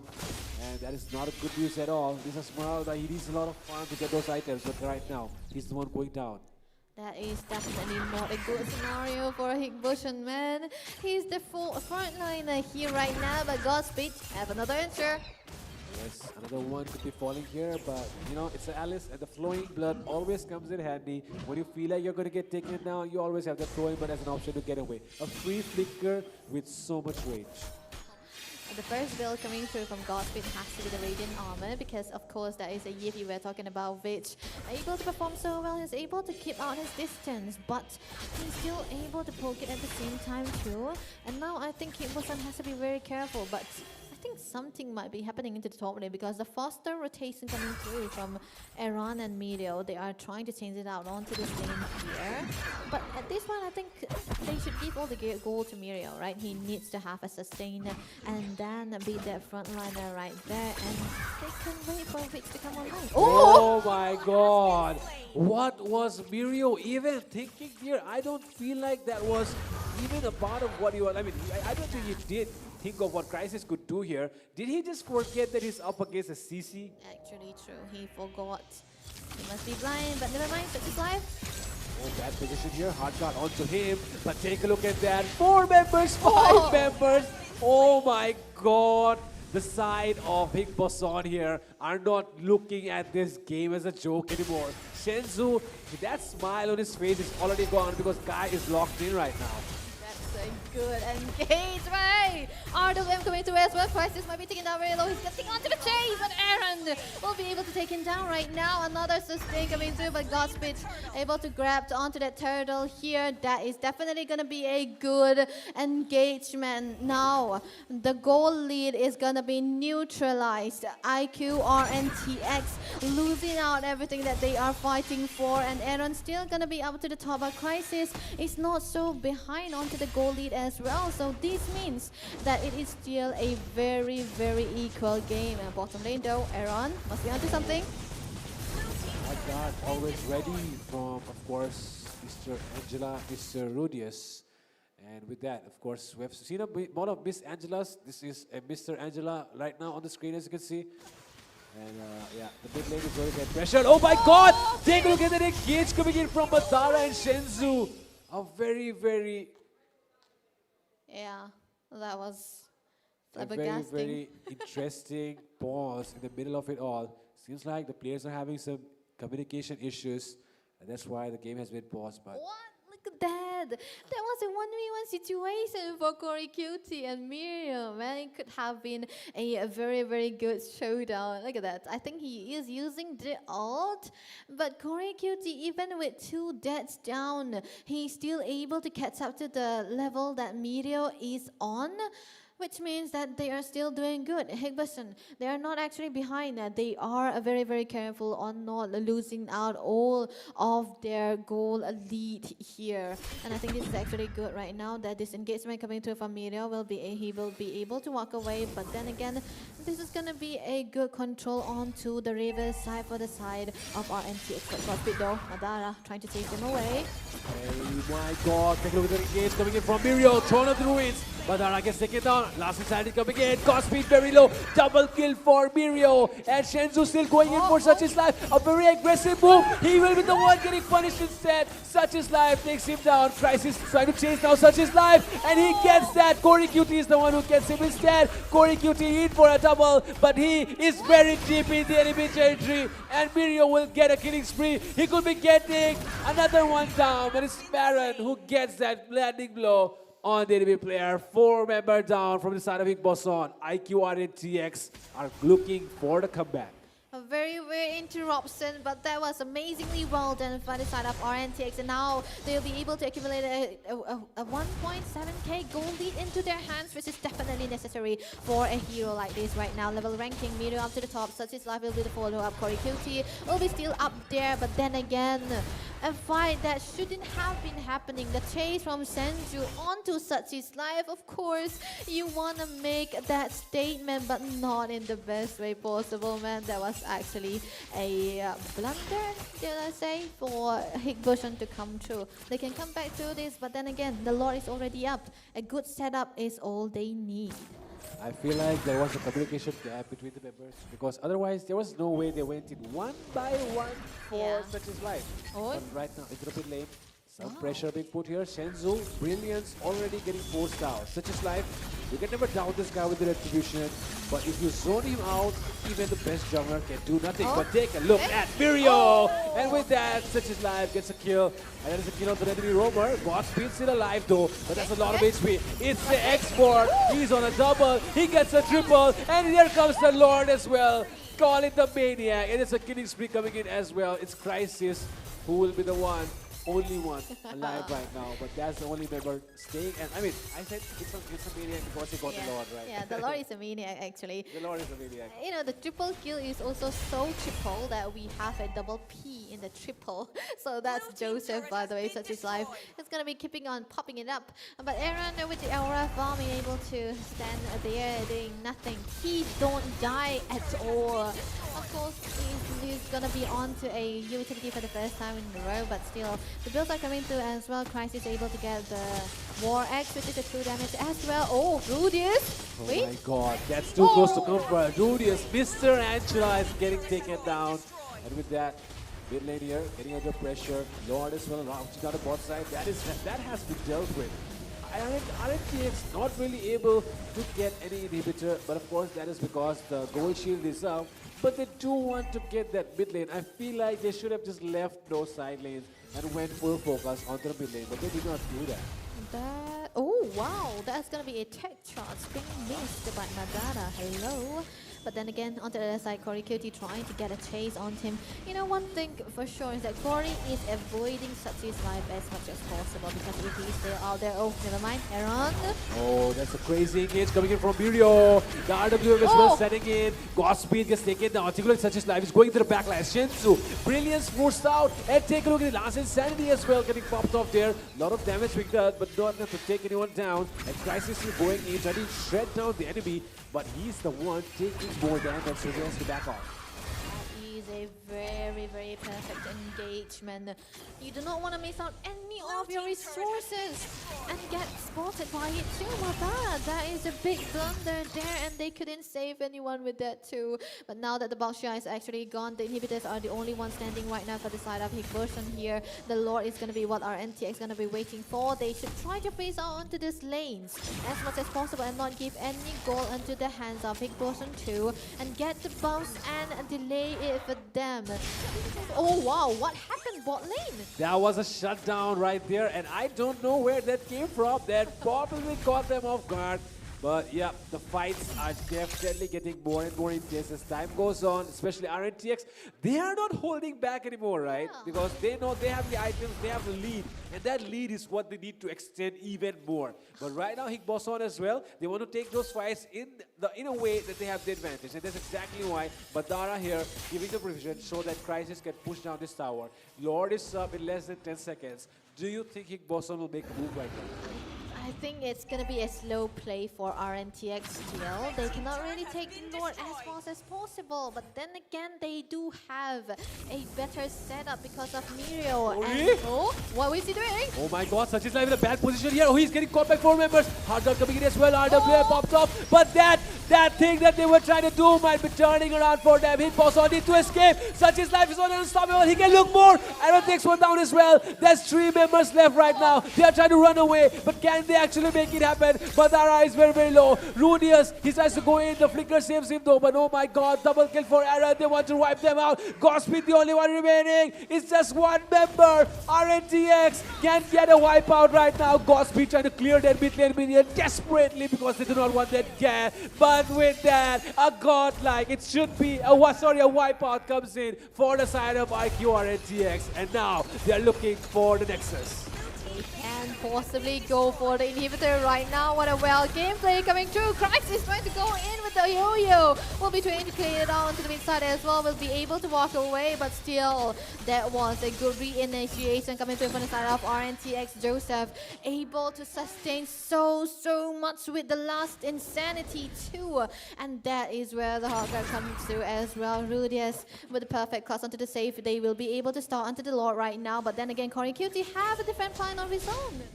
Exactly. Corey Cutie definitely trying his best to provide vision for his teammates. Madara at the scene as well.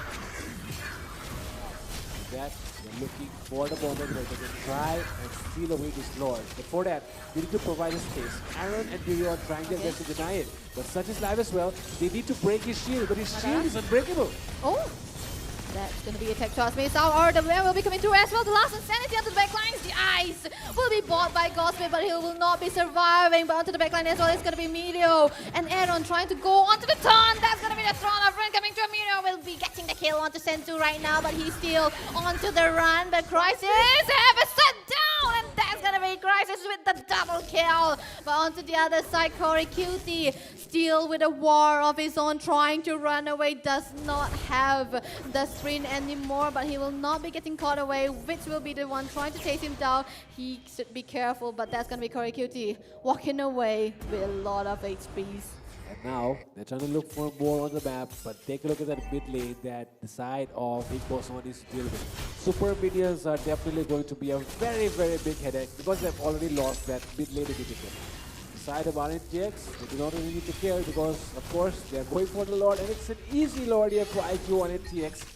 And all they have to do is now lay back. Godspeed! Oh, that was very close. But how can you doubt the best jungler of India? He comes up with another one, another retribution play. And there it goes. They're going in for more. They have broken down the shield. Such is live in a bad position right now. And he does not compromise. But now Corey Cutie could be the one getting caught here instead. RWM as well. Second skill of the Angela. And there is the legendary coming in for Such is live. Video going in for the engage. The tech charge coming in as well to try and escape. Take a look at Aaron into the backline. Shensu here taking a lot of hits as well. Mirio though on the other hand is the one getting shredded down by Crisis. And with that, 4 members down right now. They need to defend the Lord and they have just 4 members. Do you think they can do it, Debbie? They can possibly go for a possible end, but without the presence of Mirio, this will be a good defense coming through from the side of Higboson here yet again. Aaron, you shouldn't really go in like that with the 2 damage coming through from Crisis as well as Lunox. That sends you, by the way. But it's going to be a brilliance coming through as well. It's going to be Sajislav trying to go in with the lasting insanity. It's going to be legendary for him with the Sky Piercer as well. He's trying to go in for more with the flamethrower. The ice coming through for the side of Ghost. We will not be helping him survive. Double kill for Joseph right now, but he's still trying to go in for more. The some coming through from Corey Cutie will not be able to sustain that smile. That's going to be the tech trust coming through as well. The immortality will be popped, but Crisis able to get a kill onto Aaron as well. Last Insanity will be able to walk away, but Corey with the shutdown. Higboson finally coming back for more Barudis. And with that, take a look at the top lane though. The minion waves are building up. Too much pressure on the waves. They cannot afford to go behind anyone else right now. They have to deal with the waves immediately. My goodness, take a look at the bot lane. It's almost going down. The minions chasing down the inhibitor. Oh my god! Higboson have lost all their inhibitors just because they overextended. They have paid the price. Inhibitors are down right now. This is not looking good. I think this is not the best time to build out the Blood Wings for Witch and Afraid to Rudius. But it's still a good idea because now they are going to be able to have the seals without the presence of Corey Cutie. But then again, with all the full builds coming through, already getting out all those Winter Truncheon too, I think there's a way of them to survive right now. But RNTX, I think they are losing just a little bit because they decided to go and force their way in without the presence of their main initiator. So I think that is the main problem right now for the side of RNTX. I would really, really love if they have a good discipline onto their side too, but Higboson now, I think they have all the farm that they required. It's going to be Senzu with the red build, that is all the penetration and the NT heal. Of course, the Sky Piercer too, that may be a possibility that he will be able to burst anyone down. But he needs to have a vision. He needs to have a place. He needs to have a spacing to try to get all those damages.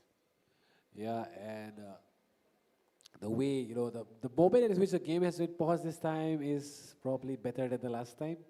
And I mean, the Lord is also not going to be up in a couple of seconds. I mean, almost a minute. So yeah, they do have a lot of time. This pause is called at a better timing this time around, and both the teams should not be having any issues about it. But yeah, the Lord is coming up, and inhibitors are not really something that Higboson can afford at this time. Because they've already given it away to the enemy. And with that, they are going to have some time to troubleshoot the issues, of course. And the way the game is progressing right now, Higboson is definitely going to have a lot of hard time to clear those lanes. They do not have the best lane clear. It's a Lunox, maybe the Grok is okay, and even the Bakshia is not the best, guy to clear the lanes. CC Esmeralda, nah, they do not clear the lanes easily. So yeah, lane clear is not there, inhibitors are not there. How are you going to deal with the next Lord? That is also a big possibility, but right now, Fredo, if we focus onto the map here, I think RNTX are still in a very, very good lead because of the objective here. But now the goal and economy doesn't really matter anymore. Let's get back into the game right now. 30 seconds is what they have for the Lord right there. Higboson, they should contest this Lord, Fredo, because if they can't, like you mentioned, there's not much of a good players onto the lanes, so they will possibly end this out with one push. So this is going to be a well-known fact for RNTX as well. They will not be forcing any fights. They'll be baiting out Higboson to come through. And it's going to be more from Corey Cutie as well. It's going to be clearing out to the top side so that they will not be having a problem when they want to go for the fight. But now the Lord is already up. Everything is green. They have all the resources available for them. So it's almost time for them to start the fight here. Next shot coming in here from Madara. Take a look at that. Look at Corey Cutie to the backlash. He wants to go for Witch. Corey here trying to go for Witch. Witch does not care. And take a look at Mirio as well. He's trying his best to help his teammate. But Witch here almost getting taken down. Godspeed already going down to the front lines. Witch falling down as well. Crisis gets unstoppable on Mirio. Such is life. Takes out Madara. But that is not the right target. That's a roamer. But take a look at the minions on the bot side. Higboson, how do you go for the Lord? The minions are going to eat up your base. Is it going to be a Windian moment? So much damage here that they have to deal with. Almost getting taken down there. Wow, that was a close call of a game. But Crisis, he got all the kills that he needed. 7 kills is what he has right now. The dive is always coming through for him most of the time. And he is the only damage dealer that is going to be surviving right there for the side of Higboson. A Lord definitely not free because Corey Cutie here is dancing around. Such is life and he's not doing anything to him too. But the face is completely wide open right now. Crisis onto the chase, trying to get a clean out onto the minions as well. So they are definitely not going to be contesting onto the slot right now. Definitely a free one, by the way. It's definitely going to be into the hands of Such is Life yet again. The base is not healthy, Fredo. And every lane is going to be pushing in from the side of IQR and TX. They have the Lord, which might be spawning into the mid side if possible. And that must be the end of the long run for the side of Higboson. Yeah, it's basically like, the button of your shirt is about to, it's about to be torn, and the last thread is just hanging, right now. It's like that, because take a look at the base, take a look at the minions. You know that this Lord is just about to do, oh, what? Crisis out of nowhere gets a kill. But can they recall? Angela? Angela! Angela is stopping them. And with that, the base is getting pressured. Lot of things happening right now. Here Boson, nothing is in their favor. Minion waves arrive. Madara has saved the day for now. But can they actually make it happen? Which getting targeted. Crisis on a godlike. Crisis still going. They try to defend the base. But the Lord is marking down the base. Minion is this life trying to lock it down. The base is only 1 HP left. One more hit is all it takes. One more hit. But they are not able to get it. Minion! What's happening? Such is life! Oh my god! What is happening right now? Boson have made the impossible come true. They have just defended the base. Once in a lifetime moment. 1 HP base. Miryo trying to run back. And Shensu, one more hit. And everyone is down. Now, can they go for the final push instead? That's one of the greatest defense that we have ever seen so far in this tournament. This is Mythic Showdown, ladies and gentlemen. It's gonna be one hit more down. Aaron will be taken very low. Immortality gone. And with that, Aaron getting taken down as well. The mid lane is the only thing standing right now for them to crack open the Nexus. Godspeed trying his best. The minions are the ones chunking him down right now. That's not a good spot to be in. But the thing is, they need to deal with the minions. At the same time, they have to keep pushing. And that is becoming really hard. They have to crack open just one inhibitor. Just one lane pressure. If just one lane can be cracked open right now, Boson can have something in their hands. They have a good plan in their hands. It's gonna be the Winter Trenton being bought by Crisis right now. He is the main carry for this team right here. All the damage is into his hands right now. The Lord is gonna be up in less. Right now, it's gonna be an evolved Lord, by the way. Madara will be able to get a clear out onto this lane, onto this bushes here again, not letting RNTX getting anywhere near the Lord. But then again, there might be a contest coming through. Such is life trying to come in. And with that, Godspeed getting chunked down here. Jack charge coming in as well. Such is life. They want to take away that HP bar. And that is exactly what they're trying to do. But Such is life still surviving. Still shooting out those bullets. But take a look at Crisis as well. Into the backline. Trying to melt down the right member. They do not fight anyone. It's a crazy engage. Take a look at the lanes. Right now, Boson definitely have to keep watching the map if they want to know that they do not have any inhibitors left. But oh, Miryo goes to comfort. Legendary coming up for Crisis. Immortality popped off as well. Arrow trying to go in. One more hit is all it takes. Last and Sandy will be when he pops off. But Shensu into the back line. Goes taken down as well. Madara, Godspeed, the only members left right now. Aaron, he wants to go in for more. But take a look at that. Sky Piercer stacks. They are going too heavily, and with that, they are going in for more. Such is life, no immortality, 1 HP! Xborg, he gets the shield on time, and he survives. He survives with all of those gameplays, with all of those movement coming through from that as well. That was a good chance for RNTX right now. Corey unable to get a kill onto Such is life. He will be suffering. He will be able to watch the Lord being taken by the side of RNTX right now. They have to clear out the base as well. Godspeed still trying to go in. His spot is being stopped by Aaron right now. They might be going for a possible re-engagement to the Lord though. Minions! Oh my god. Minions could turn into minions. Crisis right now. It's a 5v1. Crisis, what are you doing there, my boy? Oh my god! Joseph, the blunder of a lifetime. He misses that. He misses that so bad. And that is going to turn things around. Crisis gets the lifeline that he needed. God just helped him or something right there, Debbie. They definitely did, but the clearance, the housekeeping is definitely necessary for the side of Boson. They have to go back time and time again. But right now, Madara tectonic charge will be wasted upon no resources available. But Corey Cute is still able to zone away Miryo here and there, trying to go for more Aaron. And Miryo with the tank and has still not been taken down right now. But Godspeed is still under the picture here yet again. They're trying to go for a contest onto this Lord. It's evolved, by the way. It can definitely go into both of the hands because all of the members are still healthily available. The Lord chunked down to the half of its HP. Miryo, can he do something right now? Because he is going to be the main engager. Corey, though, Oh my god, this is looking very hard right now. But Dara here, very low. Oh, the flicker just helps him survive. But Aaron will not be so lucky. Who will get the retribution? Godspeed versus Such Is Life. Retri battle on top right now. And Godspeed comes out on top. Out of nowhere. The last retribution. He did not land a single retribution till now. But finally, when it counts, he shows up. And now they're looking for the final end. Rudius, Mr. Angela surviving somehow. And the shield was also helping him survive. But Crisis is going in. He gets one down. Such His Life is low. With the ground play coming in. Can he survive? Oh my god, the Rose Gold cannot help you against an Esmeralda. And Corey Cutie, the minions.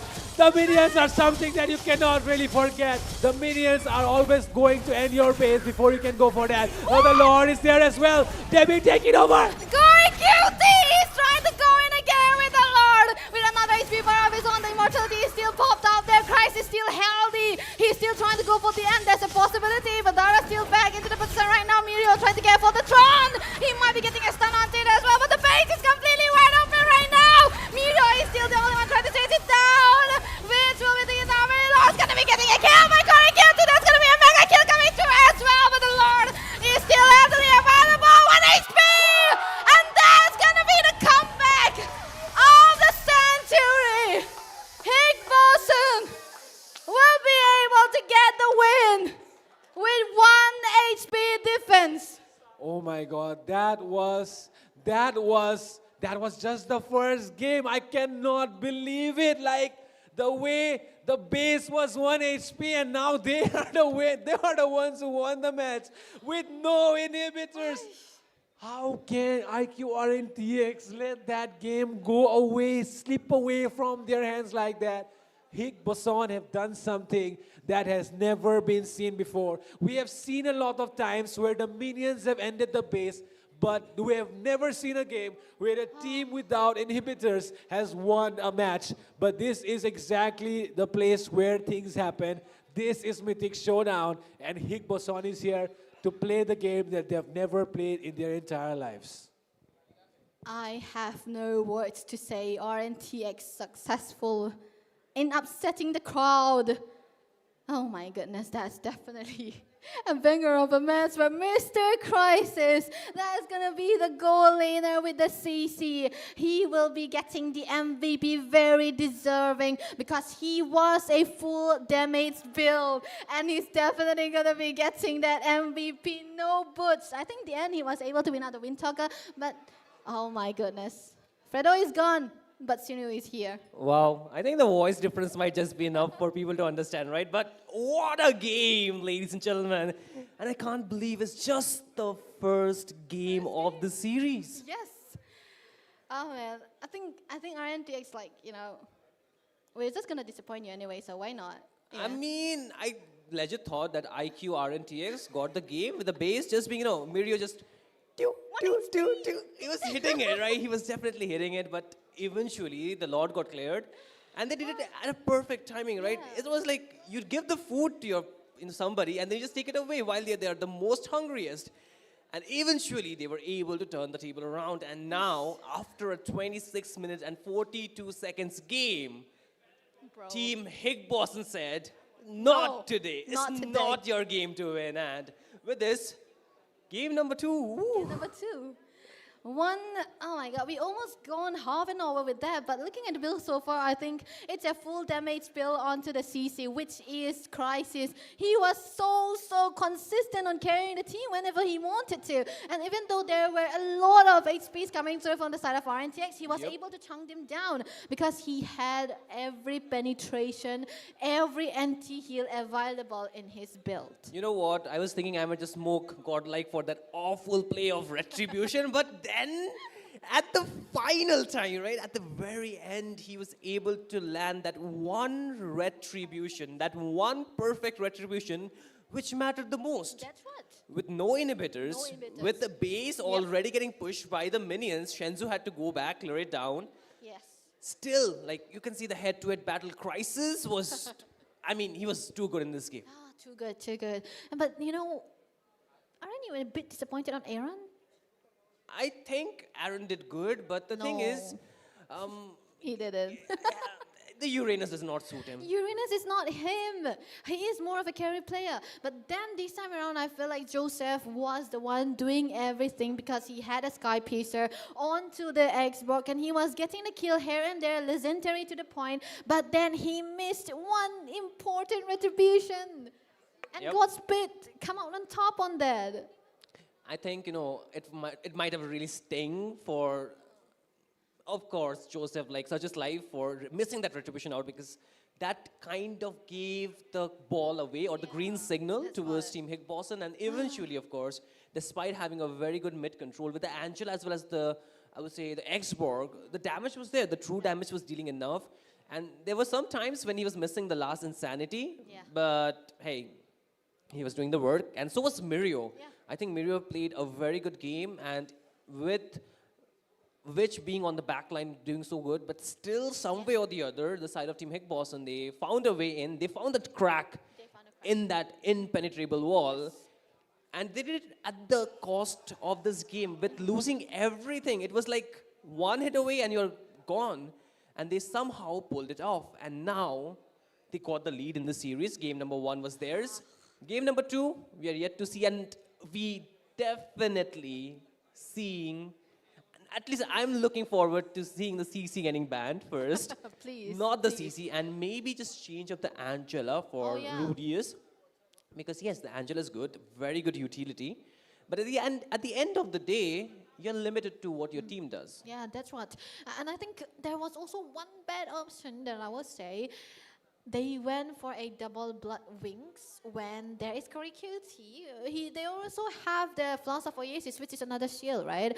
And we know Esmeralda ate everything that is a shield. So I think at that point of the time, QT was able to dive into them and get all of the damages done. And that's double, triple the shield with their RWM as well. But this time around, I think it has to be mentally exhausting for Witch here.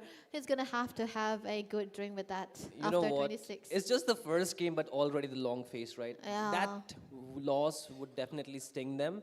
But at the end of the day, I think it's still comebackable. Just game number 1. Yes. There are 2 more games still yet. 4 games yet to be played. 4 games. Yeah, right? Not 2. It's not best of 3, it's best of 5. How can I forget that, Yeah, right? that's what. But And, despite, yeah. what are you looking forward to? Oh, man. 3-0? Okay. Okay, my bad. But still, I definitely think the draft was a little bit of issue in that previous game from True. IQ RNTX. Like, once they lost the front line, it was a Cinderella effect. When I say Cinderella effect, I mean, if they don't have the front line, they have to run away. Yeah. They cannot stay out. It's like the clock has struck 12 and you need to rush back to the safety. True. So that was the problem. And at some point, I think the damage was lacking. And, there was also one factor that I would like to say in that game. Yeah, you did say that the draft was the case. And it was. And Yep. the build was also kind of. But they did make it work for a little while. But then the pick off constantly on Aaron. Come on, man. You can do better than that. I hope he's listening. I mean, let's be honest, okay? I think you need to get more damage with that Yes. kind of draft. Yes, you have the Yes. X-Borg. Uh-huh. Fair enough, it does Yeah. good damage. But again, you need a second plan if that doesn't work. The X-Borg was working. Yeah. I will not say it was not working, but Yes, it was just... It did. Do you consider that was a luck play at the end It- for Higbossen, the Lord Steel? It was a lot of luck, but also the work of Crisis. He was having a lot of damage, right? And then Yeah. he also have a lot of life steal too with the yo-yo, of course. And then he was jumping around, running around, and there wasn't anyone to catch him too. And I think it was also a bit of a luck because such his life never had that bad of a retribution. Yeah. He always usually win it out. And I think Godspeed is in really comfortable onto that Basha, so I think it's also a luck under the retribution. I think for both Godspeed as well as Shenzhou, we didn't see yeah. the full potential of Yes, the gameplay yes. with those 2 heroes. Yes, Like they were kind of exactly. limited to the point, but Yeah. it was necessary for the win. They Yes. needed that Lunox for True. the damage, Mhm. and it was working really well because Yeah. they already had the CC, Yep. and with the Lunox, the Yes. firepower gets doubled. Yeah. And all that Godspeed needed to do was secure the objectives, which he did. Honestly, he did it pretty well. But at the end of the day, it's like, I think what changed, at least what I was looking at, Yes. was the fact that Cody Cutie, he stopped being the front line Yeah. and he started zoning out Witch. Yes. Yeah. And when they start doing that, it was really difficult for them to Yeah. fight in that hitbox. And there's also one fact that I liked about the way that not Godspeed was playing. I think he died 8 times. Yeah. But then he was available for the anti-heal, the 30%. Most of the time he died after lavaing the waves. You cannot blame him because, Yeah. once he uses the shield, you need Yeah, to go in and he's engage. done. He's like Yeah. a free hitting, punching back Yes. for such as life. Yeah. That's the Xbox we are talking That's about. the Xbox. And I think this time around, I was having a lot of complaint for Joseph actually. Yeah. And now I think now that he performed well, there's also another who didn't. So that's also a big factor. You could have ended the game when you had a chance. Why didn't you? That was what I was Yeah. shocked about too. But then again, I think it's more of a better setup coming through from the side of Higboson rather than a blunder for RNTX because they were so good in zoning away Yep. all those Lord. And they're not letting him anywhere near. Even though Miro was trying to get a hit onto it, I think he wasn't the best basic attack hero. Yeah, I think what really gave them the free leeway to enter the lot bid was the fact that Crisis Yeah. started zoning out. Yes. And even Cody Cutie. Like Yeah. in the beginning, they were trying to end, let's secure the kills, Yeah. what Crisis was doing. But eventually, he understood that if he just try to zone them out, Yeah. they're getting enough opportunity to do it. That's Like, true. if you look at the skills, right, for the last Insanity, once the Frag armor is down, the Xbox really becomes vulnerable. Yeah. Yes, the Angela's ulti cooldown is low, but at the end of the day, she cannot spam it until and unless true. your team gets the kills. And then RWM, another huge CD skill, right? And once these skills are expended, you can easily re-engage. Yeah, and that's they had right. enough re-engage tools, Yeah. didn't they? And I think this game is so unpredictable, man. You would have thought that it was actually amazing, right, for RNTX again, and then they were like, they hold out their ground just a little bit. They let loose onto the control. This cannot happen when you see a Grok onto the opponent's side because one tech charge is all it takes to end the game. Yep. And I think Madara did it well too. He wasn't playing that much of a good game into the early stages. But onto the other side, I think the cooldown was lessening down just a little bit. He was able to zone people away from his own teammate. And you want to do that onto a Grok. So this time around, I hope the mentality does not fall off from RNTX because look at them. They're nodding here and there though. I think they're still focused. Yeah. Since the fact, like I mentioned, game True. number 1, things can go south. It was like Yes. the momentum was theirs. They had the control of what they were doing. But the only factor was that team Higboson, Yeah. they brought enough time, Yeah. even at the cost of losing all their turrets, inhibitors, Yeah. almost losing their base Yeah. to get the damage necessary. Like they had Yes. the items. Yeah. In the late games, the items matter, Yeah. That's what. isn't it? Yeah. They were. And they knew they had the scaling draft too. Yeah, true. That's the possible. And I think everyone wasn't much aware of the fact that he can get melted down by Crisis and Senju too, because that's the chaos, right? And that's the yo-yo with the true damage, with the War X, with the penetration, everything. And I think they can't really have that. But enough slander for the guy. I'm Yeah, sorry. man. Yeah, you have had your moment, right? Yeah, I think whatever happened has happened. From here on, they need to focus. They need to That's think. what. See, in terms of micro, I would say both the teams were quite close. In the late game, Team Higboson kind of picked it up. Yep. They were lacking in the early game, but in the late game, they picked it up. The only problem was the macro. They were like not really keeping eye on the map or where the damage dealers were coming from, especially for Higboson too. They Yep. were not looking. They were not taking care of the waves. Yes. They could have lost the games because of the waves. Yeah, that's what. Right? And there's always one lacking member into the team fights because the base have was to always respond open. to that, Yeah. right? Yeah. Housekeeping is what we say, right? Yeah. And that's what they usually have to do. But I kind of wanting to go for the second match though because after that 26 minutes blabbering, we are, we think we kind of need. I hope you have the energy after that game. Like you were screaming at the top of your lungs, and I tell you, you're an analyst, and you getting that excited is something we rarely get to see. But hey, this is a land even at the end of the day, right? We can see them playing right in front of our eyes, and if you guys want, the chance is yours. Tomorrow is still a day. Today, it might be a bit too late. It's like already past 9. Yes. You know, if we are in the hostels and everything, it's late, but still, tomorrow is never too late. You can come here, watch the grand finale of Mythic Showdown Season 2, presented to you by War Drum Games, of course. And, you know, this is sponsored by Vizta Games and powered by Prague News. So, Prague News. W to the sponsors, W to the, you know, powered by my partners and everything. But right now, it's IQSATUL versus Team Higbossen. Game number 2 already loading on the screen. The draft will soon begin. But like I mentioned, are we expecting that the CC gets banned here, Debbie? They definitely should this time around. I think, yeah, when you want a tanky goal laner, you might want to ban out the CC altogether because it usually is the answer to a tankiness. But I think they are very, very serious. Look at that. They're just discussing into their head. And, you know, I wouldn't be surprised if he's actually pissed with the game there because they had so many chances to end the game, but they couldn't really do that because, oh my goodness, Higbossen, they are built different, able to defend that. They're built different with those jerseys. That's what he's want to say. Yeah. The jerseys looks good though, right? You can see them really rocking it down. Oh, But Monster. Monster, yeah. I mean, Monster. tomorrow, Debbie, not today. All right. I'll get you tomorrow, All not right, today. all right. I know you like Monster, but I right saw the now- Monster logo and I was craving I know for you it. wanted to take the energy Oh. drink because you need to keep up the entire Okay. night, right? So we'll see the Monster tomorrow. I promise you, the Monster will True, come here thank in the you. venue. But apart from that, the draft here, Debbie, I think the Monster had to wait for that. But so far, the Fredrin banned by the side of Team Higbossen, and the response would be the Lancelot, and I think it's a Garutkacha, right? Yeah, you know, you also almost always have to ban out the Lancelot against Mr.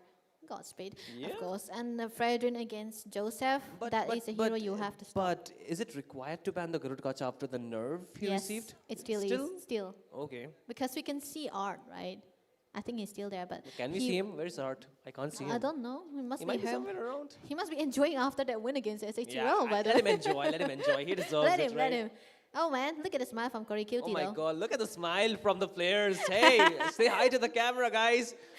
Hey, Crisis, we can see you, man. He's shy. He's putting on the he's putting on the noise cancellation now. But talking about Crisis, right? Of course, you have to ban out the CC. Come on, that's a good ban from Yeah. RNTX. Of course, the Eve should go. You cannot let go of the Eve still, no matter what. Higbossen. And now, first pick IQ RNTX. They have their options. What is a very good first pick? The Grok still available, but the Khalid can come through. I think they can go for a fighter. Maybe Esmeralda Lapu Lapu could also be a good option. But no, the Hilda. Okay, it's IQ RNTX.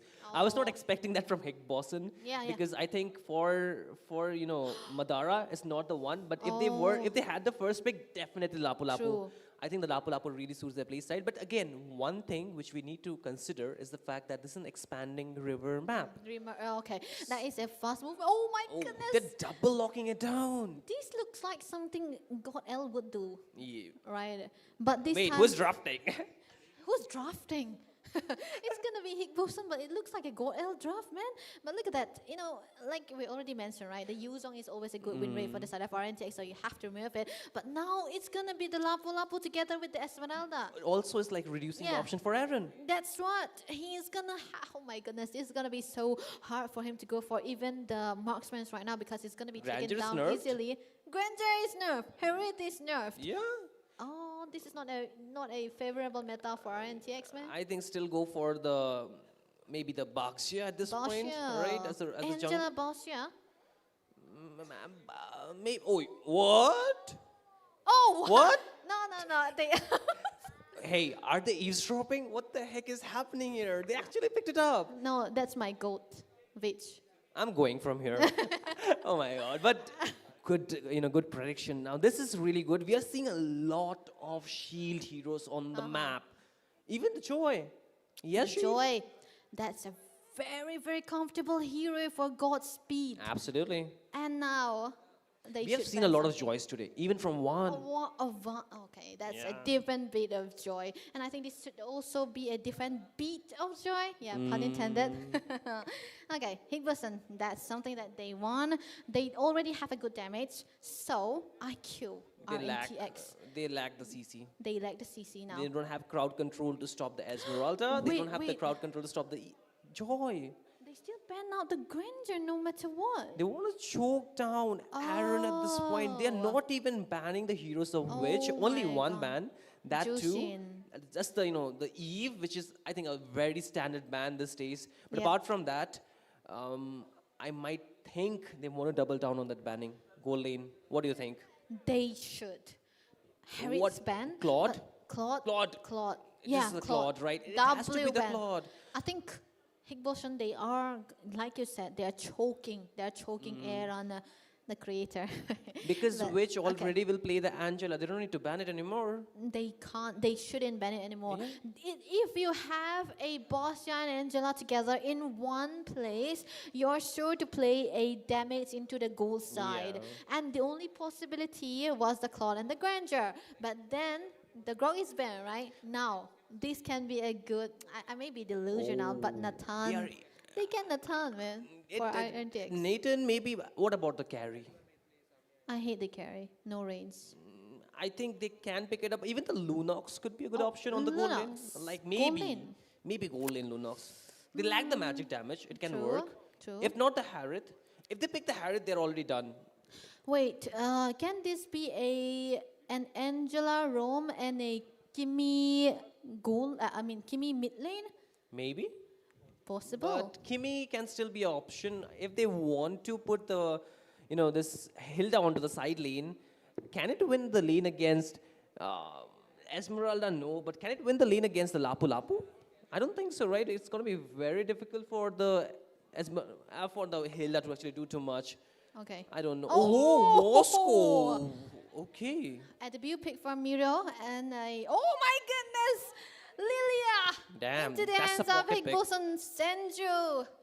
That's definitely a pocket pick. When we've read the patch and see that there was a little bit of change up, I thought it would be into the hands of Bid, the Lilia. Because, But this right? mid trio is looking too good. So much magic though, like 4 magic heroes. A bully. It's just gonna be Corey Cutie onto that Lapu Lapu, dealing out the physical damage. But apart from that, all magic, and magic is good against Baxia. There's also a fact that when there is a Hilda, you want the early game. Who is he gonna kill? It's supposedly gonna have to be Joy, right? Difficult to catch again. Difficult to catch. So this is looking very clean for Higboson, but then RNTX their lineup is a little bit tricky, right?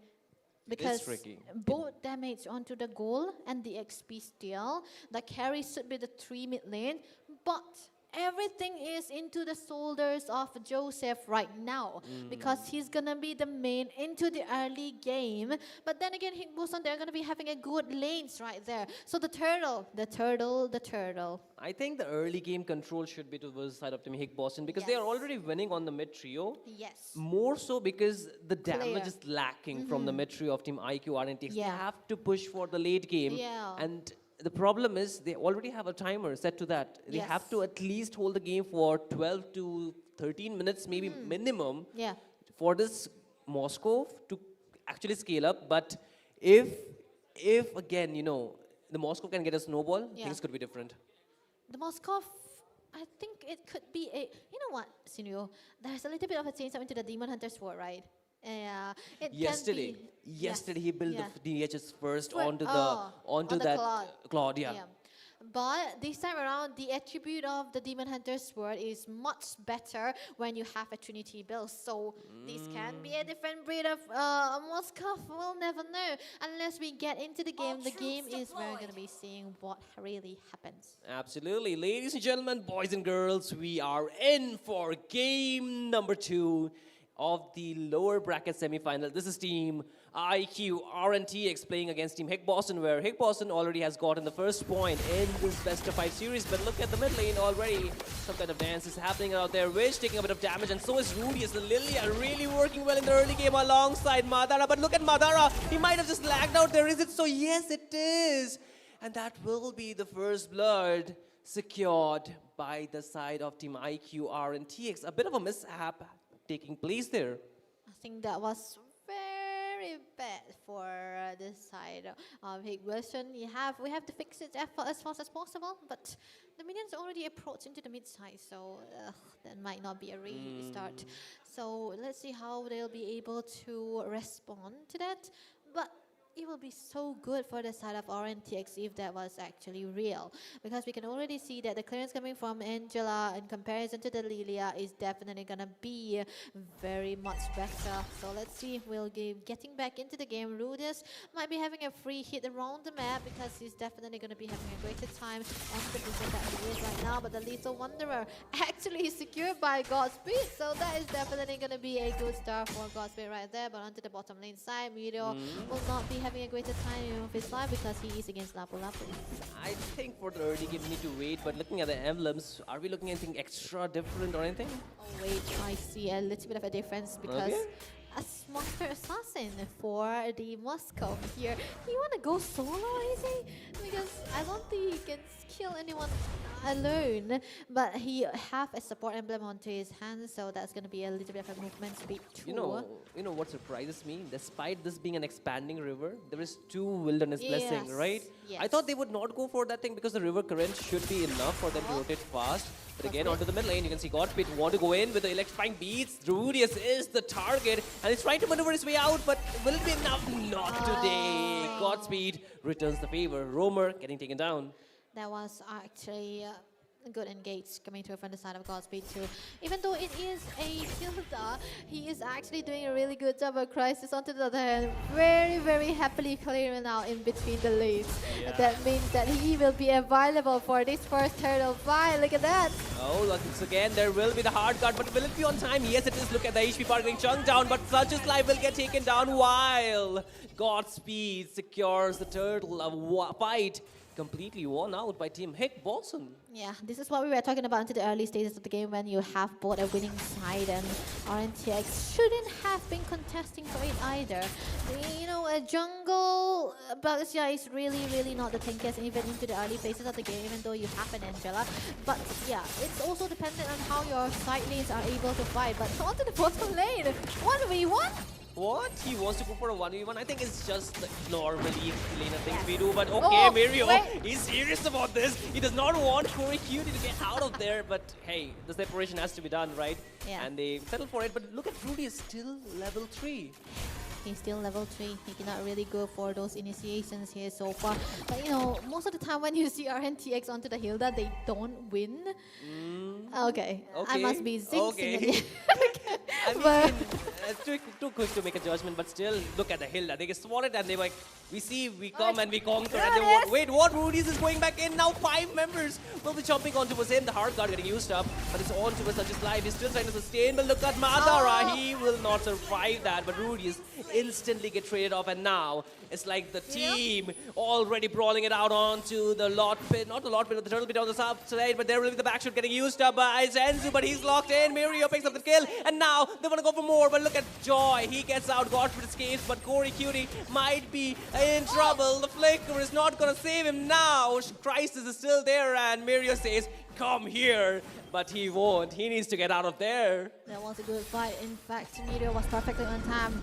That was amazingly well done by the side of RNTX. It could have been a losing fight for them, but they are able to win it out though. That was a good ultimate, by the way. But Senzo, on the other hand, he was getting chased by Rudius so as to force out the black shoes, which means that they were trying to look for Senzu first and try to go for the fight, and they were eventually winning out too. The calls were perfectly on point, but right now the turtle is going to be already out.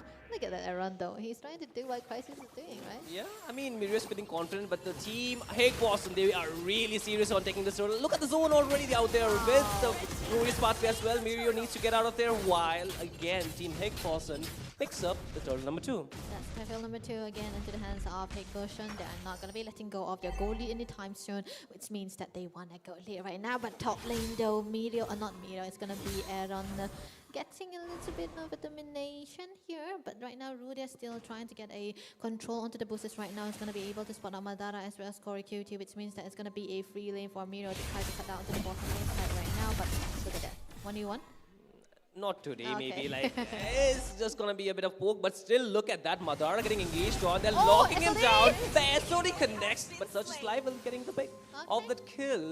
With that again, look at that. Oh, wait, hold under the turret. Mirio versus Corey Cutie, but look at the heal out of Mirio. It's just on a different level, and he's still trying to sustain Corey Cutie, but it has to end. Like, somebody had to win, and Mirio said, like, I am the one.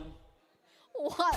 What is it all to it? But top lane though, Godspeed might be trying to look for a compensation. A define beat. Oh wait, once again, oh nah, Rudy is not find that escape he was looking for, but now Aaron is locked down. 3 members against 1, he tries to get out with the outplay, but not gonna be enough. The minion is there, and 3 members should be more than enough to take him down, right? That was, if you survive that, you are a god. Yeah. But yeah, that was amazing compensation coming through from the side of Higboshun, man. They could actually have a good engagement right there, but it's gonna be Rudes onto the Heptasis. That is definitely gonna be a damage he wanted to go for, trying to get a chunk of HP onto Senju or even Godspeed. But now the things are looking very, very good for Higboshun yet again, because now under 10 seconds. Wait. Oh wait, they're still fighting around the turtle pit. Look at that. Oh, Such is live actually gets taken off. And that's the mega kill secured by Godspeed. And with this, you know, once again, they are able to get a good control of the turtle. But again, look at the top lane. They're going to be Rudy is jumping onto his Christ, is really chugging him down. But the sprint will take him out towards safety there. So he did connect onto the mid lane. But Laxo actually used by Shenzi. He goes back in. But look at Mirio instantly trying to jump off. But still, 4 members are in the vicinity while Godspeed is securing the turtle. And now that's 3-0 in terms of neutral objective takes. Definitely going to be a good lead for the side of Godspeed right now. He's still not dying yet, and he's able to come forward. Oh nah, mid lane is a target, but the jump itself is threatening enough for IQR and TX to back off. That's how threatening is though, because you can see the 2k goal lead should not be that much of a problem, but at the end of the day, it's the way they can punish Higboshun. That's why important where they are able to get out all of those compensation right now. But every character has been falling down all for IQR and TX, and they wait. I think there must be something at the bottom lane. Oi, look at that! I mean, Shenzu, he had the black shoe, but will it be enough against that kind of damage? Because you can already see Aaron scaling up. I think Aaron has been very, very accurate onto those SODs there. Second build he already gotten. Far from finishing yet. He's going to be hitting out the DHS though. Madara. Oh no, Madara still trying to sustain that with the glorious, but they're not going to be enough. Such as life taking him down. But look at the backline. Godspeed going again, but he gets shut up and locked down. Aaron picks up that kill with his 2 members down from the side of Team Higboshun, and this should give enough leeway for Team IQR and to find some farms, especially for Aaron. Yeah, everything should be into the hands of Aaron right now. They should give every gold lead into his hands, because Trinity is what he's deemed necessary. And DHS is going to be one of the most important items for this Moskov right now. And if he is able to get with the penetration too, that's definitely going to be a good start for the side of RNTX. They are able to hold on to the later part of the game and try to go for something. But the top lane will be secured by Mirio yet again. There's another objective coming down. RNTX equalizing onto this objective right now. The lore is definitely what they are going to be looking for. Under 10 seconds will be spawning here. Dominant size for the Tamus right there. So which means that he's going to be able to have that hybrid defenses. But Lord, Sinrio, who's going to take? Despite having that front line, the damage is enough to punish down both Corey Cutie as well as Madara. Yes, they have the Revitalize, they have the Glorious Pathway too. But despite that, it's not really working in the times when Godspeed, you know, getting overextended sometimes. Like, it happened once, but despite that, I think the damage from Aaron is quite enough. So is from Such as Life. I was not expecting the bugs here to deal enough damage, but it's just coupled with the Angela. It's a series on a different level. And then you have the anti-heal the anti-region, right? So in a way, it's working really well. Somehow this draft is winning the early game. The late game is definitely theirs, but look at the engage that Glorious Master already used up right before the Lord, and that's a huge resource out. But now here comes Such Life, gets the stun on towards Madara. There goes Mirio with the engage. The SOD misses out slightly, but Madara is already low. He will fall. Mirio picks up the kill, but now the rest of the team is there. Mirio's 1 HP, and there will be Godspeed taking him down. Shut down already there, but Corey Cutie with the bravest fighter needs to back out. But look at the back line. Such Life said, I want Godspeed, and he takes him away. But the fight is not done yet. He wants a little bit more blood, but his hand is tainted enough, and he says like, it's fine, let me take the Lord now. Look at Crisis, though. He's able to clear off to the victory side, so he will be able to join onto the team fight most of the time yet again. But Aaron! Oh nah, Crisis wants to go in, but is it the right choice because your team is not even in the vicinity? But look at the shield, he's getting off. The Lord is on 1 HP, but the jungler is kind of far away. The retribution will be securing the Lord. Such Life pick it up, but can they get an escape? The hard gun is used up, but 4 members jumping onto Such Life is still sustaining all of it. But the sustain is going to be so much, and now Mirio joins the party. The SOD connects, Madara is low on HP. He falls. Crisis is still trying to sustain, but he gets turned up onto the wall, and he falls. Aaron picks up the kill, his damage is already on, and look at Shenzu onto the backline. He does not. Oh, he actually has the black shoes, able to sustain it out. But how long is gonna be the question? 2 members against 1. That's just unfair. That's unfair, man. That's a cute little girl you're chasing. But it's still definitely going to be a good game for the side of Orientex right now. They have the lore, and good and great sustain coming through from the boss and the combination. Vitch and Joseph is able to hold it up for so long right now. Before the 12th minute of the game, they are able to chunk down all of those inhibitors, HPs, as well as the holding blessing too. But this time they have to be very careful. Mirio, you do not want to repeat what you did into the first game. RNTX, you got to have that discipline. It's very necessary. Yeah, I think Big Boston, they have been here in the previous game too, but now at a point where they're already 4k behind, the Lord marching down. The holy defense should minimize the damage, but they've already lost it from the mid and the top lane. So the minion waves needs to be synced, which on the mid lane already has gotten in quite a go, but now the top lane tier inhibitor, I think it can get pushed up. Arrow is already working on towards it, and they are able to take it down, but look at the slowdown onto his 4 members, actually 5 with Angel already with the hard guard, and now the side of Team Boston wants to engage, but will or should they engage? The revitalize being used up by Madara. Also the heal available from Boston, not Boston, but IQ RNTX is enough of, you know, a separation that will not let these teams brawl it out any longer. Finally, something of a discipline we can see from RNTX right there. They're able to get out the top lane inhibitor here and walking away. Finally, and they're waiting for something right here right now, but Godspeed trying to get out a little bit vision, but it will be actually just Rudius they are able to see. But right now we can see onto the builds as well. Okay, we got the Trinity onto the hands of Aaron right now, and he's also got out the Rose Gold. By the way, there's a change up onto the Rose Gold meter. The more physical damage you have, the more lives you're going to be getting, and that is a very, very perfect item for Moskov right here, top lane. But Godspeed getting engaged on 1 HP away, but no, there's Suri, it misses out, but no! Aaron says not today, he takes down 1, and with this, the shield will be there, but still Crisis will be able to take him down, and now Mirs goes in with his ultimate. Look at the sustain is dealing out, but still the members are quite healthy. HP 40 Cutie has to flicker out, but now Madara joins the party alongside Crisis. They're dealing a lot of damage, but so are Team IQR, and just under the turret of Team Boston. They're not backing down, they're still fighting it out. Somehow they're still surviving, but no! Mirio takes him under the turret, and now the next one shopping block will be Mirio. Cody comes back, takes down that kill, and so Witch gets taken down as well. That's 2 for 1. Make it 3 actually, because Aaron fell too. And 3 for 2, good trade. They defend the base, but Boston, a lot of work needs to be done. A lot of work needs to be done, but do you think that was actually necessary for them to do that? No, no. Under the turret? No. Not really, right?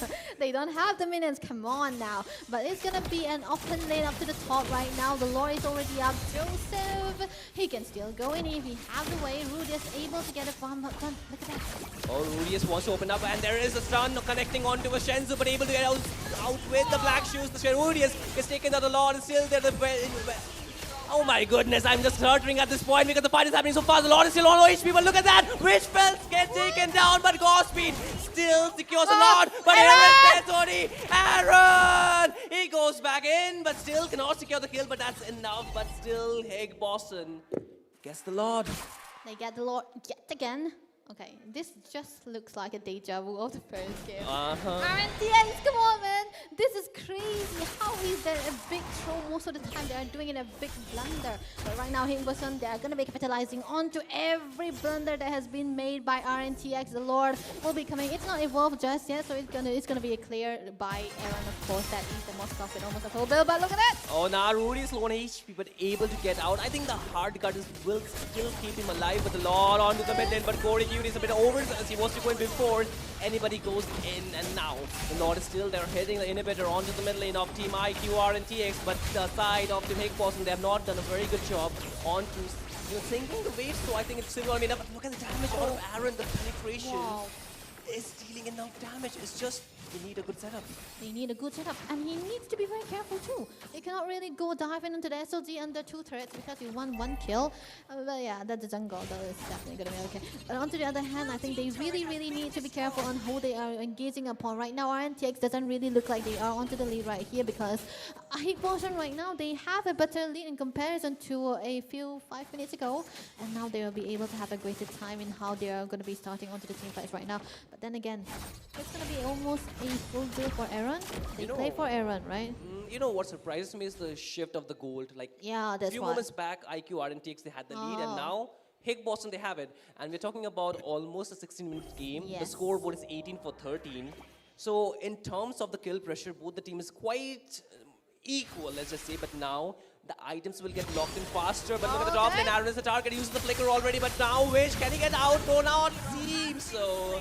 As inside of Team IQ RNTX, they lose their mid laner, but Aaron is trying to do a 1v4, and 1v5 is not going to be working, but no, it actually works out. He takes out one, but Ori Cutie will take a number. Shenzu onto the back, low on HP. Rudius takes him down. Now 2 members will still trying to run out him, but while Madara is stuck all by himself in between 2 members, it's not going to work, but Rudius still survives. Somehow, Crisis could not finish off that kill. Corey Kuhn is in the vicinity. Mirio versus 2 of the members, but still, the side of Team Higboson will respect the fact that the waves are crashing sides, and they need to clear the sides, otherwise the game is gone. Yeah, that's definitely going to be important here for both of the teams right now. Clear out the lanes first and go for the fights. Come on, man.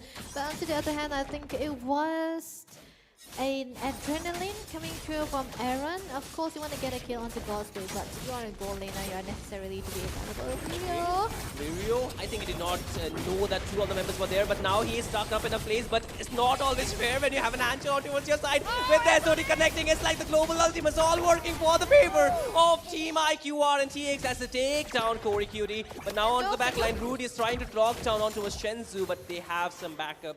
But the main problem is going to be the Lord here, Debbie. They do not have full 5 from the side of Team Higboson. RNTX, they should try to win out this retribution now. But Rudius, though, on the other hand, I think it's going to be Crisis going in. Wait, the retribution, no, such is life. He gets it down. The glorious path to drop down, but Mirio low on HP, but they're still trying to run it down. Can they outrun the side of Team IQR and TX who are chasing them down? Look at that. They're still going in for more. There are few more hits as Shenzu gets taken down in the hands of which Aaron wants to find a few more hits, but such is life is now trying to zone them out. The SOD completely misses out, but they have a way, but does not really matter. They're chasing them down without the minions. But look at Wish is trying to heal them up while taking the damage, but now such is life is stuck with the hard cut comes out at the right time, and with the waves, this looks like Team IQR and TX might or will be able to end this game, but still the Lord is not there. Madara gets taken down. The damage from Aaron is just on a different level. He picks up a double, and I think this is the game for Team IQR and TX to take as Corey, the sole member, still trying to sustain it down, but look at the hit, still there, but he takes down Rudius, but does it really matter? Not at the end. It's gonna be Team IQR and TX getting the win. Finally, something we can see worth seeing under the hands of everyone right now. It's gonna be the Moskov that can give equalizing onto the wins. 1-1 is the score. RNTX able to come back right there. Higboson not trying to go for the clean sweep right now. The predictions are gone wrong. 1-1 is the score. The third game will be the decider yet again for both of the teams right there. A good game that we just witnessed. And also, good discipline coming through from RNTX, finally. Yeah, I mean, we thought about it, right? They just needed to make a few adjustments and it would work. It definitely worked at the end because I think fighting under the turret Without minions. without minions, Yes. just from the heel of Angela, is just on a different level. But what really mattered was the fact that you have to see the hero change on Aaron. You give him the Yes, damage dealer, yes, that's why. it makes it work. He does it. It makes it work so well. That's what I was talking about. Give him a damage dealer. And you, look at that. I think that deserved. He deserved it, right? He deserved it. And you know what? The change up onto those items is really working good for the Moskov Demon Hunter together with the Rose Gold. Honestly, I was skeptical of the Rose Gold. You know, I was like, why are you building that against the Esmeralda? If I was a low ranker, I would say that. But at the end of the day, sometimes the items which can get countered can work really well. Yes, inside the base, the shield, it worked against him. But eventually, he brought enough time for his team to actually just try and capitalize on towards that. And in fact, I think it did not really matter if he's getting the kills or not. His work was to keep the farm up, and he just needed to, just go with the flow or just push the turrets, and he did that very well. I think he also gave us a lot of heart attacks too, right? With the dive that he did. And this time, I think Shenzhou, once again, he could not make the Lilia work. It was not working. Like, in practicality, on a paper, it should really win out the early game, but they had that mishap where the connection got, a bit unstable, and Madara had to get the first blood. But even after that, I think they were able to capitalize quite well. But I think they started, especially Rudius, he started to mark Shenzhou, force him to use the black shoes, which really made him vulnerable, because normally a Lilia is not this vulnerable. That's what, you have the black shoes and you have any kind of flicker or whatsoever you want to bring into the table right now. But I think it's definitely going to be more of a risk-taking RNTX. You know, I usually say that IQ RNTX doesn't go for risk, right? That's why they are too disciplined that they usually they get lost when they lose out their goal lead. But now they are too uncareful. They kind of look like they don't have anything to do when they usually want to go for the fights. But I would say the shift really worked well in their favor. I because, think so. I would not want for Aaron to be stuck up on a fighter when I do understand this is a fighter meta, but is it really the fighter meta for Aaron? I don't think so, because he can perform on the marksman much better. Yes, some of the fighters, they deal good damage. They can really, be the front line, but his playstyle is very different from the usual or typical marksman player now. It's like if I have to compare, if you put alongside Fate and Radium, he's not the same. Yes, it's quite different. He's quite different, and that's why you want him onto the marksman. And I think when the change onto the goal in, the marksman is a little back. So I think that could be a focus onto the attack speed marksmen right now. You did mention the carry. I hated the carry because of the range only. True. But I mean, Moscow also don't have the range. Range problem is there, but the best part of Moscow compared to a carry is that the global ultimate. Yes, SOD. We saw it working so well. Yeah, he had 90% hit rate. You need to be present in those team fight, and what better is than a global ultimate? Not every marksman in the game has a global ultimate, Moscow being one. And it's not just having the global ultimate, it's about hitting them right at the spot. And you could see in the top lane when there was a 2v1 against Mirio, both the global ultimate connected, right? And it turned it around. If it was just a 1v2 situation, normally we would not have seen Mirio surviving that. That's why we say that the Angela is very unfair. It's a global ultimate. You are not going 1v1 situation when there is an Angela right now. But you know what? Let's see how the second game goes on. Senju should be getting his comfort. Either the Kimi. Still, I'm liking the Kimi. I think do not force heroes which is not comfortable on. Yes. Like, I do understand that these heroes can work really well, but it's just not working in practicals. That's true. It's working in theories. Yes, technically this should be an unbeatable mid lane duo, the Hylos plus the Lilia, because you have the slowdown, the heal, mobility, plus the high damage. But if you cannot capitalize on that, it's like just having toolkits just sitting in the dust, getting rusted. That's right. And I think for Shenzhou, his playstyle is quite different. Just go for the Farsa, go for the flashy heroes. give it to him because the That's heroes are just- not getting banned. Yeah, and I think it's completely ignored. Even the Eve was banned for the side of Hikboshan too, and I think that also has to be the reason why they are going to be lacking out onto the damage source again, because Lilia onto the early stages he's completely rendered useless if he does not really get all those damage item onto the path. He even go for the red build too, but I think it's still a chance for Hikboson too, because there's still time for them to try to come back into the game number 3 right now, because the series is like getting started, man. I mean, what are the adjustments we are expecting? Maybe there's a possibility that we might see Godspeed into his comfort again. The Joy wasn't of a problem. I think it's that the Basha and the Angela shouldn't be open anymore, because that's what I think. I was going to say better retribution from Godspeed. It's required for them to win. But this time, I think they had better control over the objectives. Yes. Right, they got all the first 3 turtles. Yeah. Lord, yes, they got. But I think the conversion was very mid-game. less. Yeah, very less. But apart from that, changing the hero for Shenzhou, very important. Getting the objective, they've covered it up. Yeah.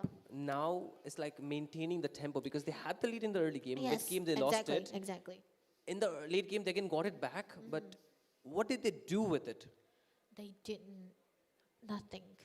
That's the the thing. problem. You need to convert the resources you have, and gold is a very important resource. You already have an item lead, and if after that you're losing those trades off, it's going to really hurt, because in this game, we would have really noticed one thing, which I want to point out, would be not marking the Moskov enough. Yeah. They had enough punishment available.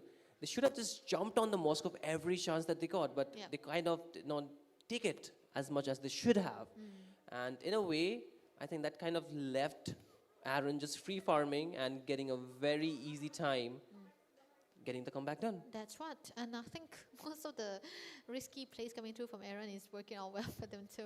I hope they do it again, because, you know, where is the adrenaline if you don't? But right now, I think Corey Cutie now, because the camera is on him, let's talk about him. He finally got his comfort hero. That's the Lapu. But I don't see him performing. That's what. Like, he is getting his heroes. Even in the last game, he got his hero. And if you take a look at it, like, the Esmeralda should be, like, let's be realistic, okay? With the Baxia, you do have a counter available towards you in terms of the anti-region.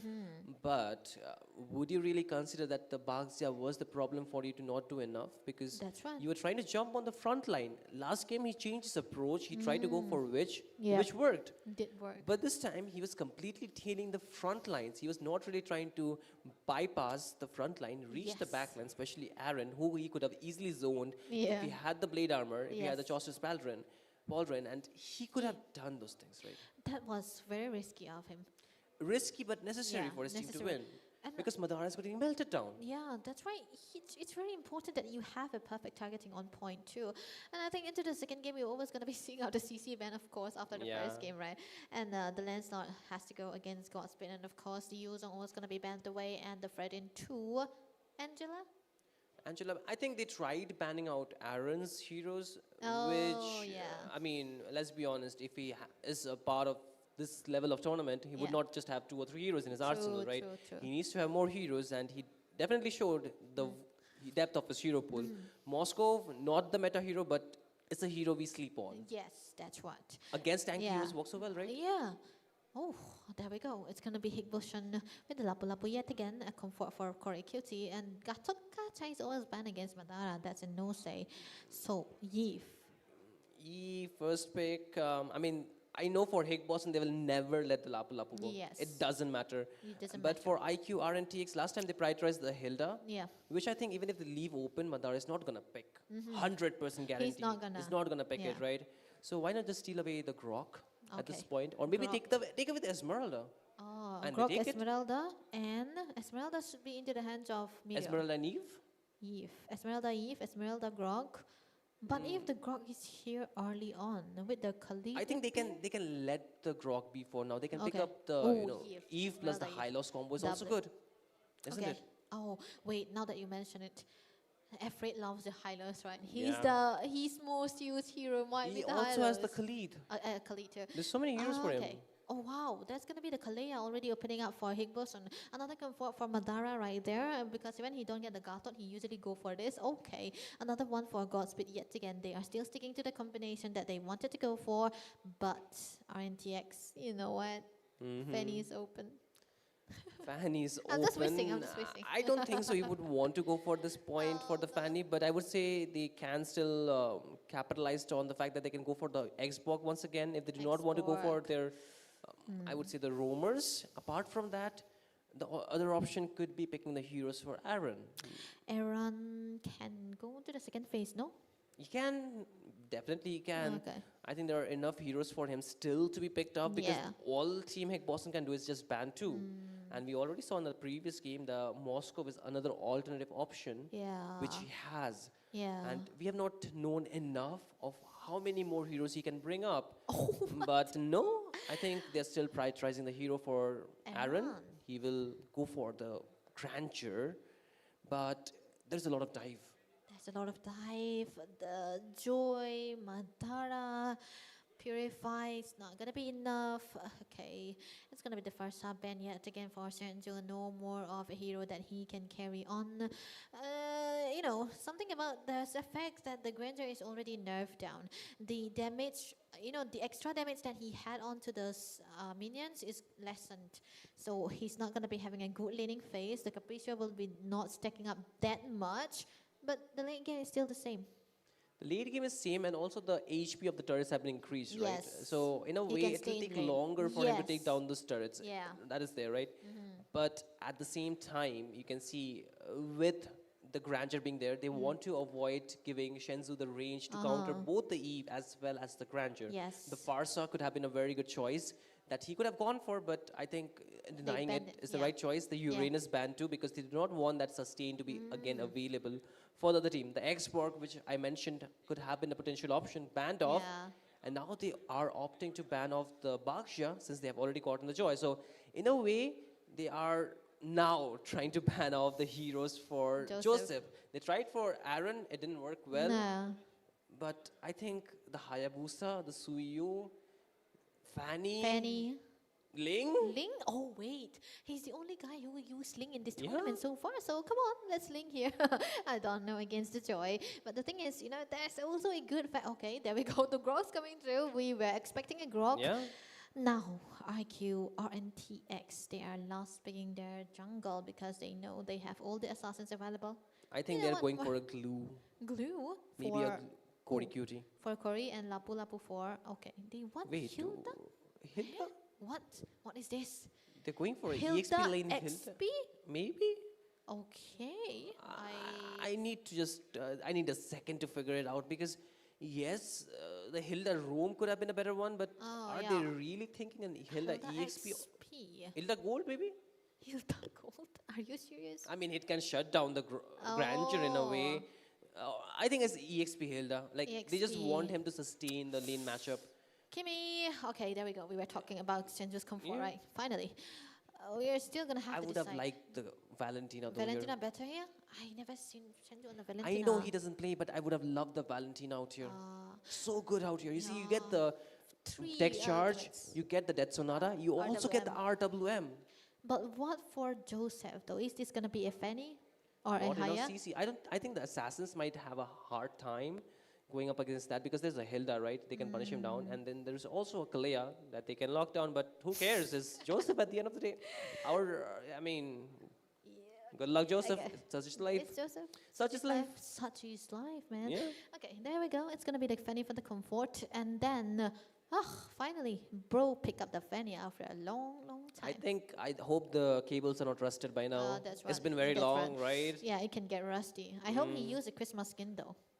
Hopefully, or maybe, hopefully. But you know what surprises me that despite the Fanny being open, Godspeed, he did not opt for it, that's right? what. He can play it so well, but what is stopping Team Higboson to actually just deny the Fanny too?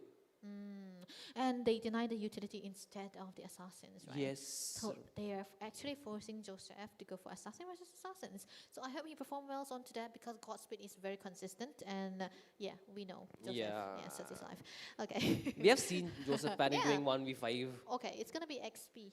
Hilda. I was thinking, what they're doing. You remember the time when back in M3, it was, I guess, the team BTK. They picked up the Chow against the Esmeralda. But it was the first time when the Chow was picked in a tank emblem. So he was not dying. Right? Basically, they're just trying to keep the EXP matchup immortal. Nobody dies, so they do not lose the lane, right? You can heal up instantly while you have your passive. And with the Hilda, you can actually even win out the early game slightly, if not by a huge margin. So this kind of forced Mirio to go for the sprint so as to match out the rotation of Hilda, right?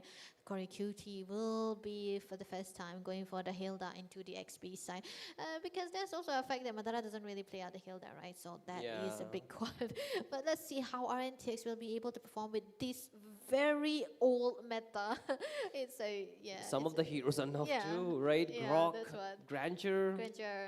Yeah, that's it, I think. That's it, I guess. Not more than that. I think Kimi is also a nerfed hero. You don't really have that much of a frontliner you want on a Kimi though. So let's see. I mean, along with the Kalea, the Kimi works really well, I would say. But it's all, again, I think Shenzu is getting his heroes freely.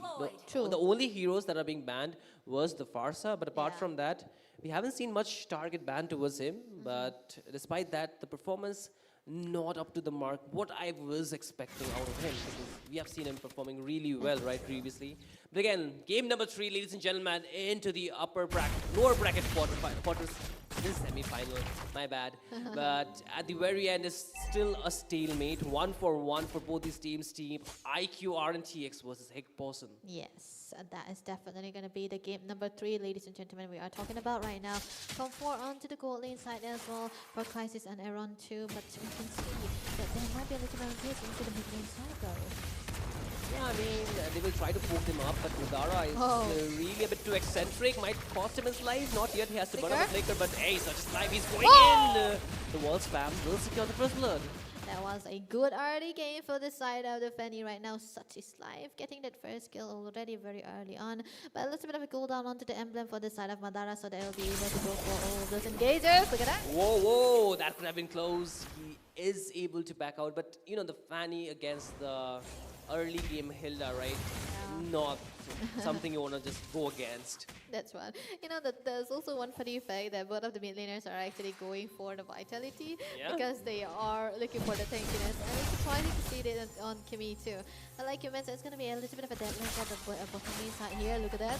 Again, on the skirmish, there is the tidal strike, but it's not enough to take down the kill yet. Shenzu's trying to do something, but onto the other side, Godspeed takes down one. But look at such his life. He's locked on, but which will be the one securing a kill is 2-4-0 in the favor of Team IQ RTX. You know, for a Kalea, you don't usually want to die very early on to the early stage of the game because you don't really have that again right now. But Miro trying to take care now, but the turtle will be secured by Godspeed right here because, of course, when you are onto the Fanny, you want to prioritize onto the kill rather than the turtle because of the kill is what you want. Mid lane again.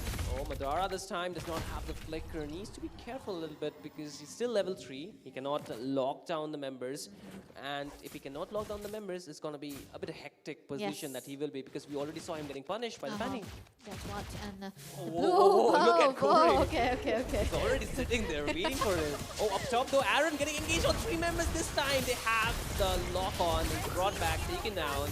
And that's the gold laner lost by Team IQ RNTX. They should have waited for the engage onto the top lane side, but I think it's definitely going to be okay because they still have time to try to go for the farms right now. But Godspeed, that's going to be 1 kill, 2 kill onto his hands without any death skill. So he'll be able to match up to the Oh, mid lane. Again, so just like engaged on, look at Godspeed. He's trying to drive onto the backline, which is the target. He's getting the electrifying beat on his face, but still able to watch out. But oh, the flicker used already too early, and this time Crisis says, I'll take it down. Madara has to force the flicker out, but gets taken down eventually by Such Is Life. Now Miris joins the party, but the party's already over. You cannot have the after party done already yet, right? But the side of Team not Godspeed, but the side of Team Higbossen, they're just trying to again re-instigate that team fight, but it's already too late. Like I said, party's over. Party's over, man. You're too late. But onto the level ranking, so it's definitely going to be Godspeed onto the top side because he got the kills and the turtle as well. And he is going to be very, very slippery onto the joy as well, but the bottom lane is what they want. Cables coming in for you. That's a good dodge though. Rusty? No. Okay, I mean, good dodge. Hey, Corey, you did a good job. But still, like, you can see again, right? The first item already being picked up by Godspeed. That's going to increase the damage. Okay, that's what they wanted right now. Sky Piercer first Oh, will for beastie. center. Yeah, he wants the kills right there, but Corey Kitty with the damage going through as well. First item for Crisis still, that is going to be the War X right now. That means that the Ranger still Aaron will not be getting out of the lane anytime soon. But the second turtle again into the hands of Godspeed right now, because of course you want to have that all that gold lead. But I think it's time, you know, the Fanny gets some kill again. Yeah, I mean, you see the early game, Higboson again, they have the control just like in the previous game. But it's from the mid game where the struggle begins. But again, this time they're trying to mark the goal lane a lot more, but they're locking out onto his Rudius and he gets taken down. Mirio jumps in with the Starfall onto his 4 members. The Death Sonata connects, but not dealing out enough damage. All he has is the Sky Piercer. It's not going to be enough, but a 1v1 between the jungler. Crisis, not Crisis, but Such is Life is trying to get or outmaneuver him, but he wants to go back in. It's the ego clash, right? Both the gold laners, both the junglers, but again on to the top lane. Mirio getting locked on. The flicker used by Price. Holy cutie. Not sure getting the kill, but Shenz is still trying to lock down with his pew pew, but not reaching out the distance. But still, look at, oh my god, the fight is still going. What are you guys fighting for? Joseph. And Such is Life is still there, but Godspeed is low on HP. He needs to back out. He needs to recall for sure. That was so much a close call, but thank God for the turtle buff, man. There's a seal that helped him survive too. But on the other hand, I can feel the nerf onto the Granger actually, because he doesn't really have the damages that require. The lane is already gonna be gone. He needs to have a farm onto the bottom lane side, but right now I think we got to be careful here. I think that's a bit of a pause right now, but gold ranking though, Price is still onto the top. Godspeed will be the follow-up. Sati's Life will be far behind. Corey Cutie, so they're really very careful, but Mino though, he might be taken down very low, but hey, that might be Corey Cutie spotted away. He runs away. I mean, run, but how far can you run, right? But still, there's the wall to block them from running, but Crisis does have the dash. But again, the timing, right? The purple puppet spawns up, and it's already like Team Higboson, it's our turf, but this time I think Crisis is getting really ahead of himself, but he gets taken down. Killing spree for Such is Life, and now the side of Higboson, they're committing a big mistake as they get a huge shutdown in the hands of Aaron, and that's not somebody you want to give 3 kills to, and he might pick up a second, but Madara able to dash out in time, but here comes Such is Life, secures the mega kill on towards Madara. And with this 3 members down, engage started off by Team Higboson, completely punished by the side of Team IQR and TX. And that is going to be a free hit onto the middle lane for the side of Aaron right now. That is going to be a lot of free stacks onto the Capricious right there. Corey Cutie trying to give out a little bit of a reason. The first turtle for the side of RNTX. Finally into the hands of Mr. Joseph. But I think that might be a caught. Corey, once again, he is trying to do the job of the front line, but you see the damage cutting out of what he can sustain. That's going to be a problem. That's going to be a big problem here. And I think it's also very good for RNTX because they have a free farming Aaron. And he already got the Hunter Spark and the penetration, right? You know what? I think the problem is going to be Such as Life. Yeah, he is. 402. 402, not that, nothing. Okay, that's gonna be a little bit of pause because. But still, like the game is going so fast. We just saw 7.5 minute game, and it's already juggling. It's That's like 6 kills. It was not 6 in the beginning for Team IQ and It's just when Crisis went in for a very unnecessary engage, I would say, like completely unneeded for that purple buff. While he was already chunked to 30% of his HP. It was already a mistake committed and he was already too far. But the problem is he also committed his flicker. If he died without using his flicker, a different story. But after committing his flicker, the entire team had to respond to that, which resulted in losing more members, reducing the goal lane. I mean, gold difference. Goal difference, yeah. That's why you really want to, you know, give out the sacrifice if you have a blunder, so as to not give out the big losses. But on the other hand, I think it's still going to be okay right now because they did not lose out onto any of these turrets still. Top and bot lane standing. So, wait, the mid lane is actually gone, so that's definitely going to be a problem for the jungling side here still. I think Such is Life is definitely having a greater time into this laning, onto the way he is walking around, flying around, trying to get all of the skills still here and there. So I think this Fanny should be a to be taken down. Has to be shut down. Yeah, they definitely need to shut down the Fanny and even Aaron, right? Because these two members are going to be dealing the damage. And since the pause is already up, we're going to see what will they decide to do from here, right? Because the decision making in the early game, okay, you can make some mistakes, but from the mid to late game, it's really gonna matter. One false step, one mistake, which already they have done with Crisis going in and making his team fall, reducing the goals significantly. I would say just a few hundreds, not enough against a lineup that has a marksman. But once again, no, the immunity from Grok will not let Madara pick him up. But look at Mirio wanted to go in with a starfall, but the side of the Meg boss, and they're able to maneuver their way out. But they will lose the bot lane tier 1 for IQR and TX. So in terms of the map, I think Team Hig Boston, they have done a good job. They have done their job right now, but Madara, I think he's in trouble. Oh, he was in trouble, but gets out instantly. But oh, look, such is life. He wants to go in. Oh, Shenzu's the target, but not the kill secured yet. But still now, Crisis. The target just changes. Look at Mirio just jumping onto him. He knows that he cannot kill him. Yeah. But does he care? He doesn't care. Because he can really go in and out, but you know what? There is a reciprocal that we have seen so far. Like, he's gonna be okay, but hey, Mirio, wait. Oh, nah, he gets locked on. Double lockup this time. Oh wait, Godspeed takes out Aaron on the other side, but Mirio trying to run out. One more hit should do the job. The flicker from Shenzu will secure the deal with the Sky Piercer, but no, the stun connects, and Such is life has to say Such is life while he gets taken down. Such is life, man. You've got to die right there. If you're going to get a stun. Let's take a connecting perfectly on point onto a flying Fanny. That is the big CZ that you want to go for a shutdown. Yeah. The members you were talking about. Both the members. Okay, I did. Oh my god, sorry. We jinx it? Not really, but Shenzu this time does not have the flicker. He's getting locked on from the wall, but still survives by a slither of HP. And now Madara will get taken down. They're trying to punish him down. This is still there, but Mirio is joining the fight while Witch is dealing the damage with the RWM. Such life comes there, does not have the purple. He finds them inside the bush. He takes on one. He's looking for more, but Aaron will be the one taking that kill down. Crisis few hits away, able to heal it up, but Aaron says not today. He picks up a double, and with this, the Sky Piercer is fighting up. Game of Thrones. Game of... Okay. Game of Thrones.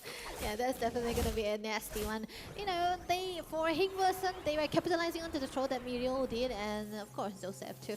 But on to the other hand, RNTX was able to reply to that. Senju was almost alive, but he got taken down. But you know, did you see the perfect tectonic charge coming through from Rudius, and he was still able to survive with the flicker? Yeah. That was on point. That was saving the day. But on to the other hand, look at that. Once again, there's gonna be the Tsunami Slam, the tech charge being used up, but not enough for him to find the safety. Godspeed takes him down instantly, but here comes his life, gets the taunt, but still he will be finding that kill onto a Shenzu. That's the mid laner for Roamer, but still Mirio getting engaged by Godspeed, but the Lord is still with them. But look at Mirio, does not really care, jumping inside of two members. He's still trying to sustain it out, right to outrun them, but still getting a lot of damage. Gets the stun up, and with this, Crisis will take him down. The tier 2 falls as well. Handle the Lord first and then go for the fights. Come on, man. But now I think they'll be able to defend it now. No Holy Blessing will be losing now, but the mid lane will be what they want to focus on. Hig Boson, they lose out to the mid lane, but it's still going to be an open game. And they don't really care. They just want to end the game. They go for that too. Now I think the map is actually very, very good for the side of Hig Boson still. Only in the inhibitor standing for RNTX, but there's also a fact that they might eventually try to deny this blue buff once Joseph comes in. Yeah, but then again, Madara is not shying away from using those Tsunami Slam also on towards the row. But look at Godspeed, he gets the knockup, but they reverse it down with the knockup of their own. Corey Curie takes down Rudy's. The RWM slowing them down, and you can already see Crisis try to deal other damage. Mirio's stuck up there, and he's just squishy for Shenzu to take him down. The Esmeralda sustain is not even there. He's not sustaining anymore because of the Sky Piece and of course the anti-heal coming through from Zenju. Oh, and on what? Godspeed! I think Madara just redeemed himself with that. Aaron was his coup. He wanted that. Madara is just like doing I think he's proud of himself at this point. But oh, Such Life wants to go in. He has a knockup. No, he gets stunned up. Shenzu will pick up the kill with the Sky Piercer. And now the mid inhibitor will fall. Yes, Mirio is back as it's 3 versus 4. Make it 5 soon as all the members are there. Crisis wanted to go in, but he thought that let's wait for the Lord. Finally, it's it's making through from the side of Hickbosson yet again. They are trying to go for the Lord, which is definitely going to be a good one here right now because they already cracked open the mid-lane inhibitor. So they can go for the weaker side, which may be the bottom lane too. And they will be slowly marching up from there. But Corey though. Oh no, Corey trying to deal a lot of damage. Rudy is low on HP, has to get out towards the safer side of the map. But again, the side of Team IQ RNTX, they need to sustain, they need to stay alive for them to defend this Lord. They cannot even secure, like for such his life, he cannot even secure his buffs. And it has come down to that because of that 5k goal lead. That is a start from the side of Hickbosson, and now they're going to be marching to the inside. There's going to be a wall stopping onto the Lord.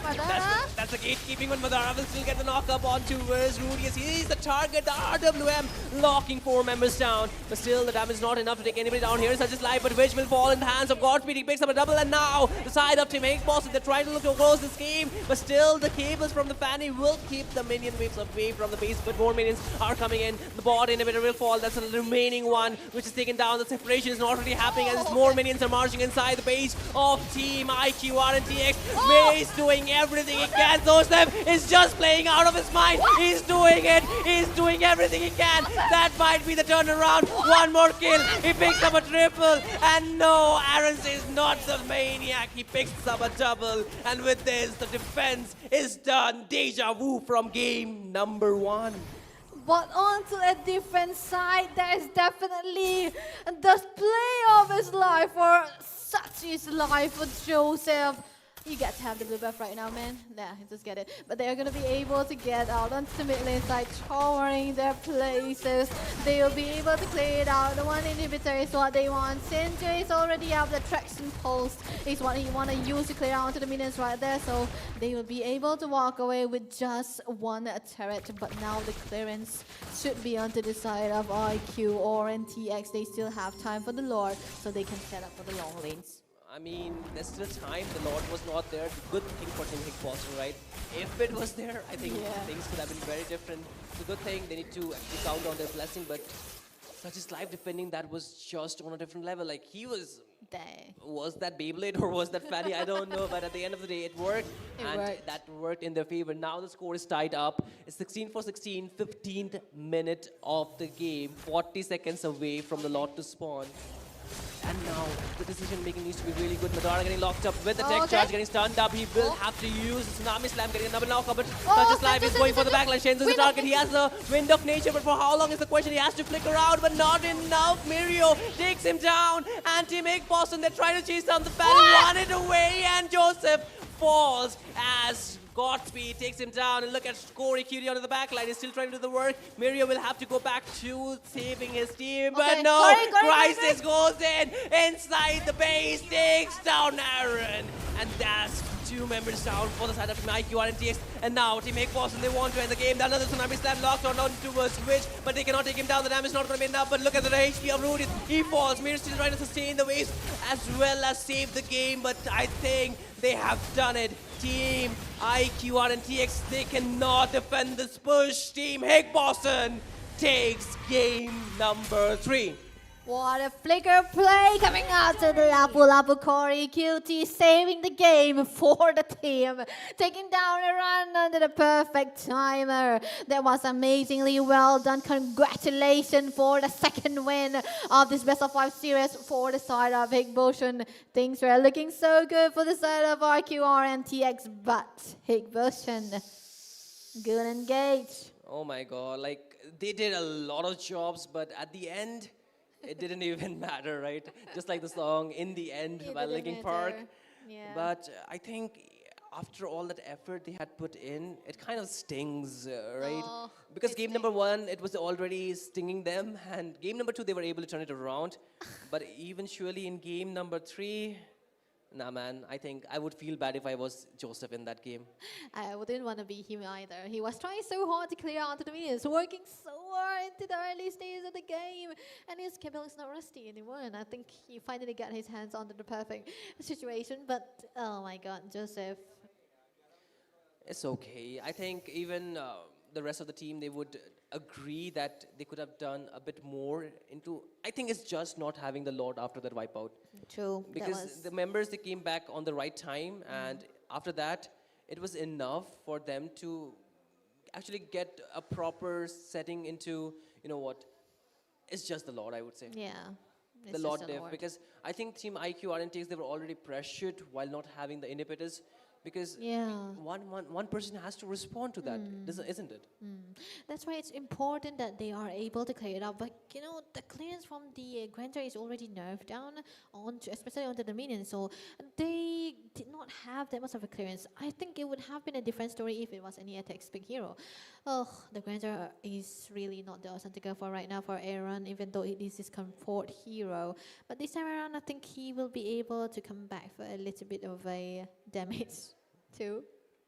I think he had the damage, but the grandeur was not working with Yes. all that dive available. Because in the early game, we even mentioned that Yeah. they need to mark both such as Life as well as Aaron, and they did that. They did that. They took them down almost at the same Yeah. time. What did that do? It put the pressure back. They because put the pressure back. gold, like, you know, you have to maintain the goal for a scaling lineup, and if you do not have the goal, then it's already a battle lost. Yeah, that's what you usually do here. But I think it's important to say that, you know, the Fanny did work out, but then again, I feel like Mira was underperforming there. Esmeralda, Too squishy. too squishy. And he went in for so many engages that they could leave without doing. And he died there. He's basically the Aaron in the first game. I do agree with you, because I think Mirio this time, do you agree Mirio is better with those set heroes? Yes. I I think would the say. Esmeralda does not suit his playstyle. He usually spams the Esmeralda in ranked games, but you know, and They that could have flexed the Esmeralda to the goal lane, right? Yeah, they were trying to. But they still locked on to the Grandeur as a third pick. Were they really Yeah. trying to put that Esmeralda onto the goal lane? Because if they were, they could have just done it in the True. second phase, right? They could have just Yeah. kept. They could have just picked the Grok anyway if they're gonna pick it down. I mean, they were afraid of the fact that the heroes might get banned off, just it True. happened in the previous Yeah. game. But nevertheless, I think that it was enough time for them to actually, you know, just rotate it out, because a lot of the heroes were open. Just pick something else, like if you are thinking. But what surprises me is the fact that Hilda worked. Yeah, Hilda XP works. Right? I think that was a good one too. But then again, I think Higboson are so good in late game, man. Okay. Because when Mid game trash. mid game, I blame I blame Godspeed for that. I blame Godspeed for that. No, I know he can hear me. He just gets too ahead of himself. He just keeps on making those mistakes, but it's okay. You know, he learns from it, which is the very good part. You blame who? Oh my God, why is he on the screen? I'm a You jinxing blame things. The player of the match, Godspeed, with 10 kills, 2 death. I want to prioritize that 2 death happening because he was very careless, and then getting those 5 assists. But I think he did enough job because he was punishing the Grandeur a lot more, right? That was actually true. The solo kill onto Aaron was what they needed, and they had it right there. But look at that, though, man. It's gonna be a classic build for the Joy, and I think he also have a decent goal. 866 goal is pretty good for Pretty good. a jungle, right? But on the other hand, I think a Crisis. Wait, oh wow, Crisis was the one actually on the Lapu Lapu. I thought it was yeah. Cory Cutie. I forgot. No, it's Crisis, right? Sorry, man. I think if they had put the Esmeralda onto the goal lane against that Lapu Lapu, still could have worked. Just do not let the Grandeur to be dived on, because you saw in the first team fight, he was like, where do I go? Left, right, behind, nowhere. Like, they jumped from every angle possible, and there was no one to save him, because in the game number 1 and game number 2, they had the Angela, which worked as Yeah, a that's right. saving Saving grace, right? grace. But this time, they had the Eve, no global ultimates available for him. All I have to say is Joseph's gonna be hella pissed. Look at his ratings. 3936. He was having the time of his life, man. He got all the kills that he required. But then something happened for a region, right? The macro factor where they couldn't really get the objective on time too. And Madara with the perfect pick off onto the perfect member, I think that is what was deciding factor too. And I think Senju, he get picked off quite a lot here onto the Kimi too, but the targeting that he did onto the frontliners too, he was able to melt down Miro too, right? That is perfect. You know what? We forgot a very important thing. The loser of this game gets eliminated. Oh yeah. And Team Hick Boston, they have already won 2 games. 3rd game over, 4th game in run, and if Team IQR and TX cannot win the 2nd game, I mean, not the 2nd, but the 4th game, they will be out of Mythic Showdown Season 2. This is already the lower bracket semifinals. And that is very, very critical. I think Miro plays another hero, man, this time. He's gonna have to get a good set too, because he didn't do good. But onto the mid side though, I think Vitz is pretty consistent. Oh wait, this is the lower bracket quarterfinals actually. My bad, because the semifinals would happen between Team SA2L versus the winner of this game, and then we'll have the grand finale. So this is still the quarterfinals we are in, because tomorrow we have 2 games, isn't it? Yeah. And even if we take the head-to-head battle, I think does it really matter? Because in a way, I think the way Madara was forced to use this Tsunami Slam, it still worked really well in their favor. And at the end of the day, what mattered was Shenzu was getting those stacks too. It was not only Aaron benefiting from the skills. It's Senju as the silent killer, and he got all his stacks too on point. But you know, I think we were talking about the gold gain from Godspeed, right? And he was able to get out the rich guy, which means that he had a decent amount of gold that he can make work with. But the main damage dealer was Joseph, such his life, not having the best life in this tournament so far, because not having the best life. That's something new. Oh, they have been losing, man. Okay. First win was the previous game. How do you feel about getting clean sheet? But either way, I think they did enough to hold the game for a good while. Yeah. But in the end, I think they kind of made a mistake that they thought that they can sustain the damage while Mirio did not have enough sustain. True. Because if you see, they were not really marking the damage dealer. Yes, Aaron was the target. Yes, Such as Life was the target, but they were starting off with Rudius every time those fights broke out. Yep, that's why it's important. You want to calculate your potential to go for a little bit of a utility. Sustain too. So let's see. Second game, Fredrin has to go. Lancelot removed. Another one would be CC, right? CC for sure. CC, and then what was it? Yuzhong. Yuzhong. I think for the side of Team Hick Boston, you cannot give them the CC because we already saw what happened in the first game itself. Yes. It's just not worth it. If you're going for a tanky comp, then just don't give the CC, Don't right? give.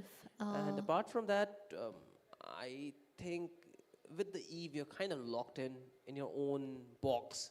You're trying to actually get a box done for the enemy, but then again, you cannot get out of that box, which kind of hampers to the things that you want to do.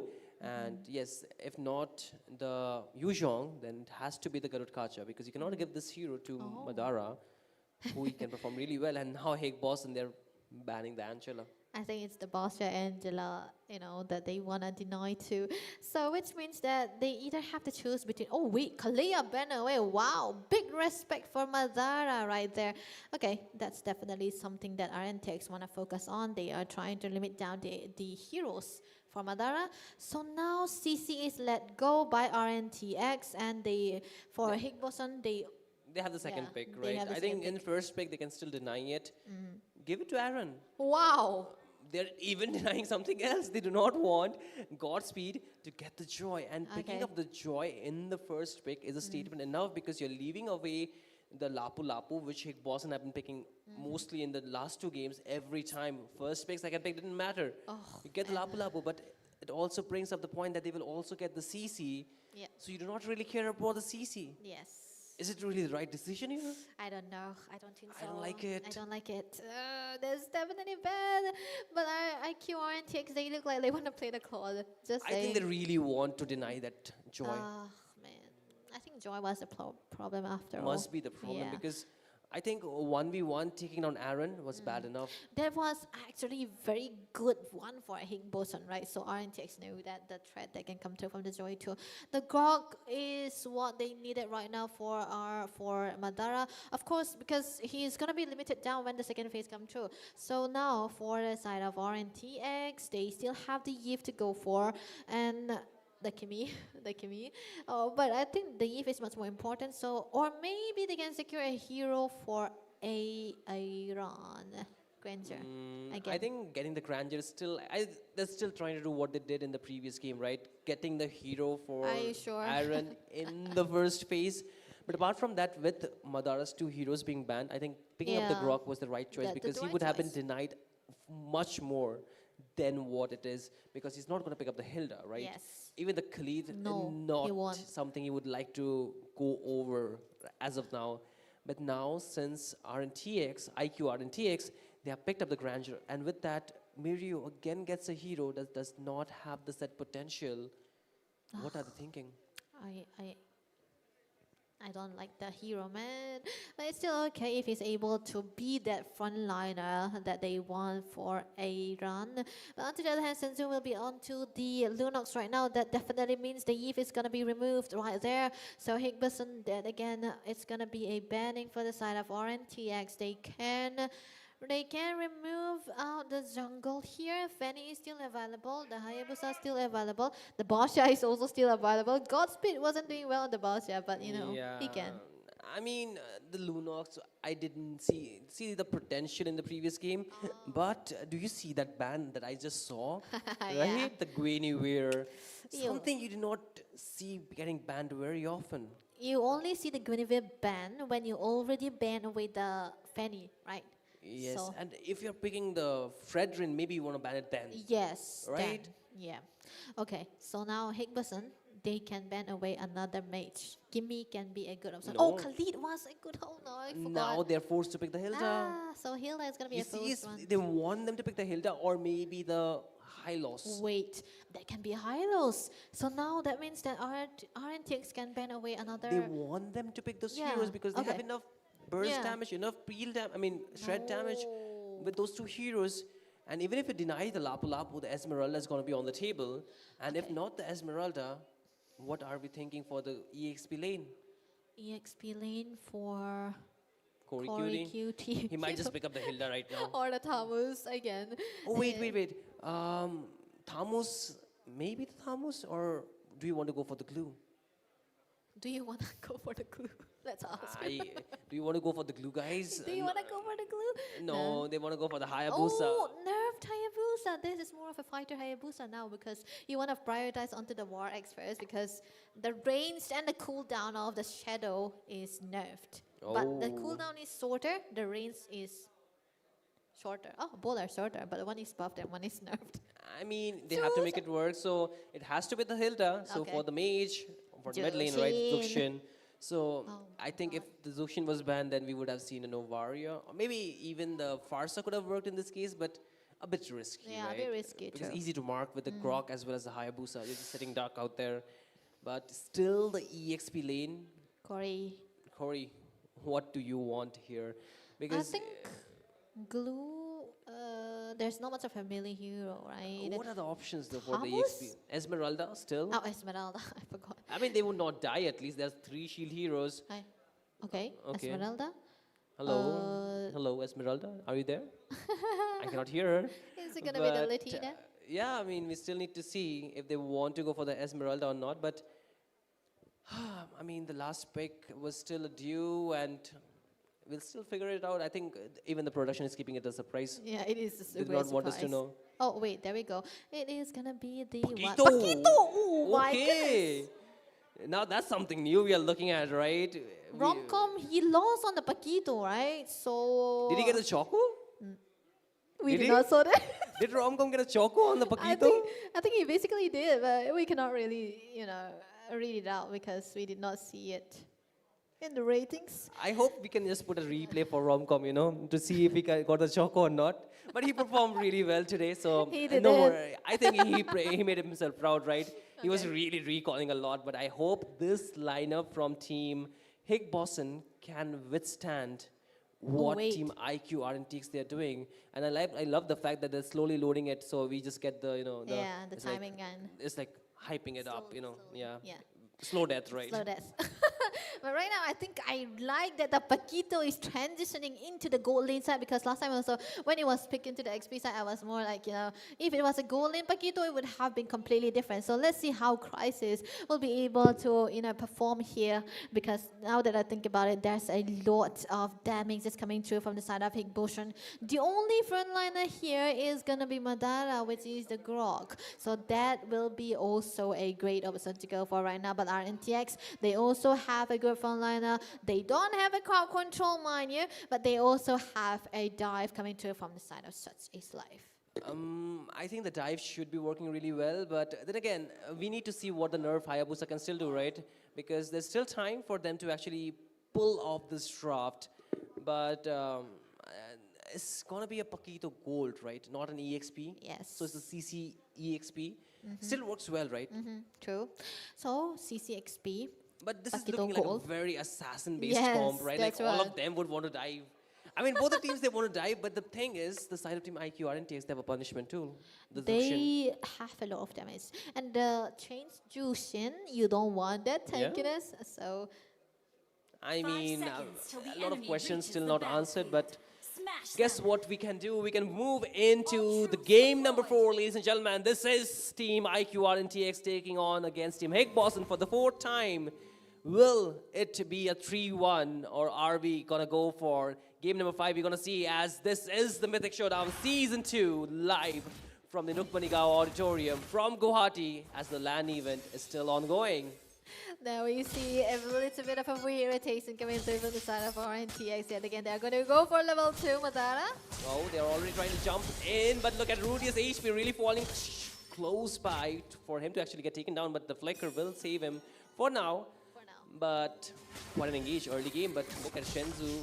He's still trying to just punish, but can he in the early game level 2? Not really, right? Yeah, he can't really do that. But I think I really want to know if what kind of roaming is the Hilda on, right? Rudius. If he's onto the dire hit, that means that he should be trying to go get all of those. But never mind. I think it's going to be a lot of trail to the hands of RNTX as well, but agility for the side of Higboshun though. But the damage will be onto the hands of the side of Crisis, because he bought out the Festival of Blood so that he could be getting a little bit of a sustain, because right now Paquito has got a buff.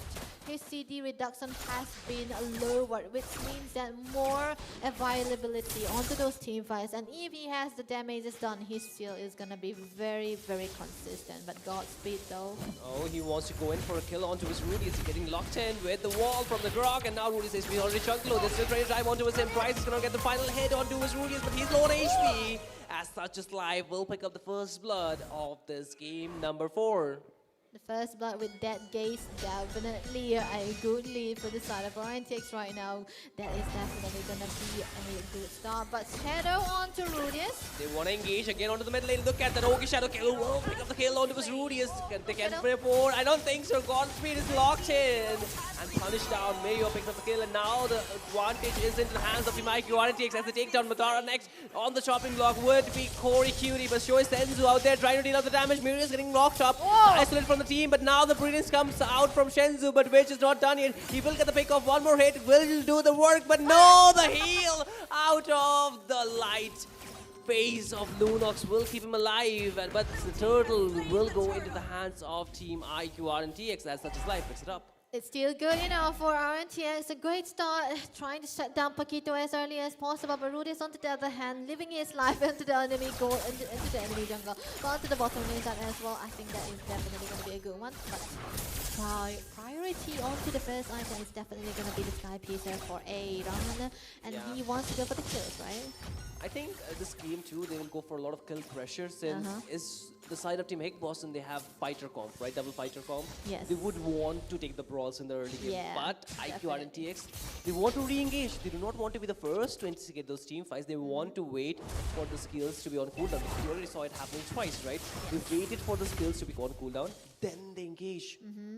That's what they are trying to do here. Blitz right now onto the middle side, trying to get a stun on him as well. Again, this will be there. Madara has to burn on the flicker, but can he find the escape? The text charge did the job, take him to the safety, but could have been a close call.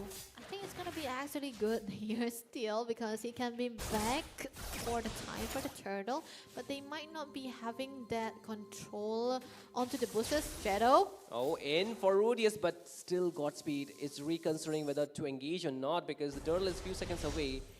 And even if it's not away, I think going in solo against a tank would not be the best option as of now. But again, the mid lane, there's a rotation happening. And both the teams, they want to get the control because I think the mid control is still not something they're looking for. But Mirio gets spotted up by two members of Team Hakepossen, but they cannot really punish him. Okay. Uranus, can they get the knock-up, but still not enough. But Mirio is really on HP, but Shenzu makes him down. And now the side of Team Hakepossen, they're trying to run. Godspeed will get taken down by such a slide. The Joy finally going in with the rhythms. And the music is already played by the side of Team IQ RNTX as they will be able to take away the purple buff of the side. Oh, they actually are not able to take it down. It's actually Shensu picking with the purple, but the turtle, whether it's the same story? Shensu taking No, because Retribution wasn't committed by set this time.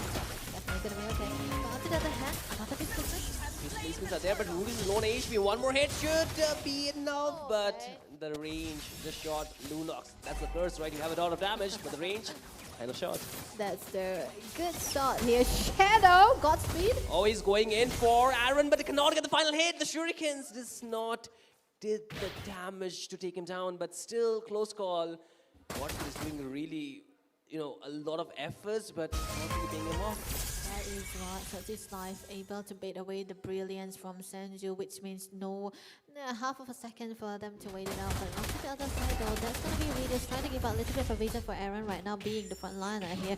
But Madara though, he placed the wall there, trying to go look for something, but yeah, he decided against it, which is definitely going to be okay right now. But you know what? I want to see Miro on the recall. Yeah, I mean, maybe, but you're talking about the boots for Rudius, right? He's going for the encourage one.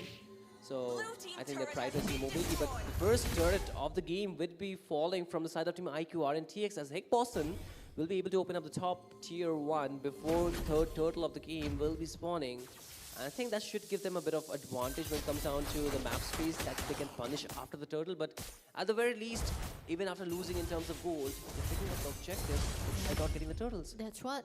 That's why the compensation is definitely out there. They're equalizing onto the gold too, and it's not even a 1,000 gold lead that's doable for his version. But right now, Miriam being a nuisance with that Uranus is trying to give out a little bit of a reason, but Godspeed still able to get onto his purple buff very clearly, so he's not gonna be behind onto all of those experience level. But on the other hand, they are able to get out of the top lane turret, right? The turtle is already up, so RNTX, they need this turtle so that they will not lose any gold. I think they can let go of this turtle because it's not very important for them to get the turtle. Okay. You know why I'm saying? Because Aaron is free farming. They just need to keep Aaron safe. But if they fight for the turtle, Aaron has to rotate. And if he gets taken down here, and if they lose the turtle at the same time, it's going to be very bad treat for them. As the turtle is already up, you can see, right, they're trying to zone out Mirio with his own 40 Furies out there. Crisis also wants to join the party, but Madara opening on the map alongside Godspeed's Retribution, though it's going to be such a life, taking it away, but the fight is not yet over.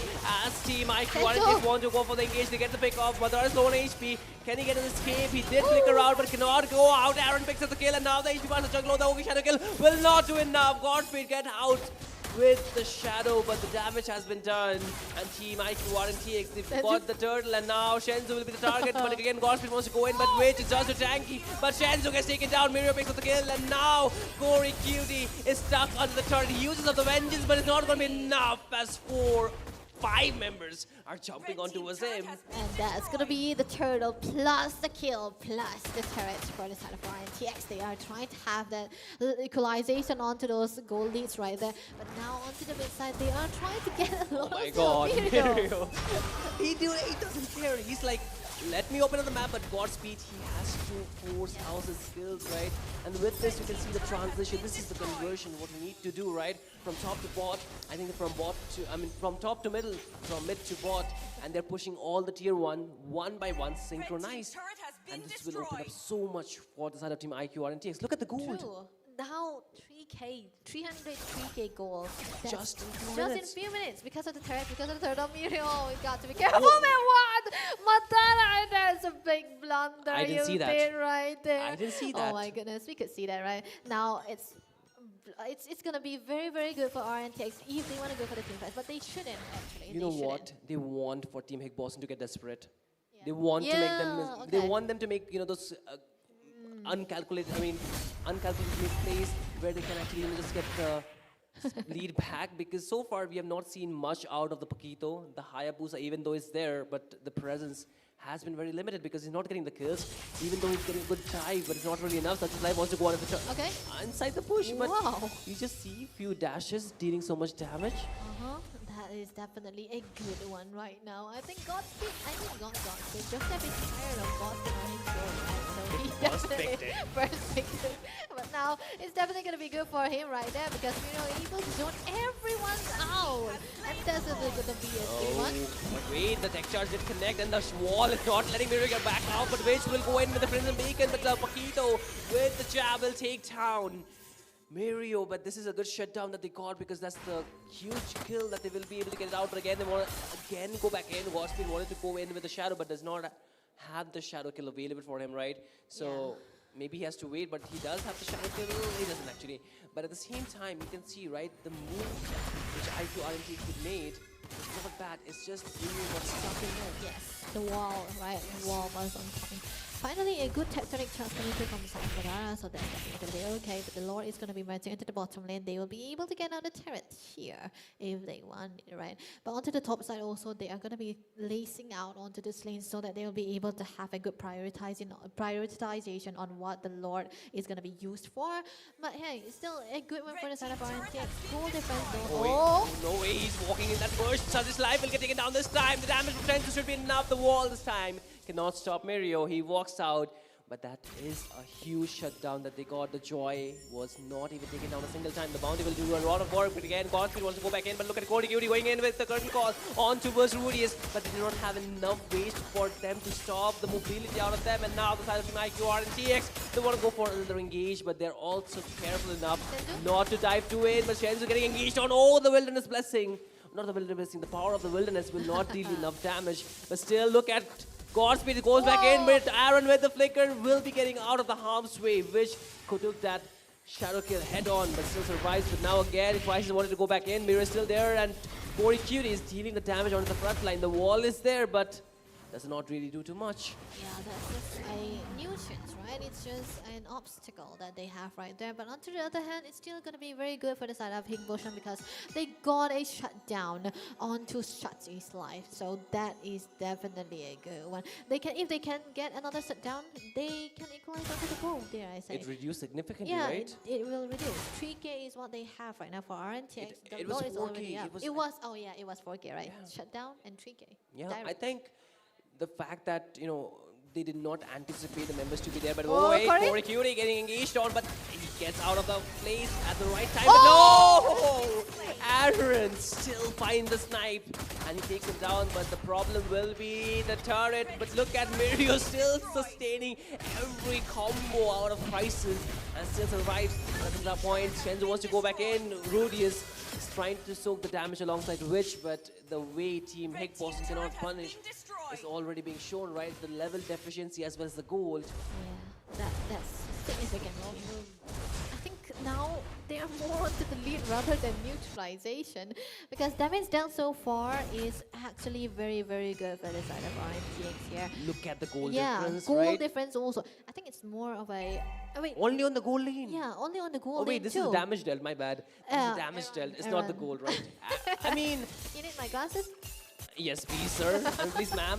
But again, the shadow kill being used. Oh, no! Aaron falls. Godspeed finally finds the kill, but can he find the escape? Shenz is there with the Chaos Assault, trying to deal out the damage, but which will get the displacement, but still, the brilliance is there, and Cory Cutie is trying to deal out the damage with the Yo-Yo Blaze. One more hit, which falls, such life will take down the kill onto Shenzu. Is still trying to survive, but look at that. Mirio onto the tail, but the heal will be there, but such life gets the double kill onto the backline as the two members will be there. The knock-up connects, but Shenzu finds the escape. 3 members versus 3 is still an equal fight, but Godspeed is getting chunked low by the shadow kill. Will get locked on, and such is life will fall.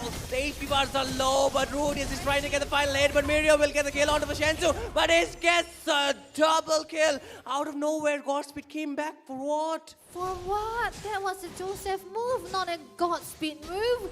Amazing. Sorry. Oh my But god. that was, oh my goodness, how did that happen right there? Old goalie is still stuck for side of RNTX. Yes, they did get a shutdown onto Aaron and onto the Seth too, but the turtle, oh, not the turtle, it's gonna be Lord rather. We're well past the turtle, right? We're well past the turtle. We want more turtles in this game, guys, but still the Lord is here. But look at the zoning, right? The Zuxion's gatekeeping is just more. Madara's still there, one more hit. The jungler is not there, but can he steal it away? Oh no! What? He steals away the turtle! Madara! He did it! What? Team IQ RNTX, they could not get the Lord! And Team Boston, they got the Lord! They got the Lord, and now it's gonna be lessening down the goal lead for the side of RNTX. That's a blunder. Godspeed have to walk away with the shadows, but the Lord will be marching onto the bottom lane side. That was a good call coming through from Madara. Mister, that was a good steal. Grand Theft. I mean, that was just on a different level, right? I was not expecting. I was like, oh, he's going in. What can he do? Oh, what can he do? And he did the most important factor in this game because they already have 2 points in. If IQ RNTX, they cannot win this game, it's going to be Hick Boston moving to the semi-finals of the lower bracket as Lord is already getting cleared out. And I think this is enough for Team Hick Boston to reduce the goal, get some turrets around the map, and also build up enough damage onto the damage dealer to try and find a way out from the spot they're in. Yes, that's exactly true. And now it's going to be putting RNTX in a very back foot right there because they don't usually have a good response with losing something big. And now they lose out the Lord too. The mentality will be bad, but satisfied though he wants some kill. He wants some kill, but the brilliance instantly used up by Shenzu. Miri is trying to chase him down, but look at Madara gets the 3-man knock away the tech charge. And now the side of Jamaica Boston will want to collapse. The shadow kill being used up, but not dealing enough damage. Aaron is still there, reading on towards Cody. One more hit. The Venge popped out, but look at Mirio trying to go with the zone, but Aaron will pick up the kill. But Witch will get rid of, but Aaron finds a double. He is doing the work, and this is still Team IQ RNTX not giving up. And Shenzu is trying to run with the brilliance, but the stage bar is too low. One more hit, but no! Shenzu takes down one more. He's trying to survive, but Mirio will pick up the Grail Crisis, trying to recall because the mid lane is in a jeopardized position with the minions pushing it in. But still, it's going to be a stalemate. Neither of the team can find a capitalization out of this. Yeah, definitely a blunder after blunder. Game of Thrones is what we said, and that's definitely gonna be true right now. But Aaron, man, he was able to survive and get an outplay onto the Godspeed, onto the Hayabusa with that one move of his Rhapsody. And he did commit it onto the Flicker too, and he was still able to survive. That was actually amazing and well done right now. But the Lord is what they're gonna be wanting for both of the teams. Whoever gets the Lord, they will be having that goal lead. Man, I think in the early game, Joseph or Shatach's life was doing really good, but now he's falling quite often because he's the first one to instigate those team fight, and he shouldn't be the first one in the late game. He should let Mirio, Witch, and the others to engage, right? But again, Godspeed getting locked in, but oh wait, he goes out with the shadow. He does have the shadow kill, uses it up, but 4 members against 1. They're using everything that they can. They will pick him up, and Aaron will find the mega kill, but again onto his backline. Shenzu trying to go for a 1v1, such as life, 1 HP away. One more hit should do the work, and Crisis finds it, takes him down. This is Hick Boston not yet giving up. They're still trying to fight for more. Crisis needs to run away. The 3 members chasing him down. Mirio cannot slow him down. Aaron trying to find one more hit. Rudy is trying to lock him down from the top. He has the stack, but he cannot find the way out. The team is here, but he's able to maneuver his way out. Corey Cutie going in with the Vengeance. One more hit should have done the work, but Aaron still survives. But look at that. Madara giving the peel. Corey Cutie gets out. Shenzu with the Brilliance still going in. Shenzu with the Flicker. He took out the Immortality. One more hit. And no! He takes him down though. And that's the shutdown. But Team Hick Boston, now they're down from the mid laner. They're still trying to get a way out. And they are still near the Lord. So this is not a fight that is over. I understand what Senzo was trying to do, but Miro, he got to get away with the punches coming through from Crisis. Shadow Kill will not be doing anything anytime around, but Chachi's life is back alive, so they cannot really go for the direct attack onto the turtle, onto the Lord. And now they're gonna be trying to go for Dead Engage. Godspeed! Oh wait, Godspeed goes in, just live, he's still able to distribute the damage, survives. But a close call indeed, right? But this team, both these teams, they are just making plays after plays. And I can't believe this is not even the grand finales, right? But I'm expecting more from these teams since they have already put up this display. And 18 minutes into the game, 19 minutes soon, right? The Evolved Lot is here. Anybody who gets this lot wins the game, it seems so. Yes, that is what I'm looking for. 18 minutes already onto the game, and that means that it's going to be an evolved lot with more HP, more damages, and whoever gets it will be able to have a greater chances in ending the game. But now, both the teams are actually ready. Madara trying to get out of very good positioning. Oh wait, he gets the tech charge. Just Life has to force out the Winter Crown, but it's not going to be enough. Look at that, the shield is back up.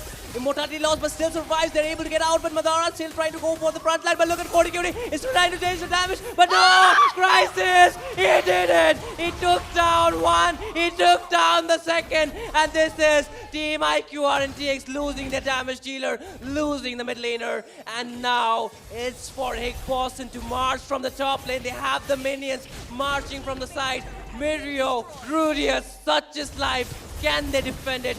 No immortality, no Winter Crown for such is life. The Shadow Kill being used up. Godspeed is locked in there, but still able to find another escape. There is still time. The minions is cleared out, and Team Hick Boston, they have to back out.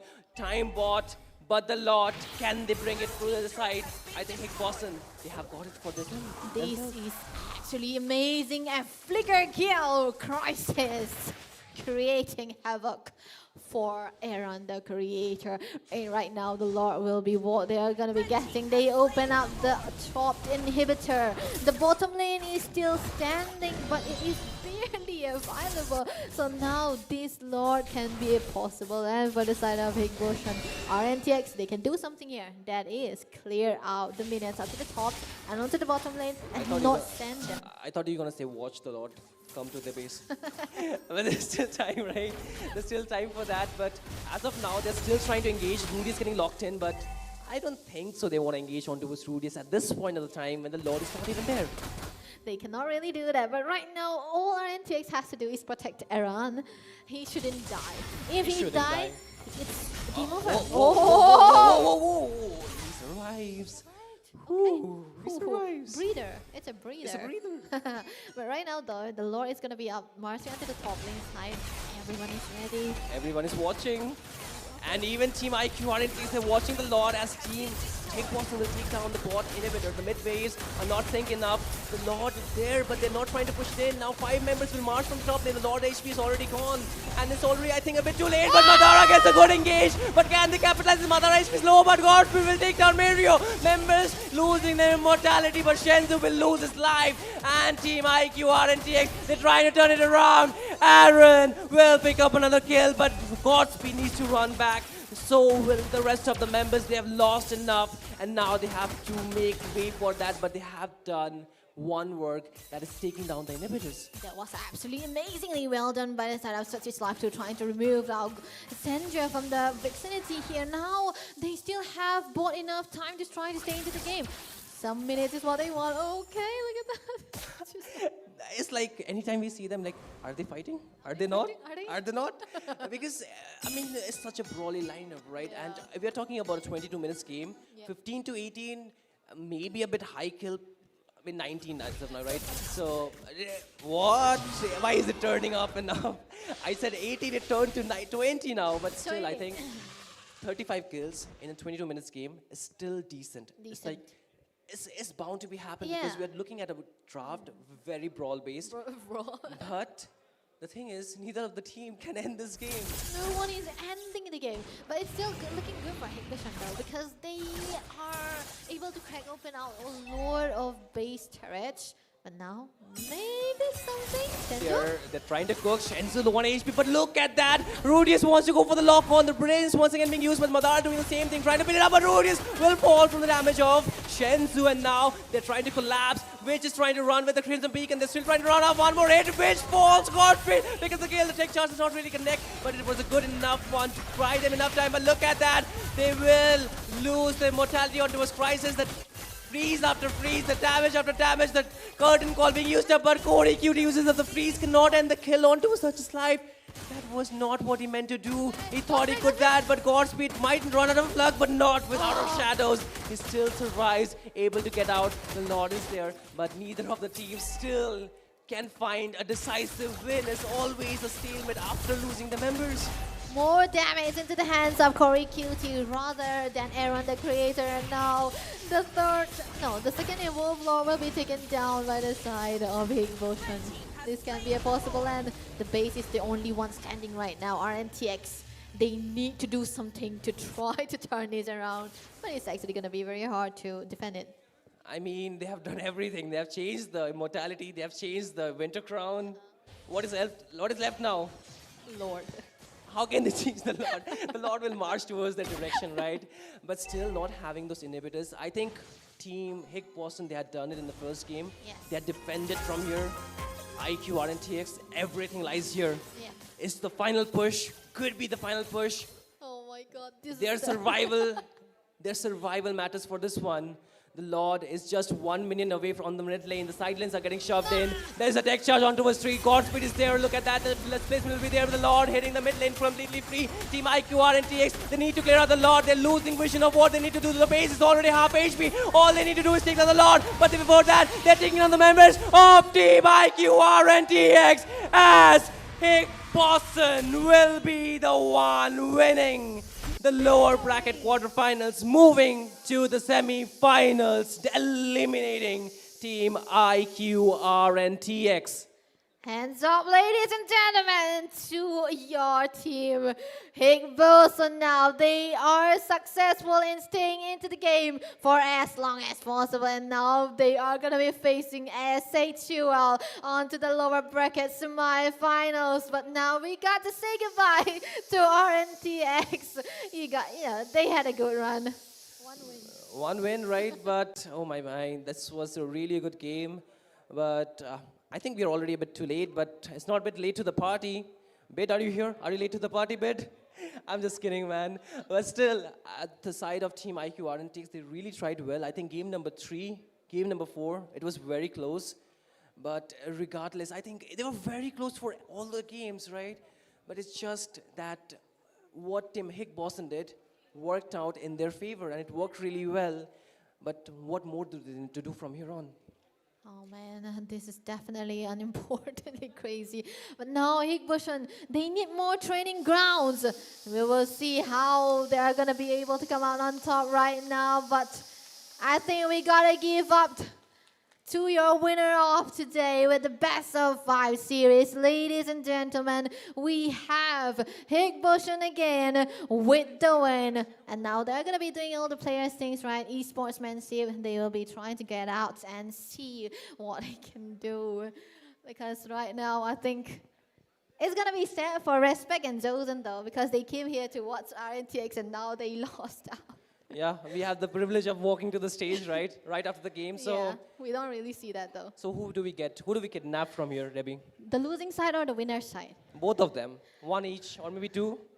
We definitely have to get Madara though. Okay, we have Madara, we have Or Corey Cutie, he haven't spoke for so long. Wait, let's see who they want to send. Senju, maybe? Shensu, of or course. Maybe everyone. Wait, Godspeed. Get everyone, get everyone, Get everyone, get everyone.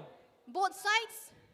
Get everyone. First, we will invite Team IQ RNTX to please come we'll. in RNTX, front. please come Please come here, guys. Aaron, stand. We want to say a final ball, right? Hey, do not blame it on me. Muriel? We need to have all of them out here. Please come here. Ladies and gentlemen, this is Team IQ RNTX who represented their org, but it was just a bit unfortunate which. Close, but not close enough. That is the nature of this game. I think we're all accustomed to it, right? But I mean, it was a hard game indeed. But what do you feel after, not reaching your goals the way you planned it? Kind of disappointed.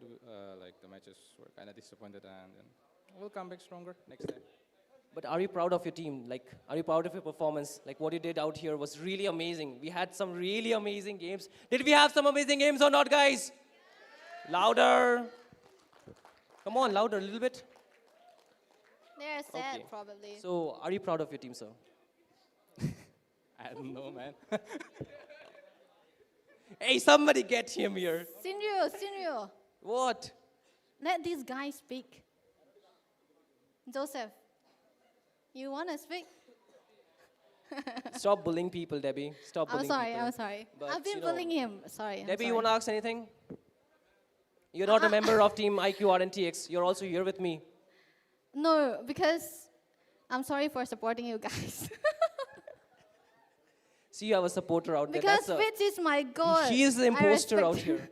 But again, guys, I mean, any final, any thoughts that you have after playing in Mythic Showdown Season 2? Like, I know it was a hard way for you so far, but what do you feel or what is on your mind after everything that has happened? Or right now that, your journey, I mean, I do not want to be bittersweet to you, but you know what happens, so I cannot actually, just mince my word really well. But, what are your thoughts for now? And I'll just get back to the hotel and rest. That's all. Okay, it's good enough, I think we are all proud of Team IQ RNTX, aren't we, guys? Do they want to see them in the future again, come back stronger? Were we entertained for the games they played? Let's say thank you to Team IQ RNTX for their brilliant display of skills and the fight they have given in the Mythic Showdown Season 2. It's unfortunate that their journey had to come to an end, close here, but I think we had enough of what we could have, seen, but which I'm genuinely sad. We have met at a long time, but I'm genuinely sad, and I'm not trying to, just, again, mince my word, but I hope you come back really strong, and I'm looking forward to that win. I want to see you claiming a title of your own soon enough, man. Okay? Thank you. Thank you, guys. Just take a final bow before you leave. And please give them a huge round of applause, ladies and gentlemen, as this is Team IQ RNTX finally taking the bid of Mythic Showdown Season 2. Now, Debbie, what is left? Yes, we have our winner yet again, walking away from elimination. Please make your way. Higbotion, Madara, Sanju, Cory Guilty, Crisis, and Godspeed. It's not, you guys have not won yet to take the trophy. There's still a long way to go. Don't be so happy. I'm just kidding, man. Okay, you're supposed to be happy. I'm gonna give the mic first to one person, okay? Don't hate me for it. Godspeed. Nice choice, nice choice. You asked the question, though. No, you do. To Godspeed. Mr. Godspeed. Yeah. Were you angry when your joy was stolen? What? Hi. If I say you something to say, will you say the same thing? Say, I was angry after my joy was stolen. No. You were not so angry. Were you confident with playing the Hayabusa? Are you happy that you guys won against Team IQ RNTX?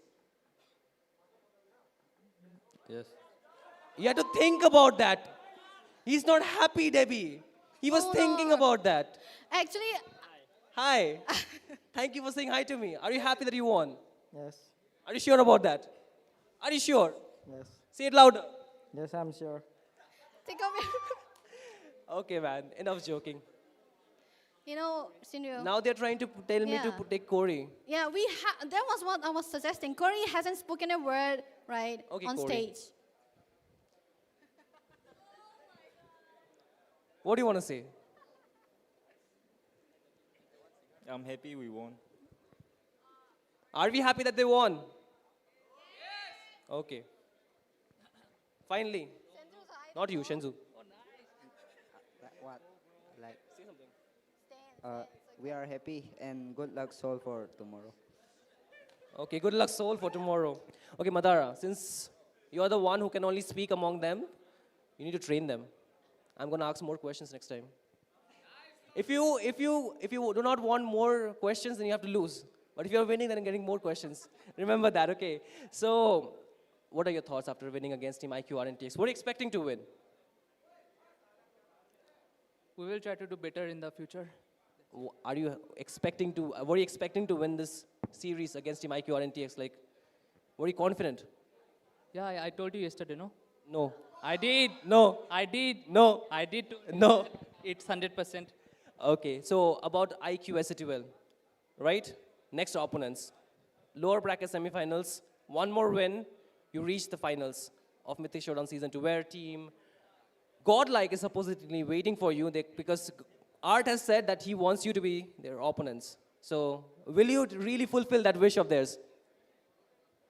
We will try our 100% to fulfill that. That's it. That's it? I didn't feel the confidence.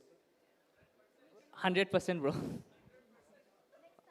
If it turns back, then you're going to become the new meme. 99.9%. But still, this is, ladies and gentlemen, Team Hig Boston winning out the series. So please give them a huge round of applause as they will soon play against Team IQ SATL. So, guys, I'm happy for you. But once again, everything has come to an end. You guys have enough time on the stage. Now get out. I'm just kidding. Just take your leave, man. But hey, we'll see you tomorrow. And ladies and gentlemen, this is it for today, right, Debbie? Or do we have more cosplay? No, it's not. I think they can take an aura walk here. Oh, you take an aura walk. That's what Debbie said. From Madara, yes. I cannot give the music. I'm sorry. We don't have the music. It's okay. Okay. Aura walk. 100%. They're closer to the, to Happy the goal. birthday, Roro. Oh, happy birthday, Roro. That's Happy good. birthday, Roro. But with this, Debbie, we have to come to an end. Yeah, but yeah. Are you happy with the performances, with the matches today? Not with RNTX. Everyone. Biased. Oh, no. Okay. They're out, so. Okay, enough with that charades. And now, let's go for the final end because tomorrow is going to be a very huge day for us. The grand finale of Everything Mythic Showdown, ladies and gentlemen, Season 2. We are almost at the end. And this is the gong. I say the gong because of the trophy. Oh, I'm sorry. Mythic Showdown Season 2. The champion awaits. We'll see who's going to take the trophy home because the games are not over yet. We have 2 more games. The upper bracket, not the upper bracket, it's the lower bracket semi-finals and the grand finale are waiting for you guys. So don't miss out. Be present at the Rukmini Gao Auditorium, Guwahati, of course. The tickets, does it really matter? You just come and watch standing if you want to, but you watch the games. But we will see you tomorrow right here live. And you better be here, right, Debbie? Yeah, we will be here. Everyone will be here. So do not forget to join out. The finals will be lit. SATL, Hig Boston, and of course, God L will be the one battling it out tomorrow on who will. Okay, with this, we'll come to an end. And thank you for watching, ladies and gentlemen. We'll see you tomorrow. Good night, and see you.